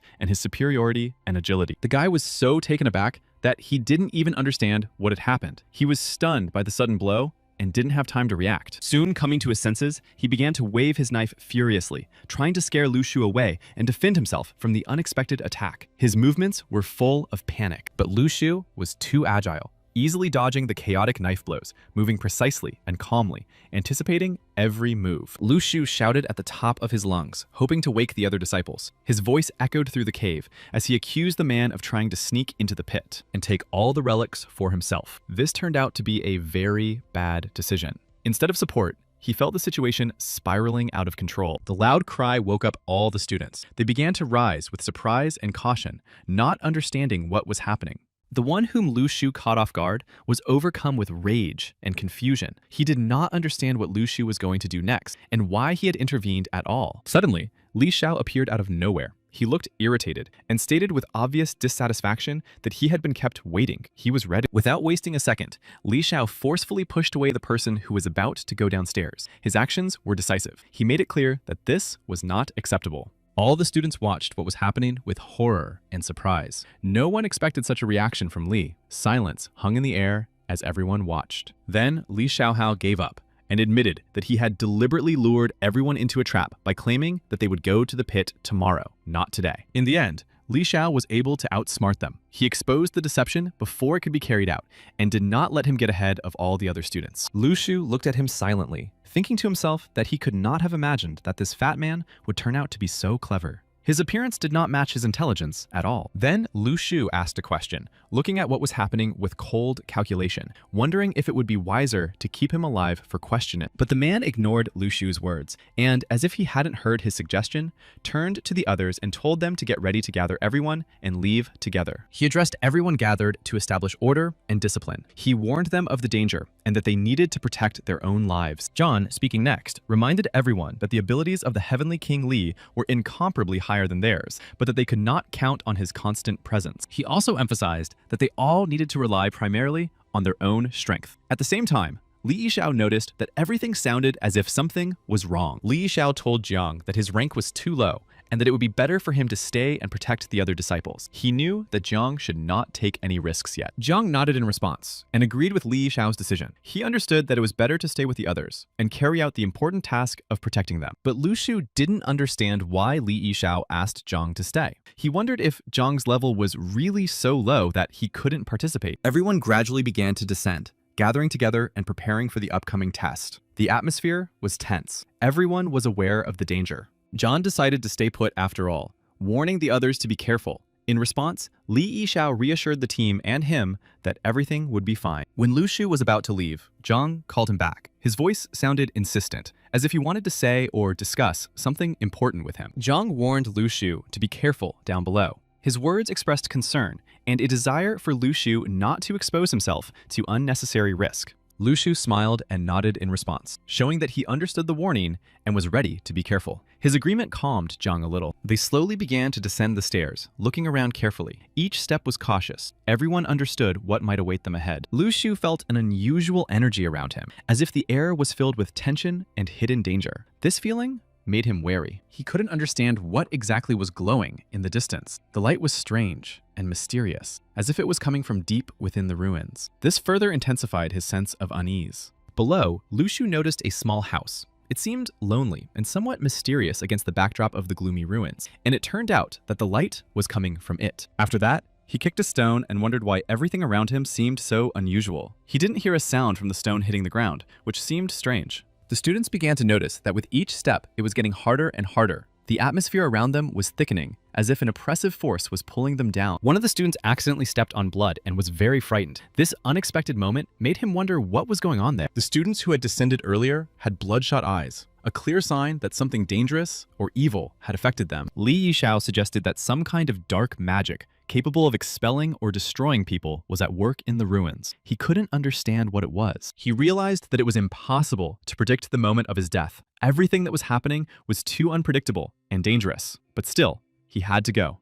Lu Shu looked around carefully and noticed something unusual, details that could help him understand what was happening around him. He noticed that something was wrong in these ruins, as if someone or something was watching unnoticed. The atmosphere seemed strange, and he felt it. He thought that suddenly everything around him had changed. The atmosphere, the space, even time seemed different. It seemed that the ruins were hiding secrets. Suddenly, they were attacked by spirits, mysterious and invisible beings that appeared from the shadows. They attacked quickly and very unexpectedly. Li Yishao was the first to enter the battle without wasting a second. He quickly focused, gathering his strength and preparing to repel the spirits' attacks with all his might. Li Yishao warned everyone that the ghosts were coming from everywhere and urged them to be as careful as possible. Everyone understood that something terrible awaited them ahead. Lu Shu stood nearby and felt no tension. Thanks to careful preparation and the Seeker, not a single ghost could even get close to him. He acted as if he was fighting with all his might, but in reality, his actions were aimed at ensuring that no one guessed that the Seeker was protecting him. Teacher Sifei was also surprised by his strength and asked herself how long he had been so strong. She noticed that Lu Shu had greatly improved his skills. But when Lu Shu heard her question, he replied that one should read more books and newspapers, snack less, and sleep more. He believed that all of this had helped him. He himself thought that it was enough for him just not to be persecuted. Lu Shu continued to create the appearance of a battle, carefully concealing his true intentions. He skillfully portrayed this struggle. Suddenly, the strange energy of the defeated spirit was absorbed by him, and Lu Shu could not understand what was happening. This caused him confusion and fear. Lu Shu stood there confused. Thoughts raced through his head. He wondered if this energy was used to feed souls. And perhaps it was food for the very spirits that Xiao Yu was catching. Then what did he himself have to do with her training? He could not find any answers. Suddenly, amid the chaos, someone struck another student. It happened so quickly that no one had time to react. Lu Shu turned around sharply. Li Yishao shouted, unable to contain his rage. He angrily attacked the spirit, unable to believe what was happening. His voice trembled with indignation at how it dared to attack. Without waiting for an answer, Li Yishao rushed into battle with the spirit. His movements were quick, and he fought not only as a teacher, but also as a protector of his students. During the fierce battle, Li Yishao, overcome with rage, quickly challenged the spirit, ordering it to disappear if it wanted to play hide and seek. Realizing that the spirit had no intention of showing itself, Li Yishao no longer hesitated. Even though the enemy was hiding, he still went on the offensive, ready to attack. However, despite Li Yishao's determination, the spirit disappeared from view again. It dissolved into thin air, leaving behind only a faint trace of its energy. The disciples shouted with joy, unable to believe their salvation. The ghosts disappeared in an instant, as if they had never been there. Relief washed over them all at once. However, Cao Qing cautiously stopped the others rejoicing. She watched the events closely and immediately noticed that something was wrong. Cao Qing noticed a detail. The ghost that had just attacked them looked exactly like the dead man in the center. She pointed to one of them. The disciples were alarmed to recognize the ghost as Zhao Haiping, a former student of only D rank. However, he used abilities for C level. It turned out that he had hidden his abilities while he was alive. Lu Shu watched what was happening, and it became clear that this sinister ritual was far from simple. Lu Shu couldn't shake the thought that people had actually sacrificed their lives so that the person in the center could take on a ghostly state. He realized that the abilities of a C-rank ghost were only part of the problem. It was also clear that this spirit posed no threat, especially to Li Yishao. Li Yishao loudly warned everyone to be vigilant. He explained that it was impossible to predict where the ghost's attack would come from.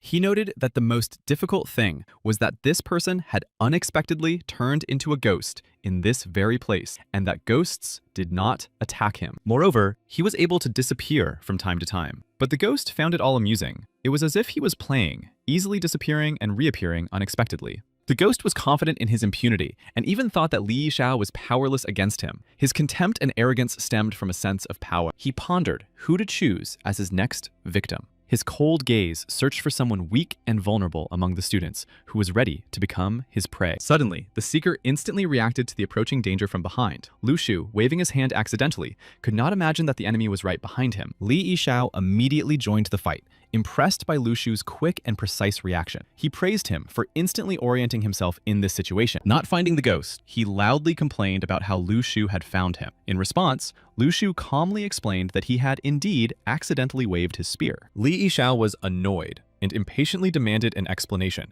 not understanding why Lu Shu couldn't just point out where the ghost was. But Lu Shu realized that he did not believe him, and, without losing hope, decided to resort to guesswork. He thought that perhaps the spirit was over there, and pointed in that direction. Li Yishao did not hesitate, and struck precisely at the indicated spot. His instincts did not fail him, and the force passed through the air and struck the spirit accurately. Everyone froze in amazement, no one expecting the strike to be accurate again. They were still surprised and wondered how Li Yishao managed to hit the target. Lu Shu stared intently, thinking about the spirit that had suddenly appeared so far away. He did not understand what it was doing there, and how it had ended up outside the search area. The spirit watched Lu Shu suspiciously, unable to understand how he had found him. Lu Shu was only rank E, but he had managed to detect him. It seemed impossible. He felt no fear or doubt about the strength of his opponent. Only one thing was important to him. Lu Shu had to die here and now. His soul burned with rage and hatred. He wanted everyone to end up in hell. The spirit was convinced that those who were there now had brought this fate upon themselves. Suddenly, a loud cry rang out, and someone demanded an explanation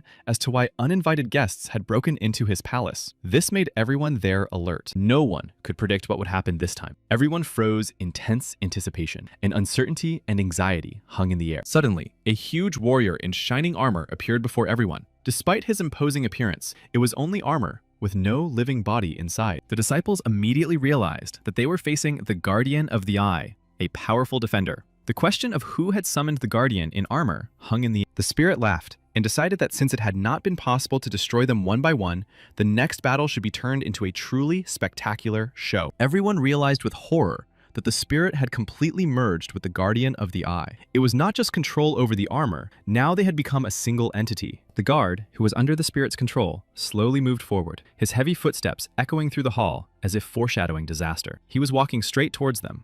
With a voice filled with malice, he uttered words that sent a chill down the spines of those present. Since they had dared to enter, they would remain there forever. The pressure emanating from the guard was so strong that the air seemed to grow heavier. All the students felt their bodies bound by an invisible force. But Li Yishao gathered all his determination and stepped forward. He loudly ordered the others not to panic, trying to attack the guard Oka swiftly. Despite their fear, all the students waited for only one thing: Li Yishao's command. In the chaos of what was happening, he remained their support. Li Yishao, assessing the strength of the enemy and the condition of his comrades, shouted loudly that this guy was too dangerous and that everyone needed to retreat. The Devil's Spear was not just a weapon. It was a relic known as the Eternal Eye. He knew that he alone must get hold of this spear, and no one else. Before attempting to take the spear from the demon, he wanted to convince everyone of his determination and wanted no one to die and everyone to stay alive. Everyone watched his decisive action with genuine amazement. His willingness to fight such a powerful opponent amazed everyone. Despite their fear and doubts, everyone present felt a strong desire to support Li Yishao. They understood that his feat was not a personal battle. Shifei shouted loudly to everyone present, reminding them of the importance of Li Yishao's words and urging them to fight and not let the skeletons interfere with him in battle. The disciples united under the leadership of Master Shifei and, supporting Li Yishao, rushed into battle against the skeletons. Their movements were coordinated.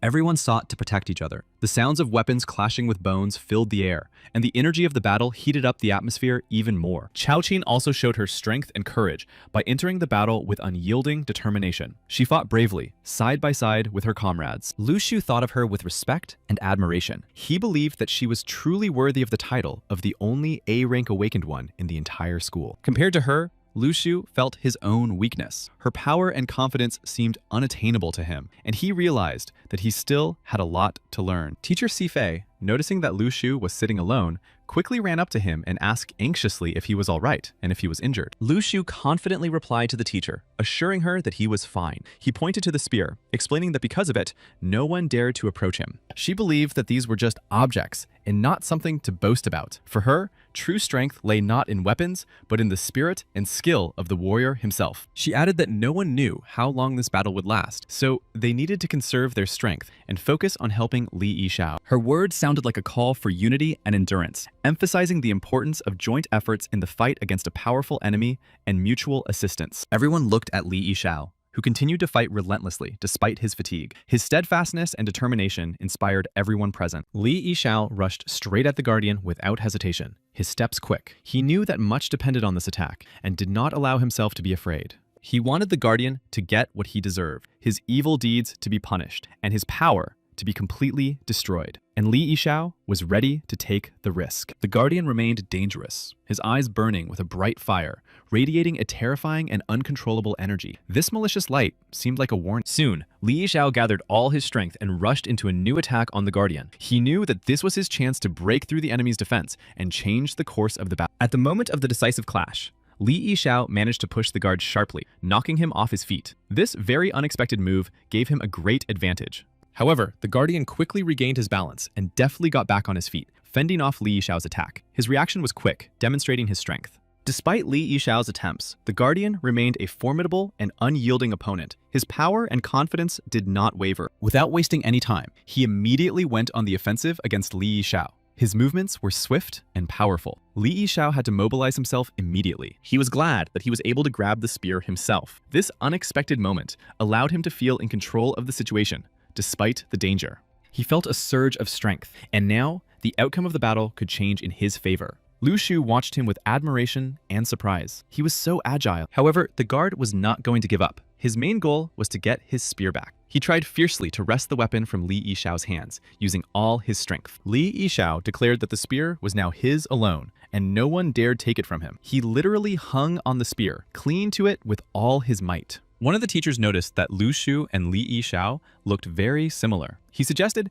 that they might be distant relatives, but Yishao still couldn't hold on and lost his balance, falling to the ground. However, he decided that he would take the spear no matter what. He wanted to see what the guard was capable of. In order to understand his strength and abilities, he was ready to fight, without fear of difficulties and obstacles in his path. He assessed the dragon that emerged from the spear and admired its splendor and power. This amazing image made a great impression on him. But he still continued to try to overcome the difficulties, not giving up in the face of obstacles and showing persistence in achieving his stubborn goal. He sought to prove his strength and determination, not wanting his opponent to underestimate his abilities. Despite the difficulties that arose, he fought on. He continued to taunt his opponent, provoking him to react and trying to find out what else he was capable of. His provocations were very original. He took his spear and struck the ground with such force that the surface cracked. The powerful blow demonstrated the enemy's incredible strength and confidence. Li Yishao continued to taunt his opponent, saying that if that was all he was capable of, he would not be able to defeat him. His words sounded confident. He just lay on the ground looking very relaxed, as if he felt no anxiety. His calmness contrasted sharply with the tense atmosphere. But Shifei feared that Li Yishao would not be able to cope alone. She understood that a serious test lay ahead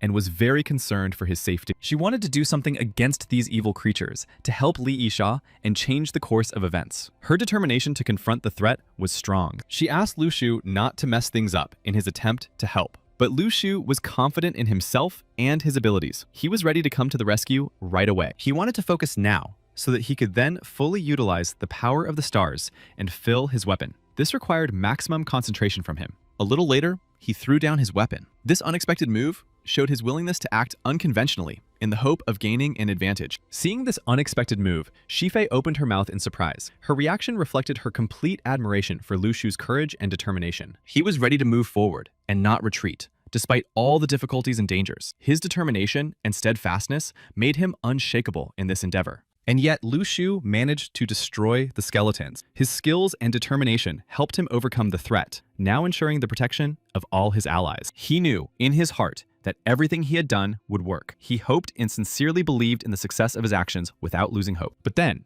he heard a voice behind him, urging him to be careful. This warning made him alert and prepare for something. Li Yishao was still hanging on the spear and shouting loudly for Lu Shu to get out of the way. Even in the most difficult circumstances, he showed fighting spirit and concern. Lu Shu and Cao Qing looked at him, not knowing how to help. They felt confused and helpless in the situation Li Yishao found himself in. She was also being attacked by that guard. This created an additional threat and increased the tension of the situation. They needed to react quickly. But Lu Shu managed to shield her from the blow at the last moment. His action was full of determination and self-sacrifice. He wanted to save her. And together, they fell to the ground, knocked off their feet by the force of the blow. Dust rose into the air, and for a moment, everything around them froze. They didn't know what to expect next. His comrade asked anxiously if they were all right. His voice sounded alarmed, reflecting his concern for his companions. He wanted to run closer to them. Li Yishao shouted loudly for them not to worry. He assured them that he could handle the situation himself and did not need help. He wanted to overcome the difficulties. Then Shifei ran up, asking if Cao Ting and Lu Shu were all right. Her concern and anxiety were evident as she looked at them very intently. However,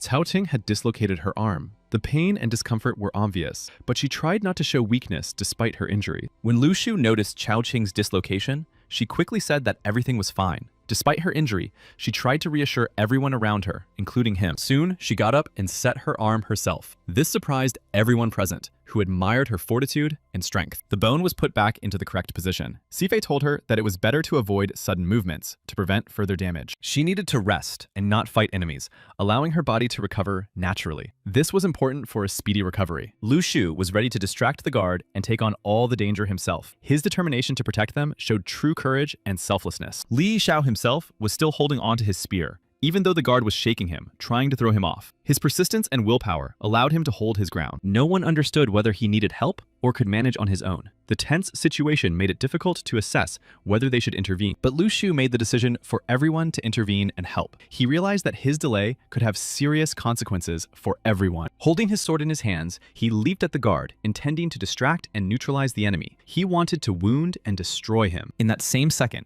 his blade pierced the guard, breaking through the enemy's defense and delivering a decisive blow. This moment became a turning point in their battle. After that, the guard tried to resist Lu Shu, trying to fight back and maintain control of the situation. His desire to continue the fight did not fade. He considered Lu Shu a petty trickster and underestimated his abilities, believing that he did not pose a serious threat. This was his big mistake. Li Yishao also helped Lu Shu by shouting at the guard not to forget about him. He continued to fight, demanding attention to distract his opponent. In the end, the tandem of Lu Shu and Li Yishao proved decisive, and their joint efforts and coordinated struggle helped them defeat the terrible guard. The guard fell to the ground, and all his armor crumbled to dust. This unexpected fact emphasized the final defeat of the enemy and his defensive. Li Yishao declared that they had played games for too long, and that the time had come to pay the price. He was delighted with the victory, his heart filled with pride and relief. Lu Shu remembered how he had asked him to attack and help when he blinked 3 times. This agreement became an important signal for him. Li Yishao also gave the order to the entire heavenly community to attack the ghost with all their might. The team was determined and ready to unite. Lu Shu was also sure that now was the moment when he could go somewhere to scout. He wanted to leave unnoticed so as not to attract attention. Lu Shu quickly left and began searching, carefully examining his surroundings. His actions were purposeful and very decisive. He wandered into a dark space where everything around him was shrouded in silence and darkness. Every step echoed, and the air seemed stifling and humid to him. In some mystical way, he suddenly moved even further, as if space itself had distorted. All this happened in a fraction of a second. A huge door, surrounded by massive statues, appeared before him. They towered on both sides as if they were ancient guardians of this enormous door. Lu Shu was happy and excited, because perhaps behind this door lay treasures, or something truly valuable. His heart beat faster with anticipation. He noticed that the stone statues had very good weapons. The shine of the blades and the elegant finish spoke of the high value and power of this ancient equipment. He tried to take the weapons from the statues and even threatened them with his blade, trying to show his determination and convince them that he was worthy of this equipment. In the end, he was able to take the weapons and was very happy with his luck. This equipment gave him confidence and strength and opened up new opportunities for him. He noticed that, along with the weapons, messages from Xiao Yu began to arrive in the system. She was angry that he had promised to come in a week but had not arrived. All this time, the spirit had been watching Lu Shu closely, following his every move. He was assessing his actions and intentions. Lu Shu did not see him. The spirit thought about his dissatisfaction and the many problems associated with Lu Shu's presence. He did not want to let him live under any circumstances. He focused all his power on Lu Shu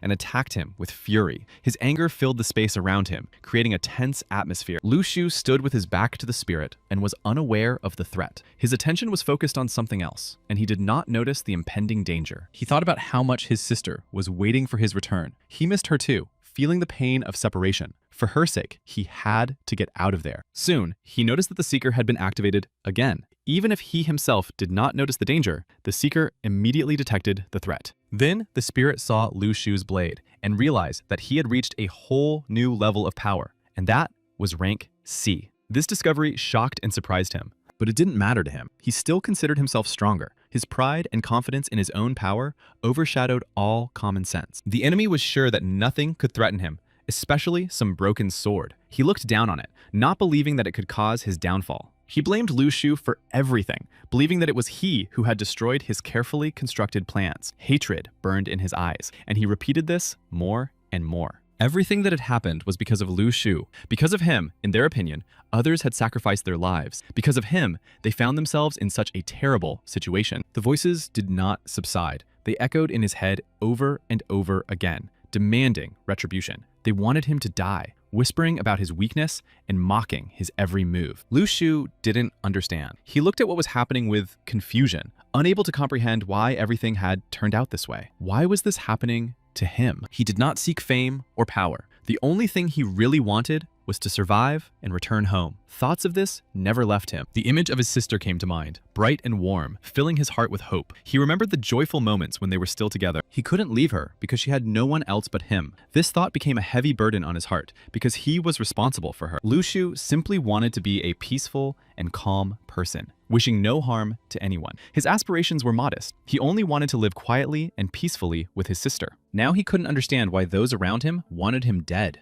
It remained a mystery to him, and he saw no reason for their hostility. At that very moment, Seeker appeared beside him, ready to protect him from his enemies. She stood between him and the threat, not allowing danger to approach. However, the spirit was confident that a broken sword could not harm him. He contemptuously dismissed any threat from such a worthless weapon. Then the spirit tried with all his might to resist Lu Shu's blade, using all his power and experience to prevent the broken sword from piercing his defense. Lu Shu proudly said that regardless of whether the sword was broken or not, his blade was capable of destroying any spirit, despite its appearance. He declared that the spirit had no right to blame him for its defeats. He emphasized that everyone is responsible for their own actions and should not shift the blame onto others. He was exhausted and almost powerless, unable to resist Lu Shu's blade any longer. His spirit was so weakened that any attempt to defend himself seemed futile. Lu Shu clearly understood that the end had come for him. He felt the last spark of resistance fading, and was sure that the outcome of the battle was a foregone conclusion. After defeating the enemy, the Seeker returned to Lu Shu,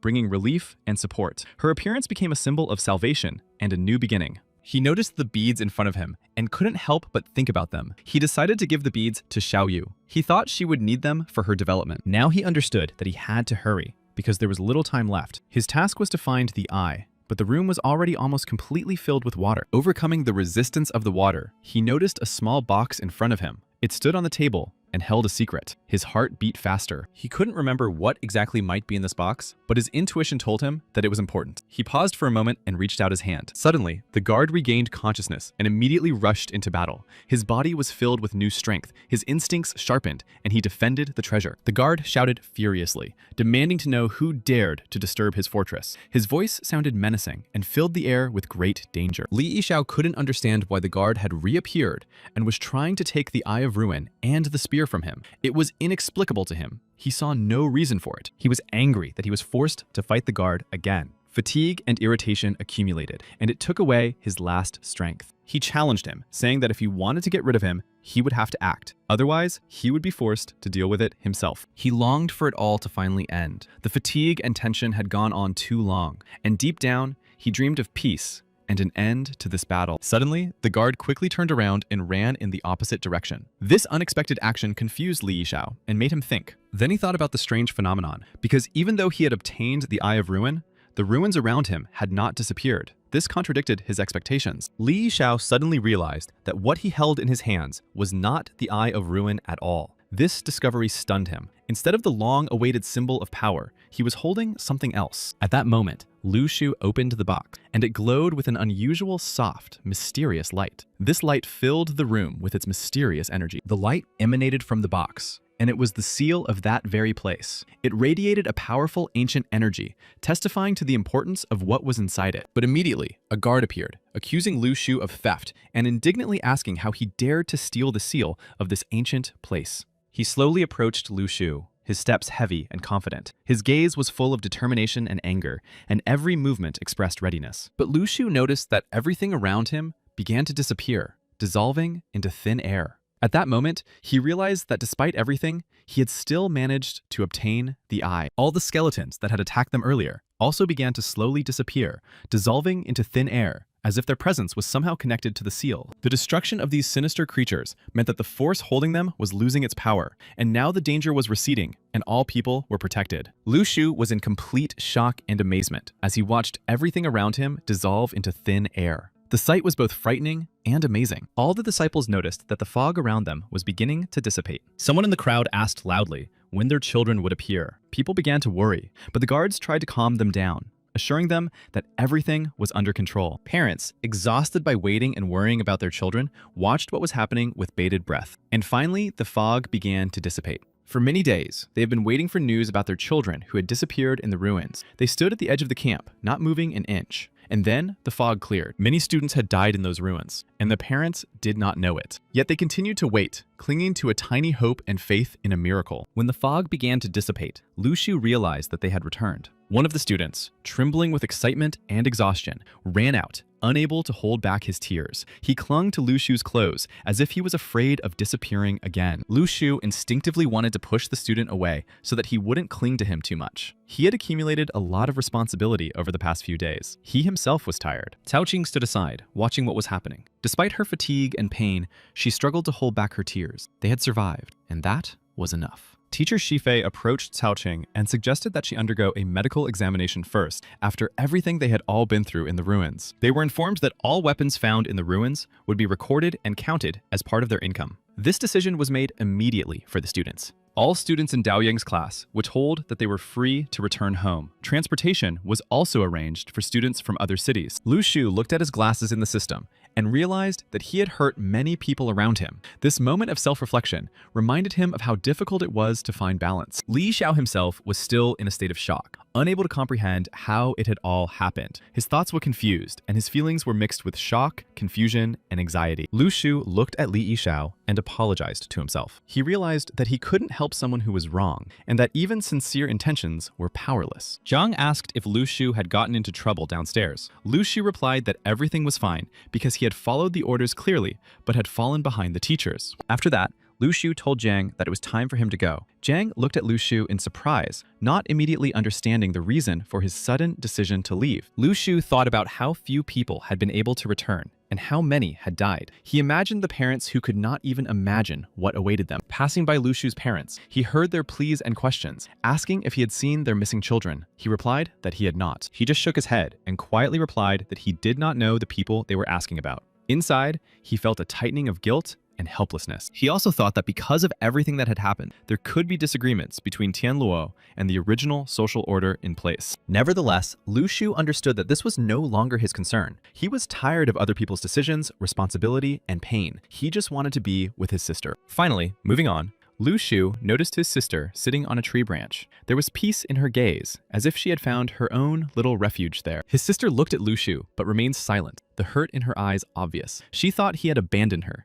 and words could not convey the depth of her pain. Despite her resentment, she still loved him and wanted only one thing: for him to be alive and close to her. This was stronger than her disappointment, and there was hope in her heart. Lu Shu looked up at his sister and shouted that he was back. There was sincere joy in his voice, and he wanted her to know that no matter what, he was there for her. In response to his cry, she jumped down from the tree, finally willing to overcome her resentment and approach him. This step signified her willingness to reconcile. She slowly walked around him, looking at him intently. Her gaze was full of mixed feelings of doubt, relief, and joy that he was alive. Despite everything, she remained silent, showing her resentment. Her restraint and silence told him this: he did not understand what was happening to her. Suddenly, she turned around and walked away from him. Lu Shu remained standing, not understanding what she was thinking and why she was leaving, because her actions seemed mysterious. However, after a moment, she turned around and waved her hand as if inviting him to follow her. This time, he gathered a lot of things from the ruins of the area. He showed his sister a gold chain and told her that if they sold all of this at a pawn shop,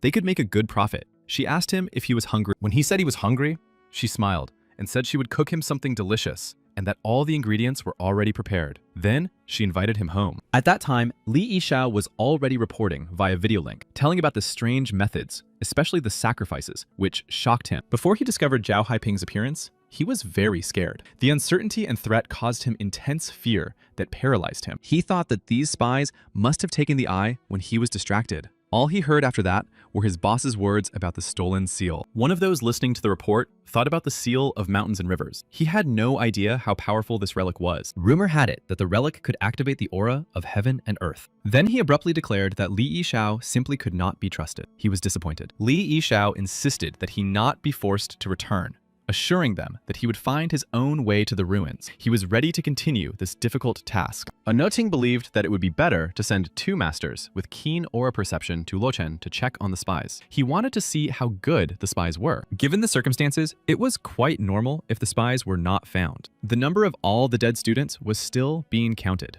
Everyone understood that it was significant. It was understandable that some would want to leave after everything that had happened. They would be compensated. After all, on the path to perfection, it is impossible to avoid risk. And because of this, one cannot constantly fear failure. It was necessary to change the entire training program. It was also impossible to deny the presence of several truly good students. Despite the losses and difficulties, it was their strength and determination that helped. They considered Lu Shu to be a very interesting and promising student. His unconventional behavior, potential, and ability to survive in the most difficult conditions. At the end of the day, Lu Shu and Xiao Yu finally had dinner together. The dumplings were for farewell, and the noodles were a sign of return. Since he had returned, it was time to eat noodles. But Lu Shu indignantly pointed out that instant noodles were not worth eating. After everything he had been through, he was clearly hoping for something homemade. Grandpa Li thought that this time, Lu Shu must have found a lot of valuable things in the ruins. He was sure that the boy had also changed, and that his energy had changed. His wife smiled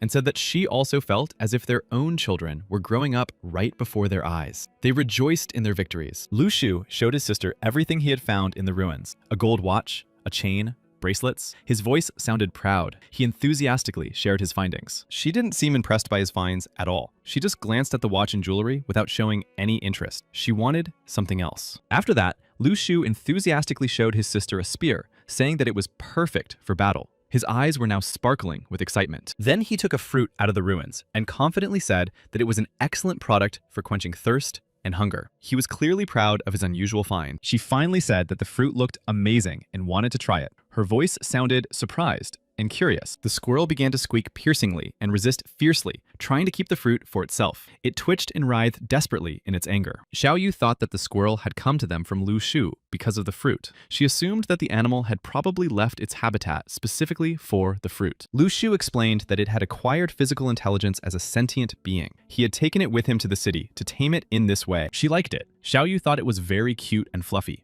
Its appearance and soft fur immediately evoked warm feelings in her and a desire to care for it. Soon, she was holding him on her lap and stroking him affectionately. But he looked unhappy. Despite her care, the animal was wary. She wanted to know his name, hoping to establish a closer connection with him and understand him better. But he only squeaked, demanding fruit. Lu Shu suggested that she choose a name for him herself, giving her a sense of responsibility and a special connection with this new, intelligent creature. Xiao Yu thought about what to call him, trying to find a name that would reflect his character. She considered many different options in her head. She wanted to call him Cheeky, but he squealed in protest, showing that he didn't like that name. This made her think about choosing another one. Xiao Yu told Lu Shu that the squirrel understood them. This surprised her, because the animal clearly reacted to their words and emotions, showing signs of intelligence. She understood that the squirrel did not like the suggested names, and did not know how to come up with a suitable one. This caused Xiao Yu some concern. In the end, she decided to name him Little Fury. She thought the name was cute, and reflected his energetic, complex character. He didn't like the name, again,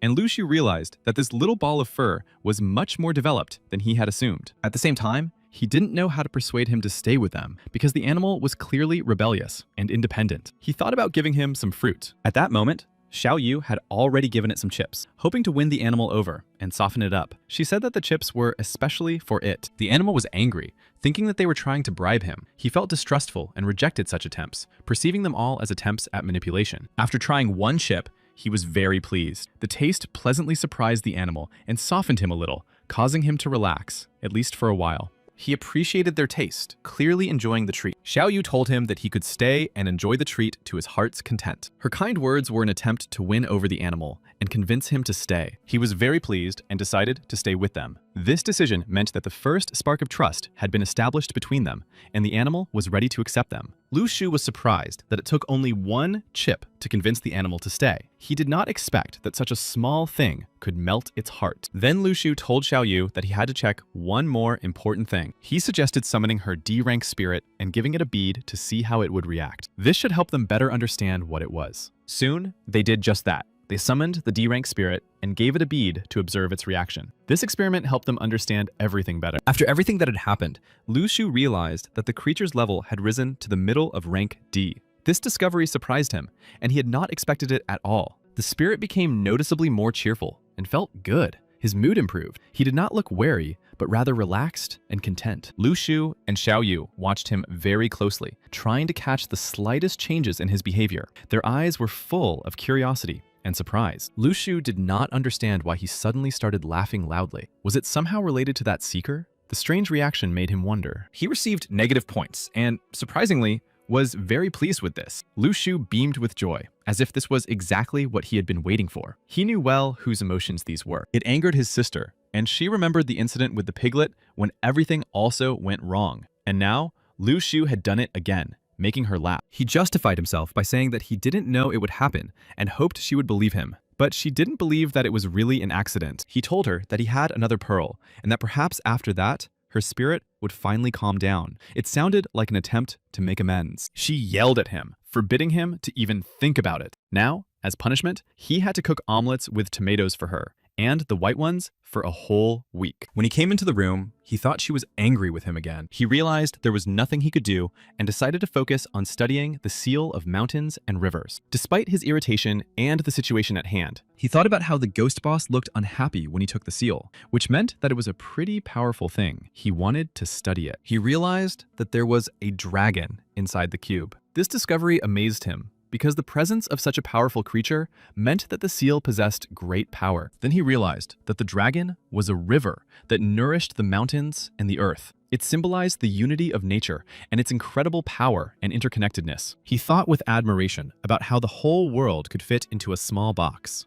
It seemed incredible, a whole universe full of secrets. Then he soared into the sky and flew over the city like a bird. The freedom and ease of movement gave him the feeling of flying, allowing him to see the world from above. He rejoiced at the opportunity to see the city from above. The view from the air opened up new horizons for him and filled his heart with admiration and pride. Looking through the windows, he realized that all these transparent sparks were spiritual energy. This luminous stream merged with others and filled the space. Before him was a divine thing, capable of controlling the mountains and the earth. This power was truly incredible and could control nature itself. He wondered what would happen if he imbued the seal with spiritual energy. This thought opened up endless possibilities for him. He realized that this seal was actually capable of controlling the aura of the entire city of Luo. Its power extended far beyond ordinary understanding. After all, such power could become even more potent, capable of influencing not only the material world, but also the very essence of all things. But in its current state, it was not even capable of absorbing the aura, only accumulating it. He understood that his powers were still very limited. Soon, he noticed something interesting and wondered if it was Mount Bei Man. This discovery caught his attention and raised many questions. He also did not understand where the gate came from. This mysterious phenomenon caused him surprise and caution,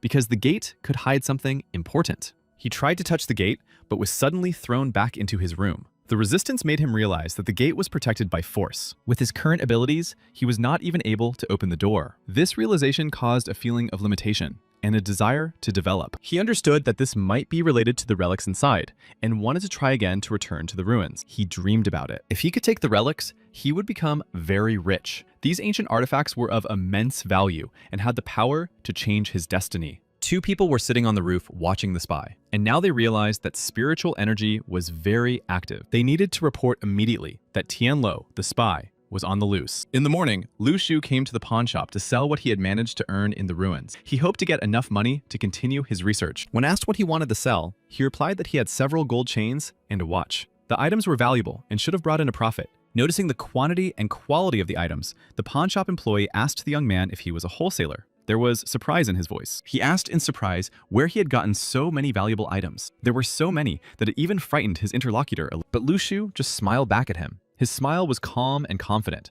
as if he knew something important that others should not know. Lu Shu leaned forward slightly and quietly asked if he had heard of the ruins of Beimin Mountain. His voice was filled with mystery, as if he wanted to test him. The pawnshop employee asked in shock if there really were such relics in those ruins, and if skeletons wore brand-name watches and monsters were now fashionable. Xiao Yu told Lu Shu that the owner seemed to be confused and suggested that he go somewhere else. She noticed that the conversation was not going well at all. He tried to stop them and said that he was just surprised. Lu Shu said that he had exchanged these items with other students from Dao Yang's class. He added that all the items were of equal value, and if anyone had any doubts, he could confirm everything. This spoke of confidence. The pawnshop employee replied that since everything was in order, he was ready to buy the items, and asked how much Lu Shu wanted for everything. Now it was time to discuss the price. The man held Lu Shu's hand and drew something, surprising them both. This behavior was unusual, as if he wanted to show them something. However, he soon simply asked Lu Shu to name his desired price. But Lu Shu did not know what price to name,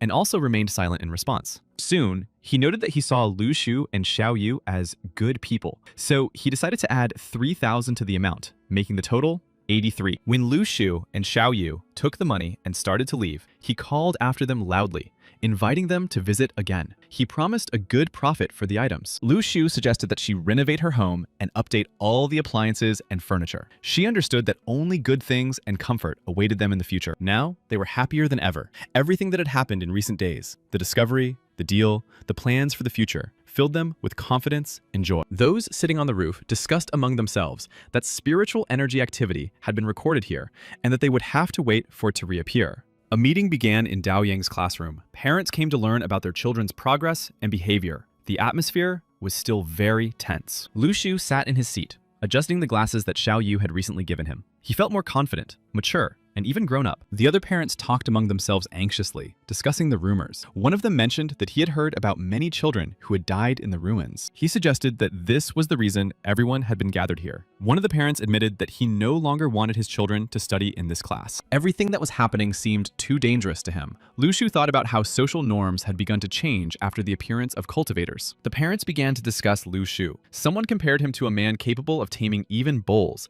and who single-handedly defeated dozens of skeletons. Lu Shu stood up from his seat and, pretending to be one of the parents, began to speak aloud as if on behalf of someone else, saying that Lu Shu had a fist weighing 100 pounds. One of the parents noted that Lu Shu did not want to unite with the class. Pretending to be a parent, Lu Shu stated that children are detached from reality, and that is why they talk about philosophical things all the time. He believed that constantly imposing opinions hinders the natural development of communication within the group. It is better to give them freedom so that they can learn to build relationships and understand each other through lively communication without pressure and evaluation. Then, teacher Saifei entered the classroom. She immediately recognized Lu Shu and asked in surprise what he was doing there and why his parents had not come to the meeting. Lu Shu calmly replied that he was an orphan and therefore could only attend the meeting by himself. This made an impression on the others. When the other parents realized that Lu Shu was not actually a parent, but a student in their class, and had been pretending to be a parent, they began to accuse him of lying. The parents were extremely upset by Lu Shu's actions. It was precisely because of their strong emotional reaction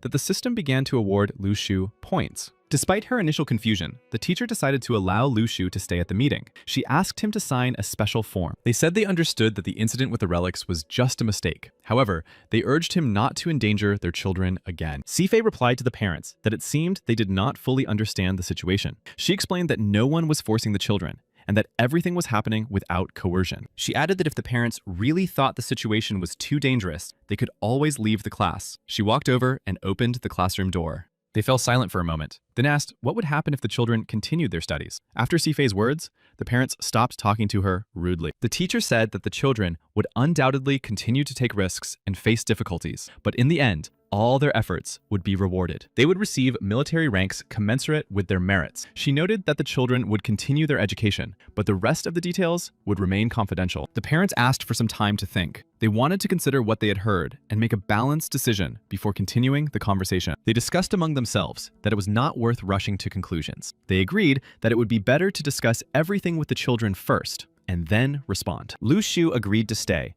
and politely asked where he should sign to confirm his agreement. He wanted to formalize his participation. The teacher said that Lu Shu could, of course, make his own decisions, but if he changed his mind within a week, he could contact her. Lu Shu asked only about his sister, whether she would also have to take the entrance exam when she went to school. He was interested in the future of his loved one. She explained that a family registry alone was not enough to enroll in school. In addition, she would also have to pass a qualifying test. When Lu Shu got home, he thought about how difficult it would be for his sister to get into school without a qualification card and without revealing her abilities. When Lu Shu entered the house, Xiao Yu shouted at the squirrel, reminding him that intelligent beings should not walk around naked, and he had been running around and playing with rats all day. Lu Shu reproached her for allowing herself to walk around dressed, asking where her dignity was. The squirrel looked depressed and broken. 2 days ago, she was caught eating fruit planted by this man. The squirrel was ready to accept the consequences, but refused to work. Lu Shu ordered the squirrel to come every day for a month and pull weeds in the garden, strictly reminding her that this had to be done without fail.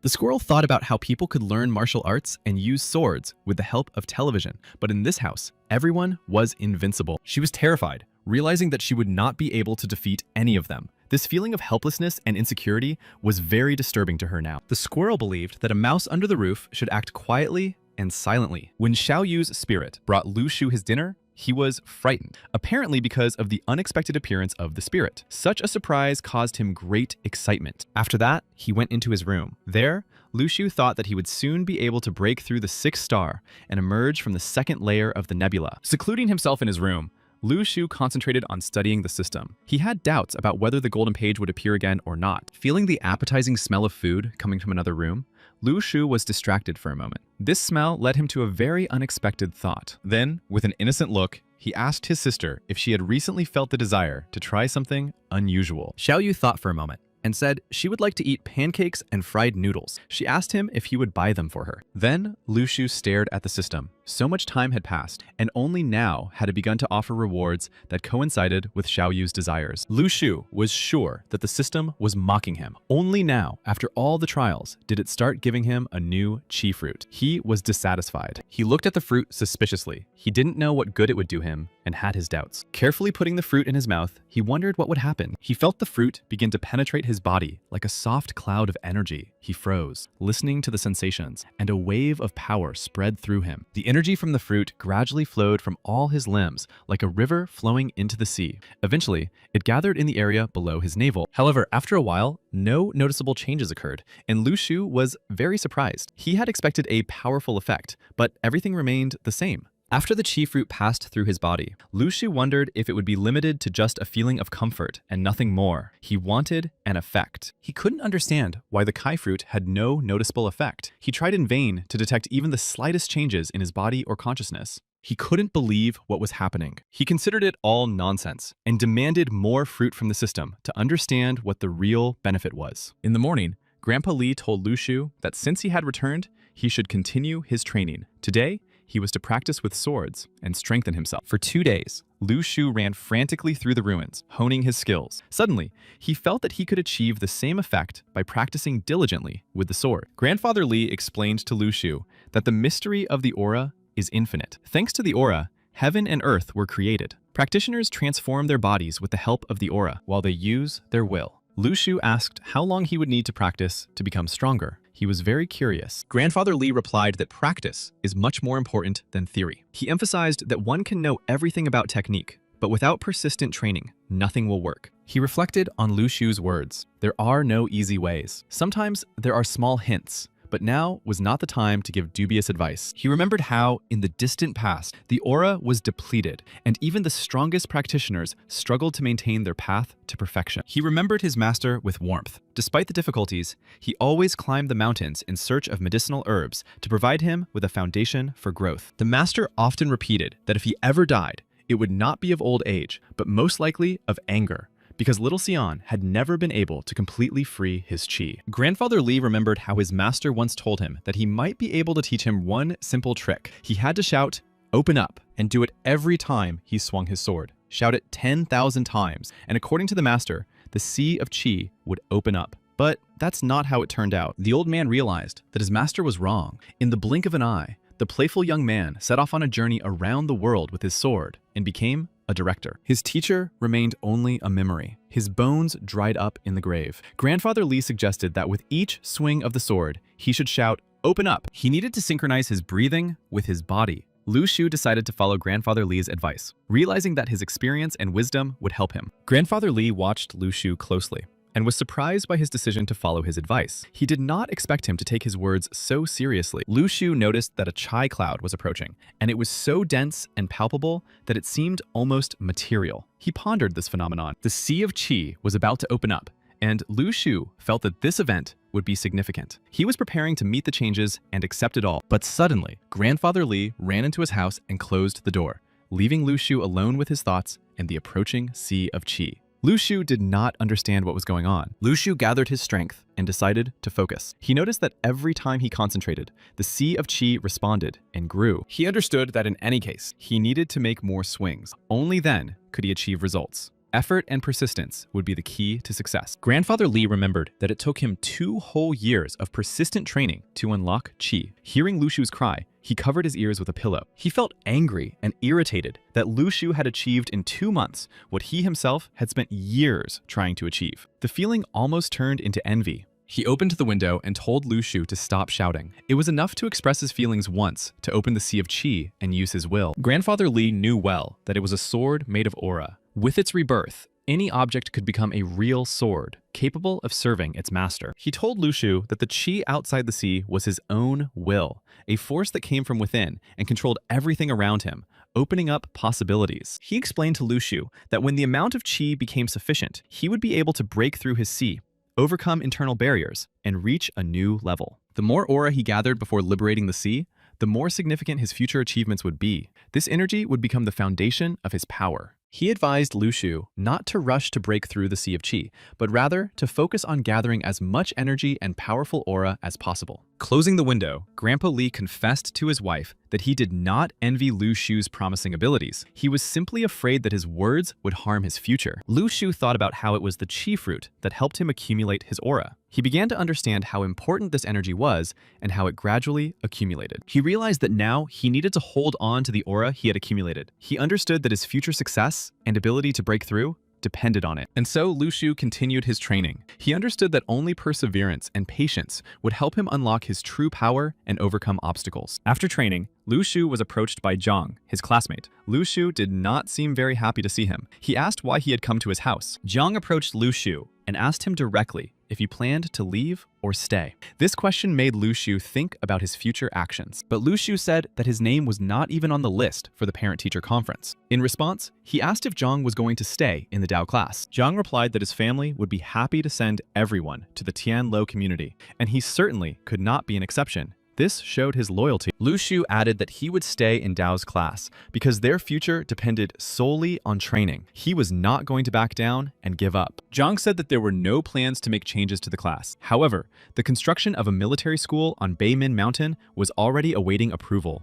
Students would be selected for admission, and not everyone would be able to pass this trial stage. This meant that the competition would be very high. Lu Shu understood that before the military school was built, he had to enroll Xiaoyu in Dao's class. Zhang wanted to continue the conversation, but Lu Shu interrupted him, saying that he had an important question. This showed that Lu Shu wanted to figure something out. Zhang asked in surprise what exactly Lu Shu wanted to ask. His reaction showed that he did not expect such a turn in the conversation, but was ready to listen. He asked Zhang if anyone in his family could help with his sister's residency issue, which was still under review. He could pay for it. Zhang replied that he would call and find out if anyone in his family could help with this issue. He promised to let Lu Shu know as soon as he received an answer. He offered to help Lu Shu for free and said he just needed to take the accounting book to the Jiao police station. Lu Shu then made an unusual request to Zhang, asking him to help him and give him 3 drops of his blood. This unexpected request surprised Zhang. This request was important and serious because it concerned his sister. The next day,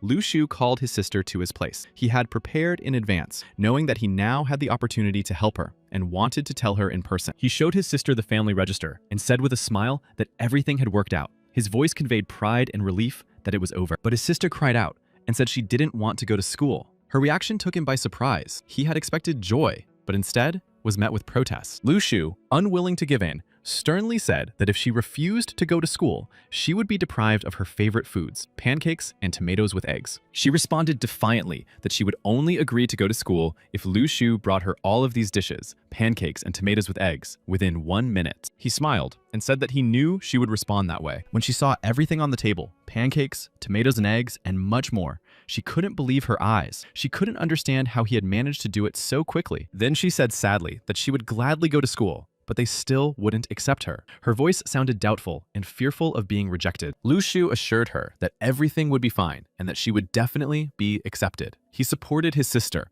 promising to help her overcome all difficulties and to be there for her. He explained that the school principal was his friend and even called him his brother. This gave her confidence because with such support, his sister could rest assured. She still refused to eat, so Lu Shu tried to convince her to try the lamb with sesame sauce, noting that the dish was simply divine. Li Yishao, who was with Lu Shu, said that he had heard many good reviews about this place, but had not had time to visit it before. He noted that this combo definitely lacked meat, and that it was only enough for 1 bite. The dishes may have been delicious, but the portions were small. Zhao Yu responded to Li Yishao with obvious contempt, asking him sarcastically why he didn't just take off his pants and jump into the bowl. After that, Li Yishao remembered that Lu Shu wanted to talk to him and asked what exactly it was about. He showed interest and willingness to listen to him. Lu Shu told Li Yishao that his sister, Xiao Yu, wanted to go to their school. Li Yishao replied that it was a good decision, but that she would have to study hard at school. He said that everyone only remembers the highest mountain in the world, and no one cares about the 3rd or 7th highest. She said that they were Kanchenjunga and Daolagiri. Then Li Yishao assured Lu Shu that he shouldn't worry about it, and that he would take care of Xiao Yu's education, and asked him to bring her to school tomorrow. Seeing that Xiao Yu was still angry, Li Yishao asked why she was still angry, even though he had helped her. He admitted that it was very difficult to understand girls. But Lu Shu smiled and changed the subject and handed over his sister's DNA. He suggested taking it for a qualification test. He said that it hurt him to remember money because of such trifles, and asked Lu Shu to tell him the old legends about the meaning of his name. Lu Shu, not quite understanding what was going on, began to say that his name meant not taking things seriously and driving away all hatred with laughter. He agreed that it was indeed good to get rid of resentment with a smile, and that it was a useful habit. Such an attitude helps to cope with difficulties. As he left, he reassured Lu Shu, telling him not to worry and that everything would be fine. His words instilled confidence and hope, showing support. Lu Shu watched him leave, thinking about what he owed him, and promising to return part of the relic in the future. He knew that Li Yishao deserved his share.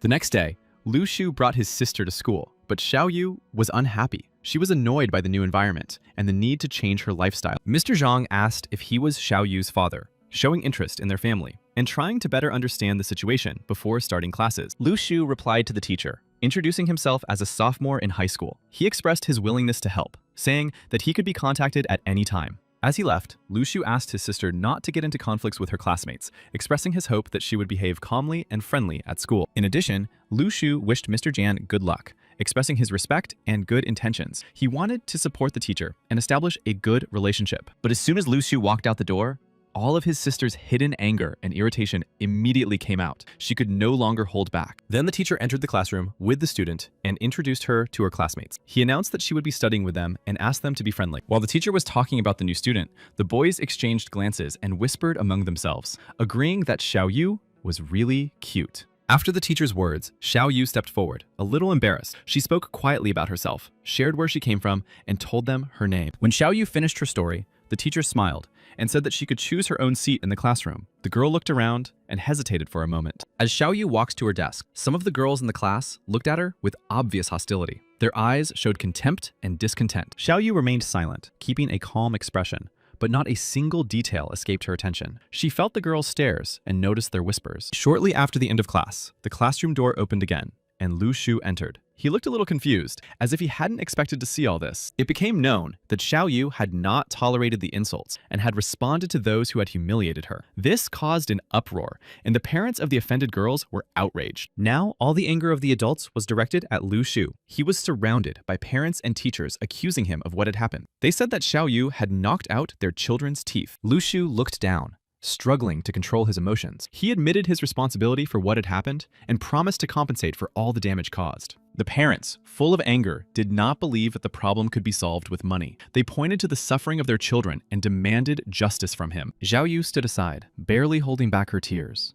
It was hard for her to see her brother being reproached and accused because of her. She felt guilty. He tried his best to smooth over the conflict. He tried to explain the situation, calm his parents down, find a peaceful solution, and protect Xiaoyu. She remembered that her brother had nothing to apologize for, because it was those who were now accusing him who had humiliated her in the first place. They had surrounded and insulted her. Realizing that Lu Shu had asked no one to scold Xiaoyu, she initially tried to control her emotions and not get involved in the conflict. She tried to follow his request. Later, some of those who had bullied Xiaoyu began to pester her squirrel and tried to touch it. They behaved rudely towards it. The squirrel would not tolerate the harassment, and she sharply pushed away the hand of the girl who was trying to touch her. The girl clearly did not like this resistance. Xiaoyu had to remain silent, even though it annoyed her. She restrained her emotions, trying not to aggravate the conflict and to follow Lu Shu's request. Then they started saying that animals were not allowed in school and threatened to tell the teacher. Xiaoyu understood that this attitude was unfair. Some of the girls started talking rudely about Xiaoyu again, calling her an illiterate savage. Their words were full of contempt and hostility. Xiaoyu looked at her squirrel, who was ready to come to her aid. The squirrel seemed to ask her how many chips she would get for this help. She promised to give her a whole bag of chips for her help. This little joke showed their close bond and support for each other in a difficult situation. Xiaoyu hoped that her squirrel would help her show her classmates who was boss and make it clear that they couldn't treat her badly. She went into battle. Xiaoyu's squirrel bravely intervened and gave her classmates a real beating, showing them that she was not to be trifled with. Her classmates scattered around the classroom. The squirrel spared no one, fearlessly defending Xiaoyu. Lu Shu, realizing the complexity of the situation, told Xiaoyu that he knew everything that had happened, but believed that fighting was not the right way to go. He wanted an apology from her. She had to apologize even though she didn't feel guilty. It was hard for her to accept, but she understood that this was the only way to try to resolve the conflict. Despite her apology, the girls only mocked Xiaoyu, refusing to accept her and continuing to express their contempt. Their taunts did not stop. Her parents were outraged and said that if all problems could be solved with apologies, then why would we need the police? They threatened to expel her. They insisted that Xiaoyu should apologize 100 more times in front of everyone, emphasizing their dissatisfaction and demanding a public admission of guilt. Xiaoyu was ready to listen to all the insults and ridicule for her brother's sake, trying to protect him and take all the blame despite the injustice. She was ready to endure insults for her brother's sake, but she did not want to beg anyone. And for her, this was the last battle with this unjust world. Soon, Lu Shu turned to his parents and said that, in his opinion, they were the real savages, not Xiaoyu. Xiaoyu herself was surprised by his words. He believed that even though Xiaoyu had made a mistake, she did not deserve to be expelled from school,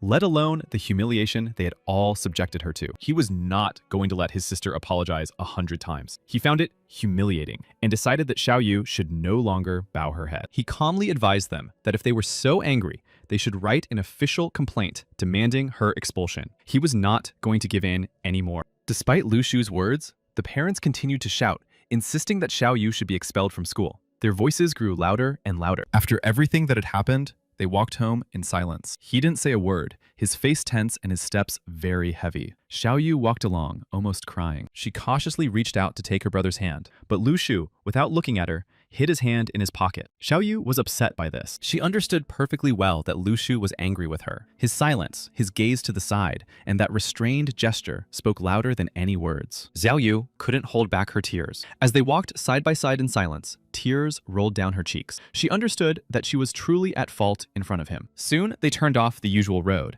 and Xiaoyu noticed that they were going in an unfamiliar direction. Finally, they stopped at a secluded spot. Xiaoyu admitted to Lu Shu that she knew she had done wrong and asked him not to send her back to the orphanage. She was ready to accept the consequences. Lu Shu took her to the roof of the building and suggested they sit down to discuss everything calmly. He wanted to find a solution and help Xiaoyu understand the situation. When they sat down on the roof, Lu Shu looked closely at Xiaoyu and asked if she knew what her mistake was. He wanted to help her understand. He said that an era of people with unusual abilities had arrived. He explained that the day would come when ordinary people would not be able to defeat her and Xiaoyu. Power does not lie in abilities, and that is no reason to use them against others. Relying solely on abilities will lead to bad consequences. He reminded her that after leaving the orphanage, they had new opportunities, but despite all the difficulties, they continued to refuse to steal. He explained that being human means not crossing the line, and that this is the only way to live a life without remorse. He emphasized the importance of honesty. Xiaoyu admitted that she was wrong, and that she should not have been cruel. Lu Shu replied that force can be used when necessary,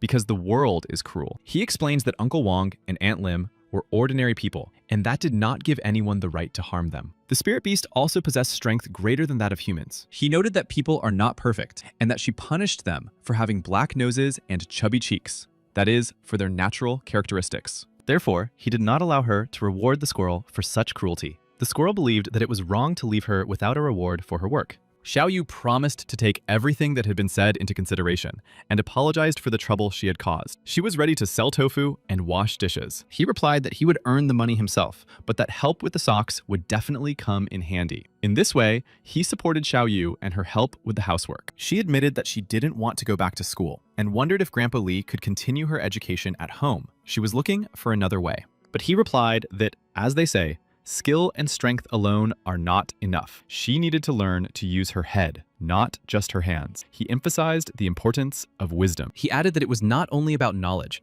but also about being able to understand and study the world around her. This would help her navigate life better. By learning about the world and people, Xiao Yu would be able to understand human hearts. To achieve this, she needed to step out of her comfort zone and learn the rules of life. Only by stepping out of her comfort zone and learning about life will she truly become strong and be able to put her abilities into practice. And she will gain experience. Xiao Yu remembered how amazing he looked when he stood up for her. These words reflected her pride and the strength he showed at that moment. She asked Lu Shu if he would continue to stand up for her, hoping for his support and protection in the future. He confidently assured her that he would always protect and support her, no matter what. This support gave her the strength to move forward and not give up. Xiao Yu expressed concern, asking what would happen if the whole world turned against them. She was afraid of loneliness and injustice, but sought reassurance. He replied that they would completely destroy the whole world if it turned against them. This statement reflected his determination and willingness to fight to the end. Soon, Lu Shu was training with Grandpa Li, who asked him what it was like to suppress yang energy. He admitted that it was very difficult and uncomfortable. Lu Shu added that it was very difficult at first, but now things were going quite well. He had progressed and gradually learned to control it better. He explained that every time he suppressed his yang energy,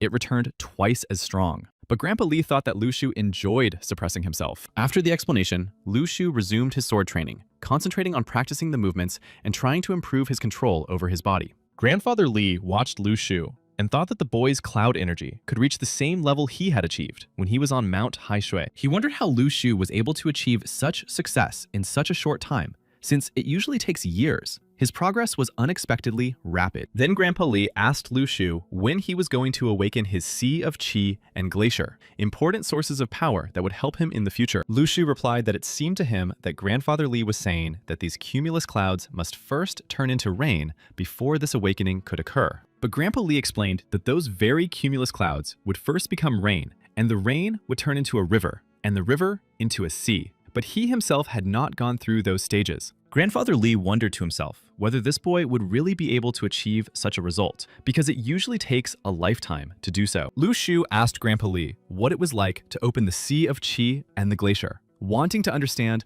what lay ahead of him and what sensations awaited him on this path. He explained that the air sea is like a boundless ocean, and the glacier is like a huge mountain covered with snow. And the meaning of the awakened sword is comparable to a mountain. Lu Shu himself was surprised by what he heard, realizing the scale of the work ahead and the greatness of the power he was striving for. This aroused a mixture of admiration in him. The heavenly community had established a DNA repository, and the blood of the Zhang family was stored there. Lu Shu had to replace the test tube with B-grade blood with the DNA of the Zhang family. His grandfather told Lu Shu that he did not want to reveal his abilities and those of his sister. He said that the DNA test tube was in Li Yishao's office. Lu Shu thought to himself that the founders had managed to penetrate so deeply into the community because Grandfather Li even knew where the test tube was kept. In the evening, Lu Shu followed Grandfather Li's advice and went to school, ready to carry out an important task and continue hiding his powers. He quickly made his way across the rooftops, deftly avoiding attention to reach his destination and remain unnoticed. Xiao Yu was with him. He told his sister that there were no energy fluctuations nearby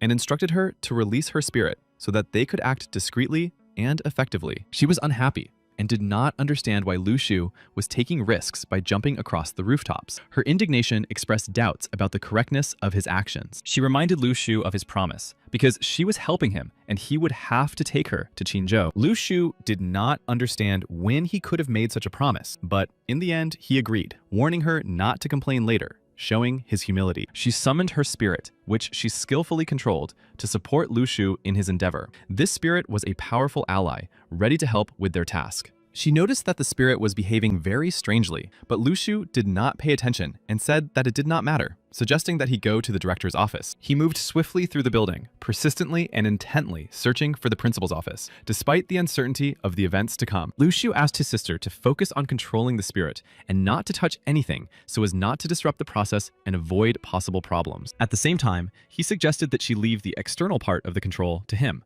so that he could handle this task himself. Soon, the spirit found itself in the principal's office and was about to replace the blood vial, carefully carrying out the task at hand. At this time, Lu Shu watched what was happening from outside, closely monitoring the situation and preparing to intervene if necessary. Lu Shu informed his sister that the guard was coming from the lower floor and he could not leave through the front door, so they had to act cautiously and thoughtfully. His sister replied briefly that she understood everything and continued to focus on her part of the task, relying entirely on coordination with her brother. At that moment, the guard noticed the spirit sneaking in, which put the entire operation at risk. The situation required an immediate response. Xiao Yu informed him that someone was in the room and sensed the presence of an intruder. Lu Shu realized that the situation was getting out of control. Lu Shu did not understand what had happened because he himself had not seen anything. He was alarmed by the absence of any visible signs of anyone else being there. The guard suspiciously addressed the spirit, asking who he was and what he was doing there. He was wary and clearly sensed that something was wrong. Xiao Yu told her brother that her spirit had been caught, and she sensed that the guard had a weapon. She was alarmed, and the situation was becoming dangerous. The guard watched what was happening with confusion and did not understand who was in front of him and why the strange creature was laughing. His anxiety grew. Xiao Yu panicked and screamed, accusing Lu Shu and saying that he shouldn't have given the spirit all that junk because now everything had gone wrong. The spirit began to laugh hysterically. He urgently asked Xiao Yu to make her spirit act quickly and simply knock out the guard, preventing the situation from spiraling further out of control. Hearing the shots, Lu Shu anxiously asked Xiao Yu if the spirit's condition would affect her if it was wounded or crippled. She replied that it would not. He was pleasantly surprised to find that the spirit was the perfect puppet. The shots alerted the others, and help was sure to arrive very soon. Lu Shu understood that Li Yishao would definitely find out that they had been there that night. This realization made him prepare for the possible consequences. He instructed his sister that despite everything that had happened, she had to replace the test tubes and leave immediately. Everything that followed was dangerous. Xiao Yu was confused. She didn't understand why they needed to replace the test tube again,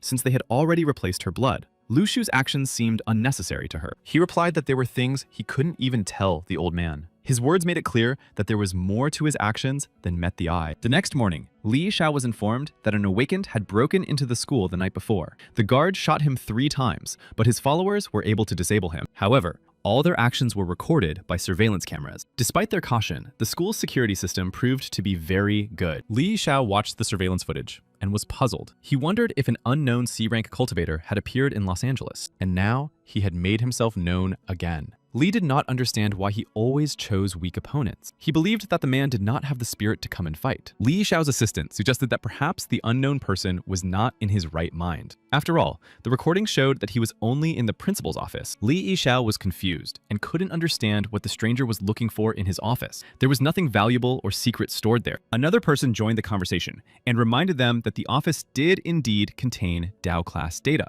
This information was strictly classified. Li Yishao then carefully examined the test tube, trying to determine if his fingerprints were on it. He ordered a check to see if his fingerprints were there. He was sure that if his fingerprints were not on the test tube, it meant that it had been replaced. Another person objected that it was a student's blood sample, and no one would risk coming here to change it because it was too dangerous and pointless. Then they came and reported that there were only Lu Shu's fingerprints on the test tube. Li Yishao ordered the alert level to be raised and not lowered. Li Yishao was confident in his competence and paid no attention to the opinions of those around him. For him, maintaining security was more important. He felt that there was no need to investigate the situation, but he was confused and did not like Lu Shu's behavior, which he found inappropriate. Li Yishao saw the spirit's face in the newspaper and felt angry, thinking that he was mocking him. His irritation grew with every passing minute. He decided to catch the fugitive and punish him for daring to laugh at him. He was unshakable and had no intention of leaving the challenge unanswered. Meanwhile, Lu Shu arrived at Li's grandfather's house. Li's grandfather's wife opened the door, greeting the guests warmly and creating a welcoming atmosphere. He greeted his wife and asked if his grandfather was home,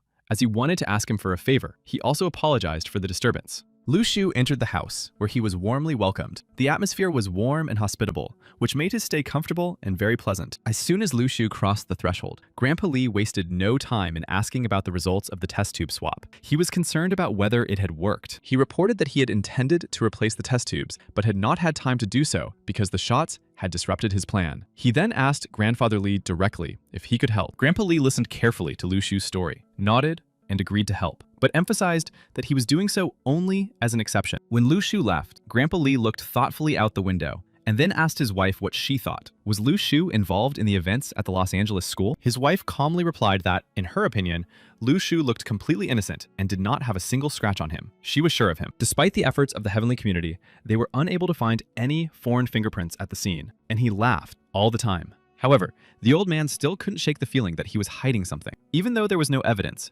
Grandpa Li knew that he was not so simple. Li's wife looked at her husband doubtfully and quietly asked if he thought Lu Shu might have already revealed his abilities and cards. But Grandpa Li just smiled in response and calmly remarked that if Lu Shu didn't have a trump card up his sleeve, then he would be disappointed in him. Returning home, Lu Shu fell into deep thought. He clearly realized that their failure was caused by poor preparation and the lack of a thorough plan. Zhao Yu also understood the importance of caution and advised avoiding unfamiliar places. She emphasized that last time, they didn't know about inspecting the corridor. Therefore, next time they would need to thoroughly explore the location. Fortunately, she had not lost her spirit. Otherwise, he would have responded and suffered for it. He assured her that there was no need to worry because in the future, he would develop a clear and well thought out plan. Now, she could completely rely on him. Seeing her dissatisfied face, he admitted that without his own reconnaissance, the plan would remain only on paper and could not be implemented in practice. Lu Shu called the squirrel, and it quickly responded and ran up to them. Xiao Yu grabbed it and reproached it for only remembering home and playing with mice. He was shocked by how harsh and strict Xiao Yu was, and couldn't get used to her unexpected severity. Then Lu Shu suggested that they all play together, and the moment came when the squirrel could also show its abilities and become part of their friendly team. Lu Shu gave the squirrel some fruit, emphasizing its beneficial and nutritious properties. He wanted the squirrel to prove herself and feel even better. He hoped for the squirrel's help, as she could control rats. He wanted her to bring him a couple of these animals to use. An hour and a half later, the squirrel brought a small flock of rats to Lu Shu. He was impressed and couldn't believe that she was able to bring him so many rats. Lu Shu approved of the result and asked the squirrel to help gather information and asked if they could all work together to help him. The rats made sounds showing their willingness to help Lu Shu. Their obedience and attitude inspired confidence that they would be able to work effectively. Lu Shu couldn't understand why the squirrel was dancing and wondered if it was trying to tell him something. He was surprised because such behavior was unusual. The squirrel thought the rats were too stupid to be used in this matter, but Lu Shu knew that himself. Xiao Yu asked what they should do now. He understood that first of all, they needed to overcome the communication barrier with the mice, and then use them and try to make them smarter. Then Lu Shu wanted to give the squirrel some fruit to see how it would affect him, hoping that it would help establish contact and cooperation. Suddenly, the squirrel began to grow. The fruit gave it strength and energy, significantly increasing its abilities and physical form. Lu Shu and Xiao Yu were very surprised when they noticed that the squirrel had also begun to grow. Their transformation came as a complete surprise to them. She looked at herself intently, amazed by her unexpected transformation and the new strength that came with the growth after eating the fruit. Ever since the squirrel appeared, Lu Shu had treated her like a member of the family. Even though she couldn't speak yet, Xiao Yu also hugged him. The squirrel thought that even though she had become stronger, she still couldn't get out of there. Lu Shu thought that he should have become wiser after eating the fruit, but it was still angry. Lu Shu had doubts and wondered if his rat friends could really become smarter and understand the idea. Lu Shu decided to feed the rats the same fruit to see how it would affect their abilities and whether it would help them become smarter. He wanted to feed the rats delicious jam to test their reaction and establish a connection with them. But the squirrel strongly protested his decision. Xiao Yu believed that feeding the rats fruit was a waste, and that it would be better to eat it themselves so as not to waste resources. Lu Shu replied that there was still plenty of fruit left. He just wanted to try it on the rats, but emphasized the importance of controlling them all to prevent a rat disaster. Xiao Yu translated the squirrel's words, who assured him that there was no need to worry and that she already had experience managing squirrels. She made it clear that she could handle the rats. Then Lu Shu realized that her words made sense, because the squirrel was indeed the king of the ruins. Although he was the king among squirrels, it didn't matter. Lu Shu thought that these mice were just turning on their brains, and that it shouldn't turn into something terrible. He was worried that their development would get out of control. The fruit also affected the mice. They had the same reaction, began to grow, and also gained strength. Everything was going according to Lu Shu's plan so far. Soon, all the mice began pushing each other, trying to taste the fruit juice, showing greed and interest in the new source of wisdom and strength. Lu Shu watched the mice and thought that the fruit had worked, but they still did not understand how evolution worked. He needed to ask for a little time. He realized that the communication barrier between him and Little Fury still existed. He understood that he could not constantly rely on Xiaoyu's translation. Lu Shu asked Baby Fury to show his paw, and he obediently raised it, demonstrating his understanding. Despite all the progress, the barrier still remained. Lu Shu then decided to introduce Baby Fury to reading and literacy, realizing that they had a lot of important work ahead of them in teaching him. He gave him a task where identical red, blue, and green balls were lying in an opaque bag in a dark storeroom, and there were also cubes in the bag. The professor asked the student to take out 3 purple cubes. It was necessary to determine the minimum number of items the student should take. The squirrel was terrified and did not understand why she had to solve such problems, feeling confused and overwhelmed by unexpected demands. Since then, Little Fury has been bringing in more than 2,000 units of fixed income every day, giving negative emotions for every hour of study. A few days later, Lu Shu came to school and had to answer whether he was ready to continue studying in Dao's class. Teacher Sifei was waiting for everyone's answer. Lu Shu was one of the first to express his willingness to continue studying in the Dao class. His determination was evident, and he was eager to succeed. The teacher announced that Lu Shu, Jiang Shui, and Cao Qing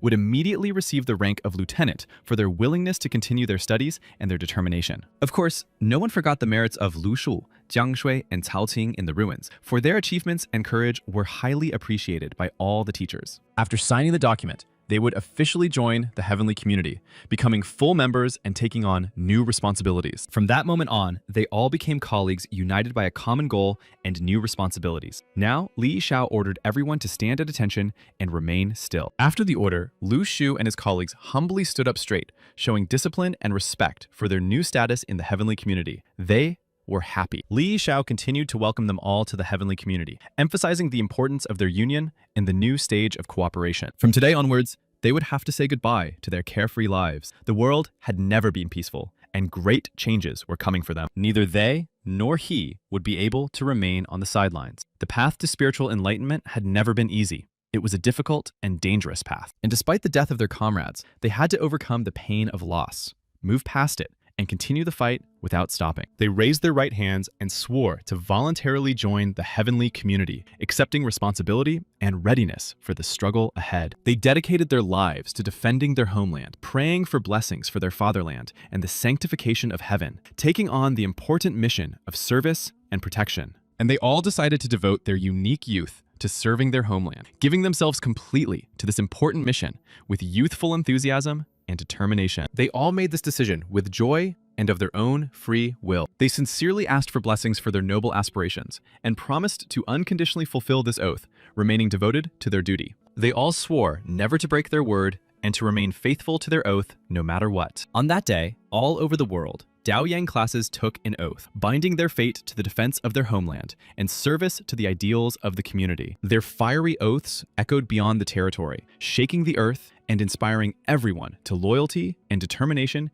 in serving their homeland. With each word spoken, the students sank deeper into the moment, like soldiers entering battle, ready to follow their calling with dedication. An oath of this kind, uniting everyone, was meant to inspire unity and strength, not cruelty or violence. It was more of a promise to protect. Some refused, and each may have had their own reasons: fear, doubt, disagreement with the system, or simply the feeling that this was not their path. Perhaps later, they or their parents would regret this decision, because the path that the others had taken could lead them to great power and respect. The class president was among the few who did not take the oath along with the others. His choice was surprising, as he was expected to be decisive. Lu Shu unexpectedly felt that if he did not fight side by side with his comrades, he might one day regret it. When Lu Shu returned home, Xiao Yu was the first to notice his approach. With joy on her face, she ran out to meet her brother, as if she had been waiting for him all this time. Shortly after Lu Shu's return, his friend Wang, with whom he had participated in street sales, came to visit them. He did not come empty-handed. He asked if Lu Shu had decided to stay in Daoyang's class. Wang wanted to understand his decision and support him.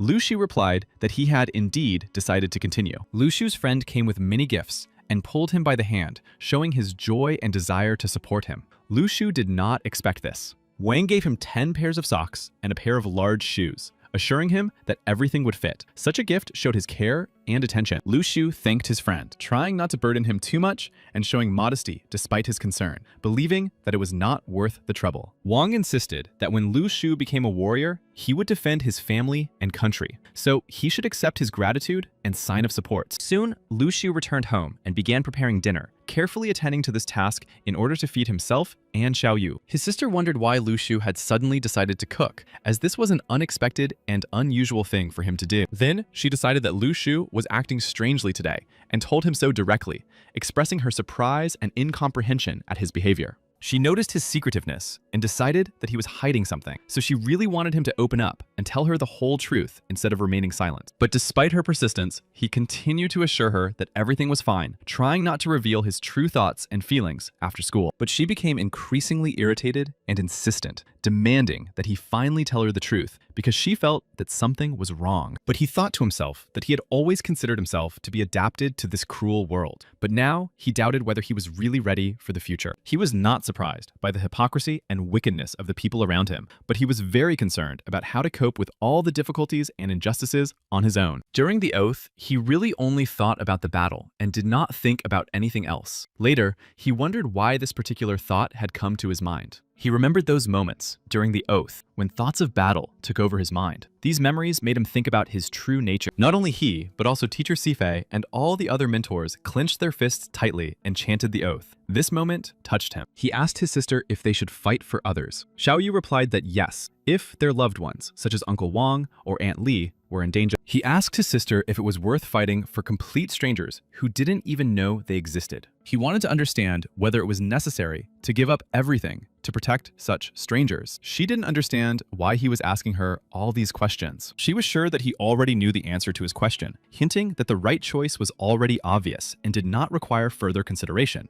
He laughed and noted that she was surprisingly smart for her age. He admitted that what struck him in the ruins was not people's thirst for destruction or their fear. It was not their self-sacrifice to become weapons, but the ordinary soldiers who defended the awakened students, the heavenly community, and everyone else. He honestly said that he thought the people of the heavenly community were slow-witted. He reflected on the fact that although someone was trying to preserve peace and was succeeding, he wondered what the real meaning of these efforts was. He was not sure about the meaning of what was happening, but decided to fight alongside them. He suggested that they stop being distracted by doubts and accept everything that was happening as necessary to protect their loved ones. He believed that the main thing was to focus. Then she promised to always support him and walk beside him, saying that if he wanted to be a hero, then she would become a hero with him. He said that they were too weak to become heroes now, and that the world did not need them. Therefore, they just needed to fulfill their duties. More than a month had passed since the discussion in Dao Yang's class. During that time, nothing had changed in the city, and everything remained as before. The roads were still congested in the morning and evening rush hours. The streets were crowded with people. The incident at the school was just a topic of discussion. Now he felt it was a clear sign of contempt for the military. He was angry at the woman and showed her his military ID, saying that she should give him a discount. But she behaved very indifferently. He encountered an insolent woman who demanded that he either buy 2 tickets or leave. Without hesitation, he replied that he would buy 2 tickets to Xinzhou. Xiao Yu asked Lu Shu where all his enthusiasm had gone and how much longer he would have to deal with this card. He wanted a discount and was angry. He was sure that she still had a child's ticket and he had an adult ticket. He thought that when she grew up, he would have to buy a full-price ticket. It seemed like a real waste to him and caused him anxiety. Suddenly, he felt clouds gathering overhead. It was getting harder and harder for him. He had to control himself, but he didn't know how to do it. Xiao Yu looked at him with concern and asked him what was wrong and if he needed help. Her voice sounded genuinely concerned. Suddenly, he realized that it had really happened. What he had been trying to avoid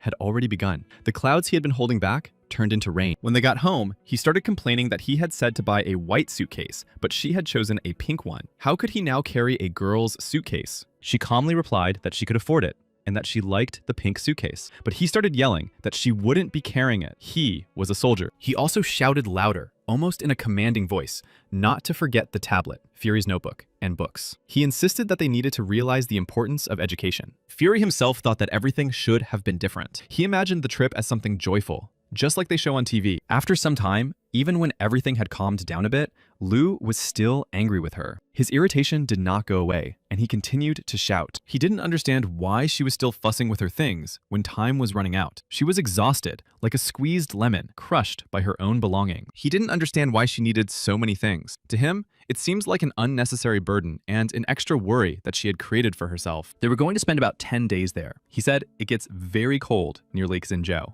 They planned to watch the sunset there. He explained to her that they would have to dress warmer in the mornings because of the cold weather. They would also need a change of clothes for the daytime. To avoid worrying about food, he suggested taking instant noodles and chips. The train journey would take about 22 hours. She screamed, not understanding why they had to spend so much time on the train. She was annoyed that he hadn't bought plane tickets because she had never flown before. He tried to calm her down, explaining that traveling by train was also a new experience, since she had never traveled that way before. He thought it would be a lot of fun. After Lu Xu left for training, Grandpa Li noticed and said that he thought he was going on a trip. His words sounded surprised. After lunch, Lu Xu invited Grandpa Li to visit with Aunt Li. Grandpa nodded and advised him to try to travel more and read books. After all, these activities help to better understand the world around us and broaden our horizons of knowledge. The old man initially wanted to advise him to have fun and not to forget to practice with his sword. He was sure that even without reminders, the young man would manage this himself, as he was very disciplined. Lu Xu said that rain had formed from the clouds, describing his inner state. Hearing this, Grandfather Li suddenly choked on his tea. The old man reflected on the teachings of swordsmanship and realized that no one had ever confirmed the idea that a cloud of energy could turn into a sea. However, there were geniuses who managed to accumulate and condense such clouds. He also discovered a message from the first master who developed the rain technique. The records were passed down from generation to generation. His predecessors knew about the content, but still couldn't resist adding their own comments. Carefully studying each message in the instruction, it was noticeable that very few people were actually able to achieve such a rain effect. He himself was also unable to achieve it. Ordinary people in this field usually used breathing exercises. The practices helped to achieve balance. Turning clouds into rain remains a rarity and requires special skill and perseverance. The second stage consisted of conquering the snowy mountains. The third stage was the formation of the sword. Due to the cold coming from outside, imperial swords were formed. These were powerful symbols of strength and power. After the discovery of the sea, those who were able to transform clouds into rain were given the opportunity to lay the foundation for creating a sword. The process was quick. It significantly reduced the years of asceticism. Lu Xu had been fencing for 2 months without interruption. Every day, he trained diligently. He achieved what the old man himself could not, despite all his skill and under his own guidance. The old man understood this, thanks to his perseverance. He moved slowly but surely.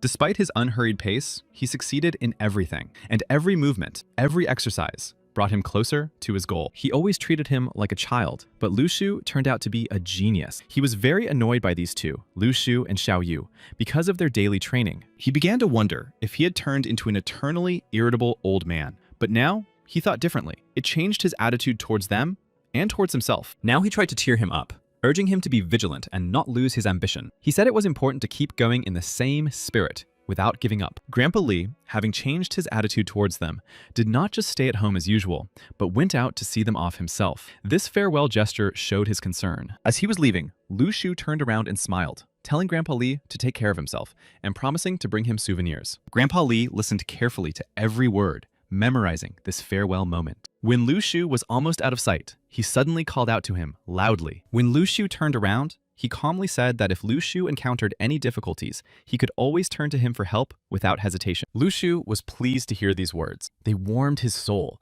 reminding him that he was not alone. Knowing that he had support gave him confidence. Then Lu Xu and his sister approached the train car doors. There was a flurry of activity around them, with some people saying goodbye and others rushing to catch their trains. For them, this moment was special. Just as they were about to enter the car, the ticket inspector stopped them. She informed them that according to the rules, pets were not allowed. Lu Xu began to assure the conductor that it was not an animal, but an ordinary stuffed animal. At first, she even thought about it, but when the squirrel noticed the chips and started to move, thus, it gave itself away. After what happened, Lu Xu scolded the squirrel. Now, it would have to find another way to join them.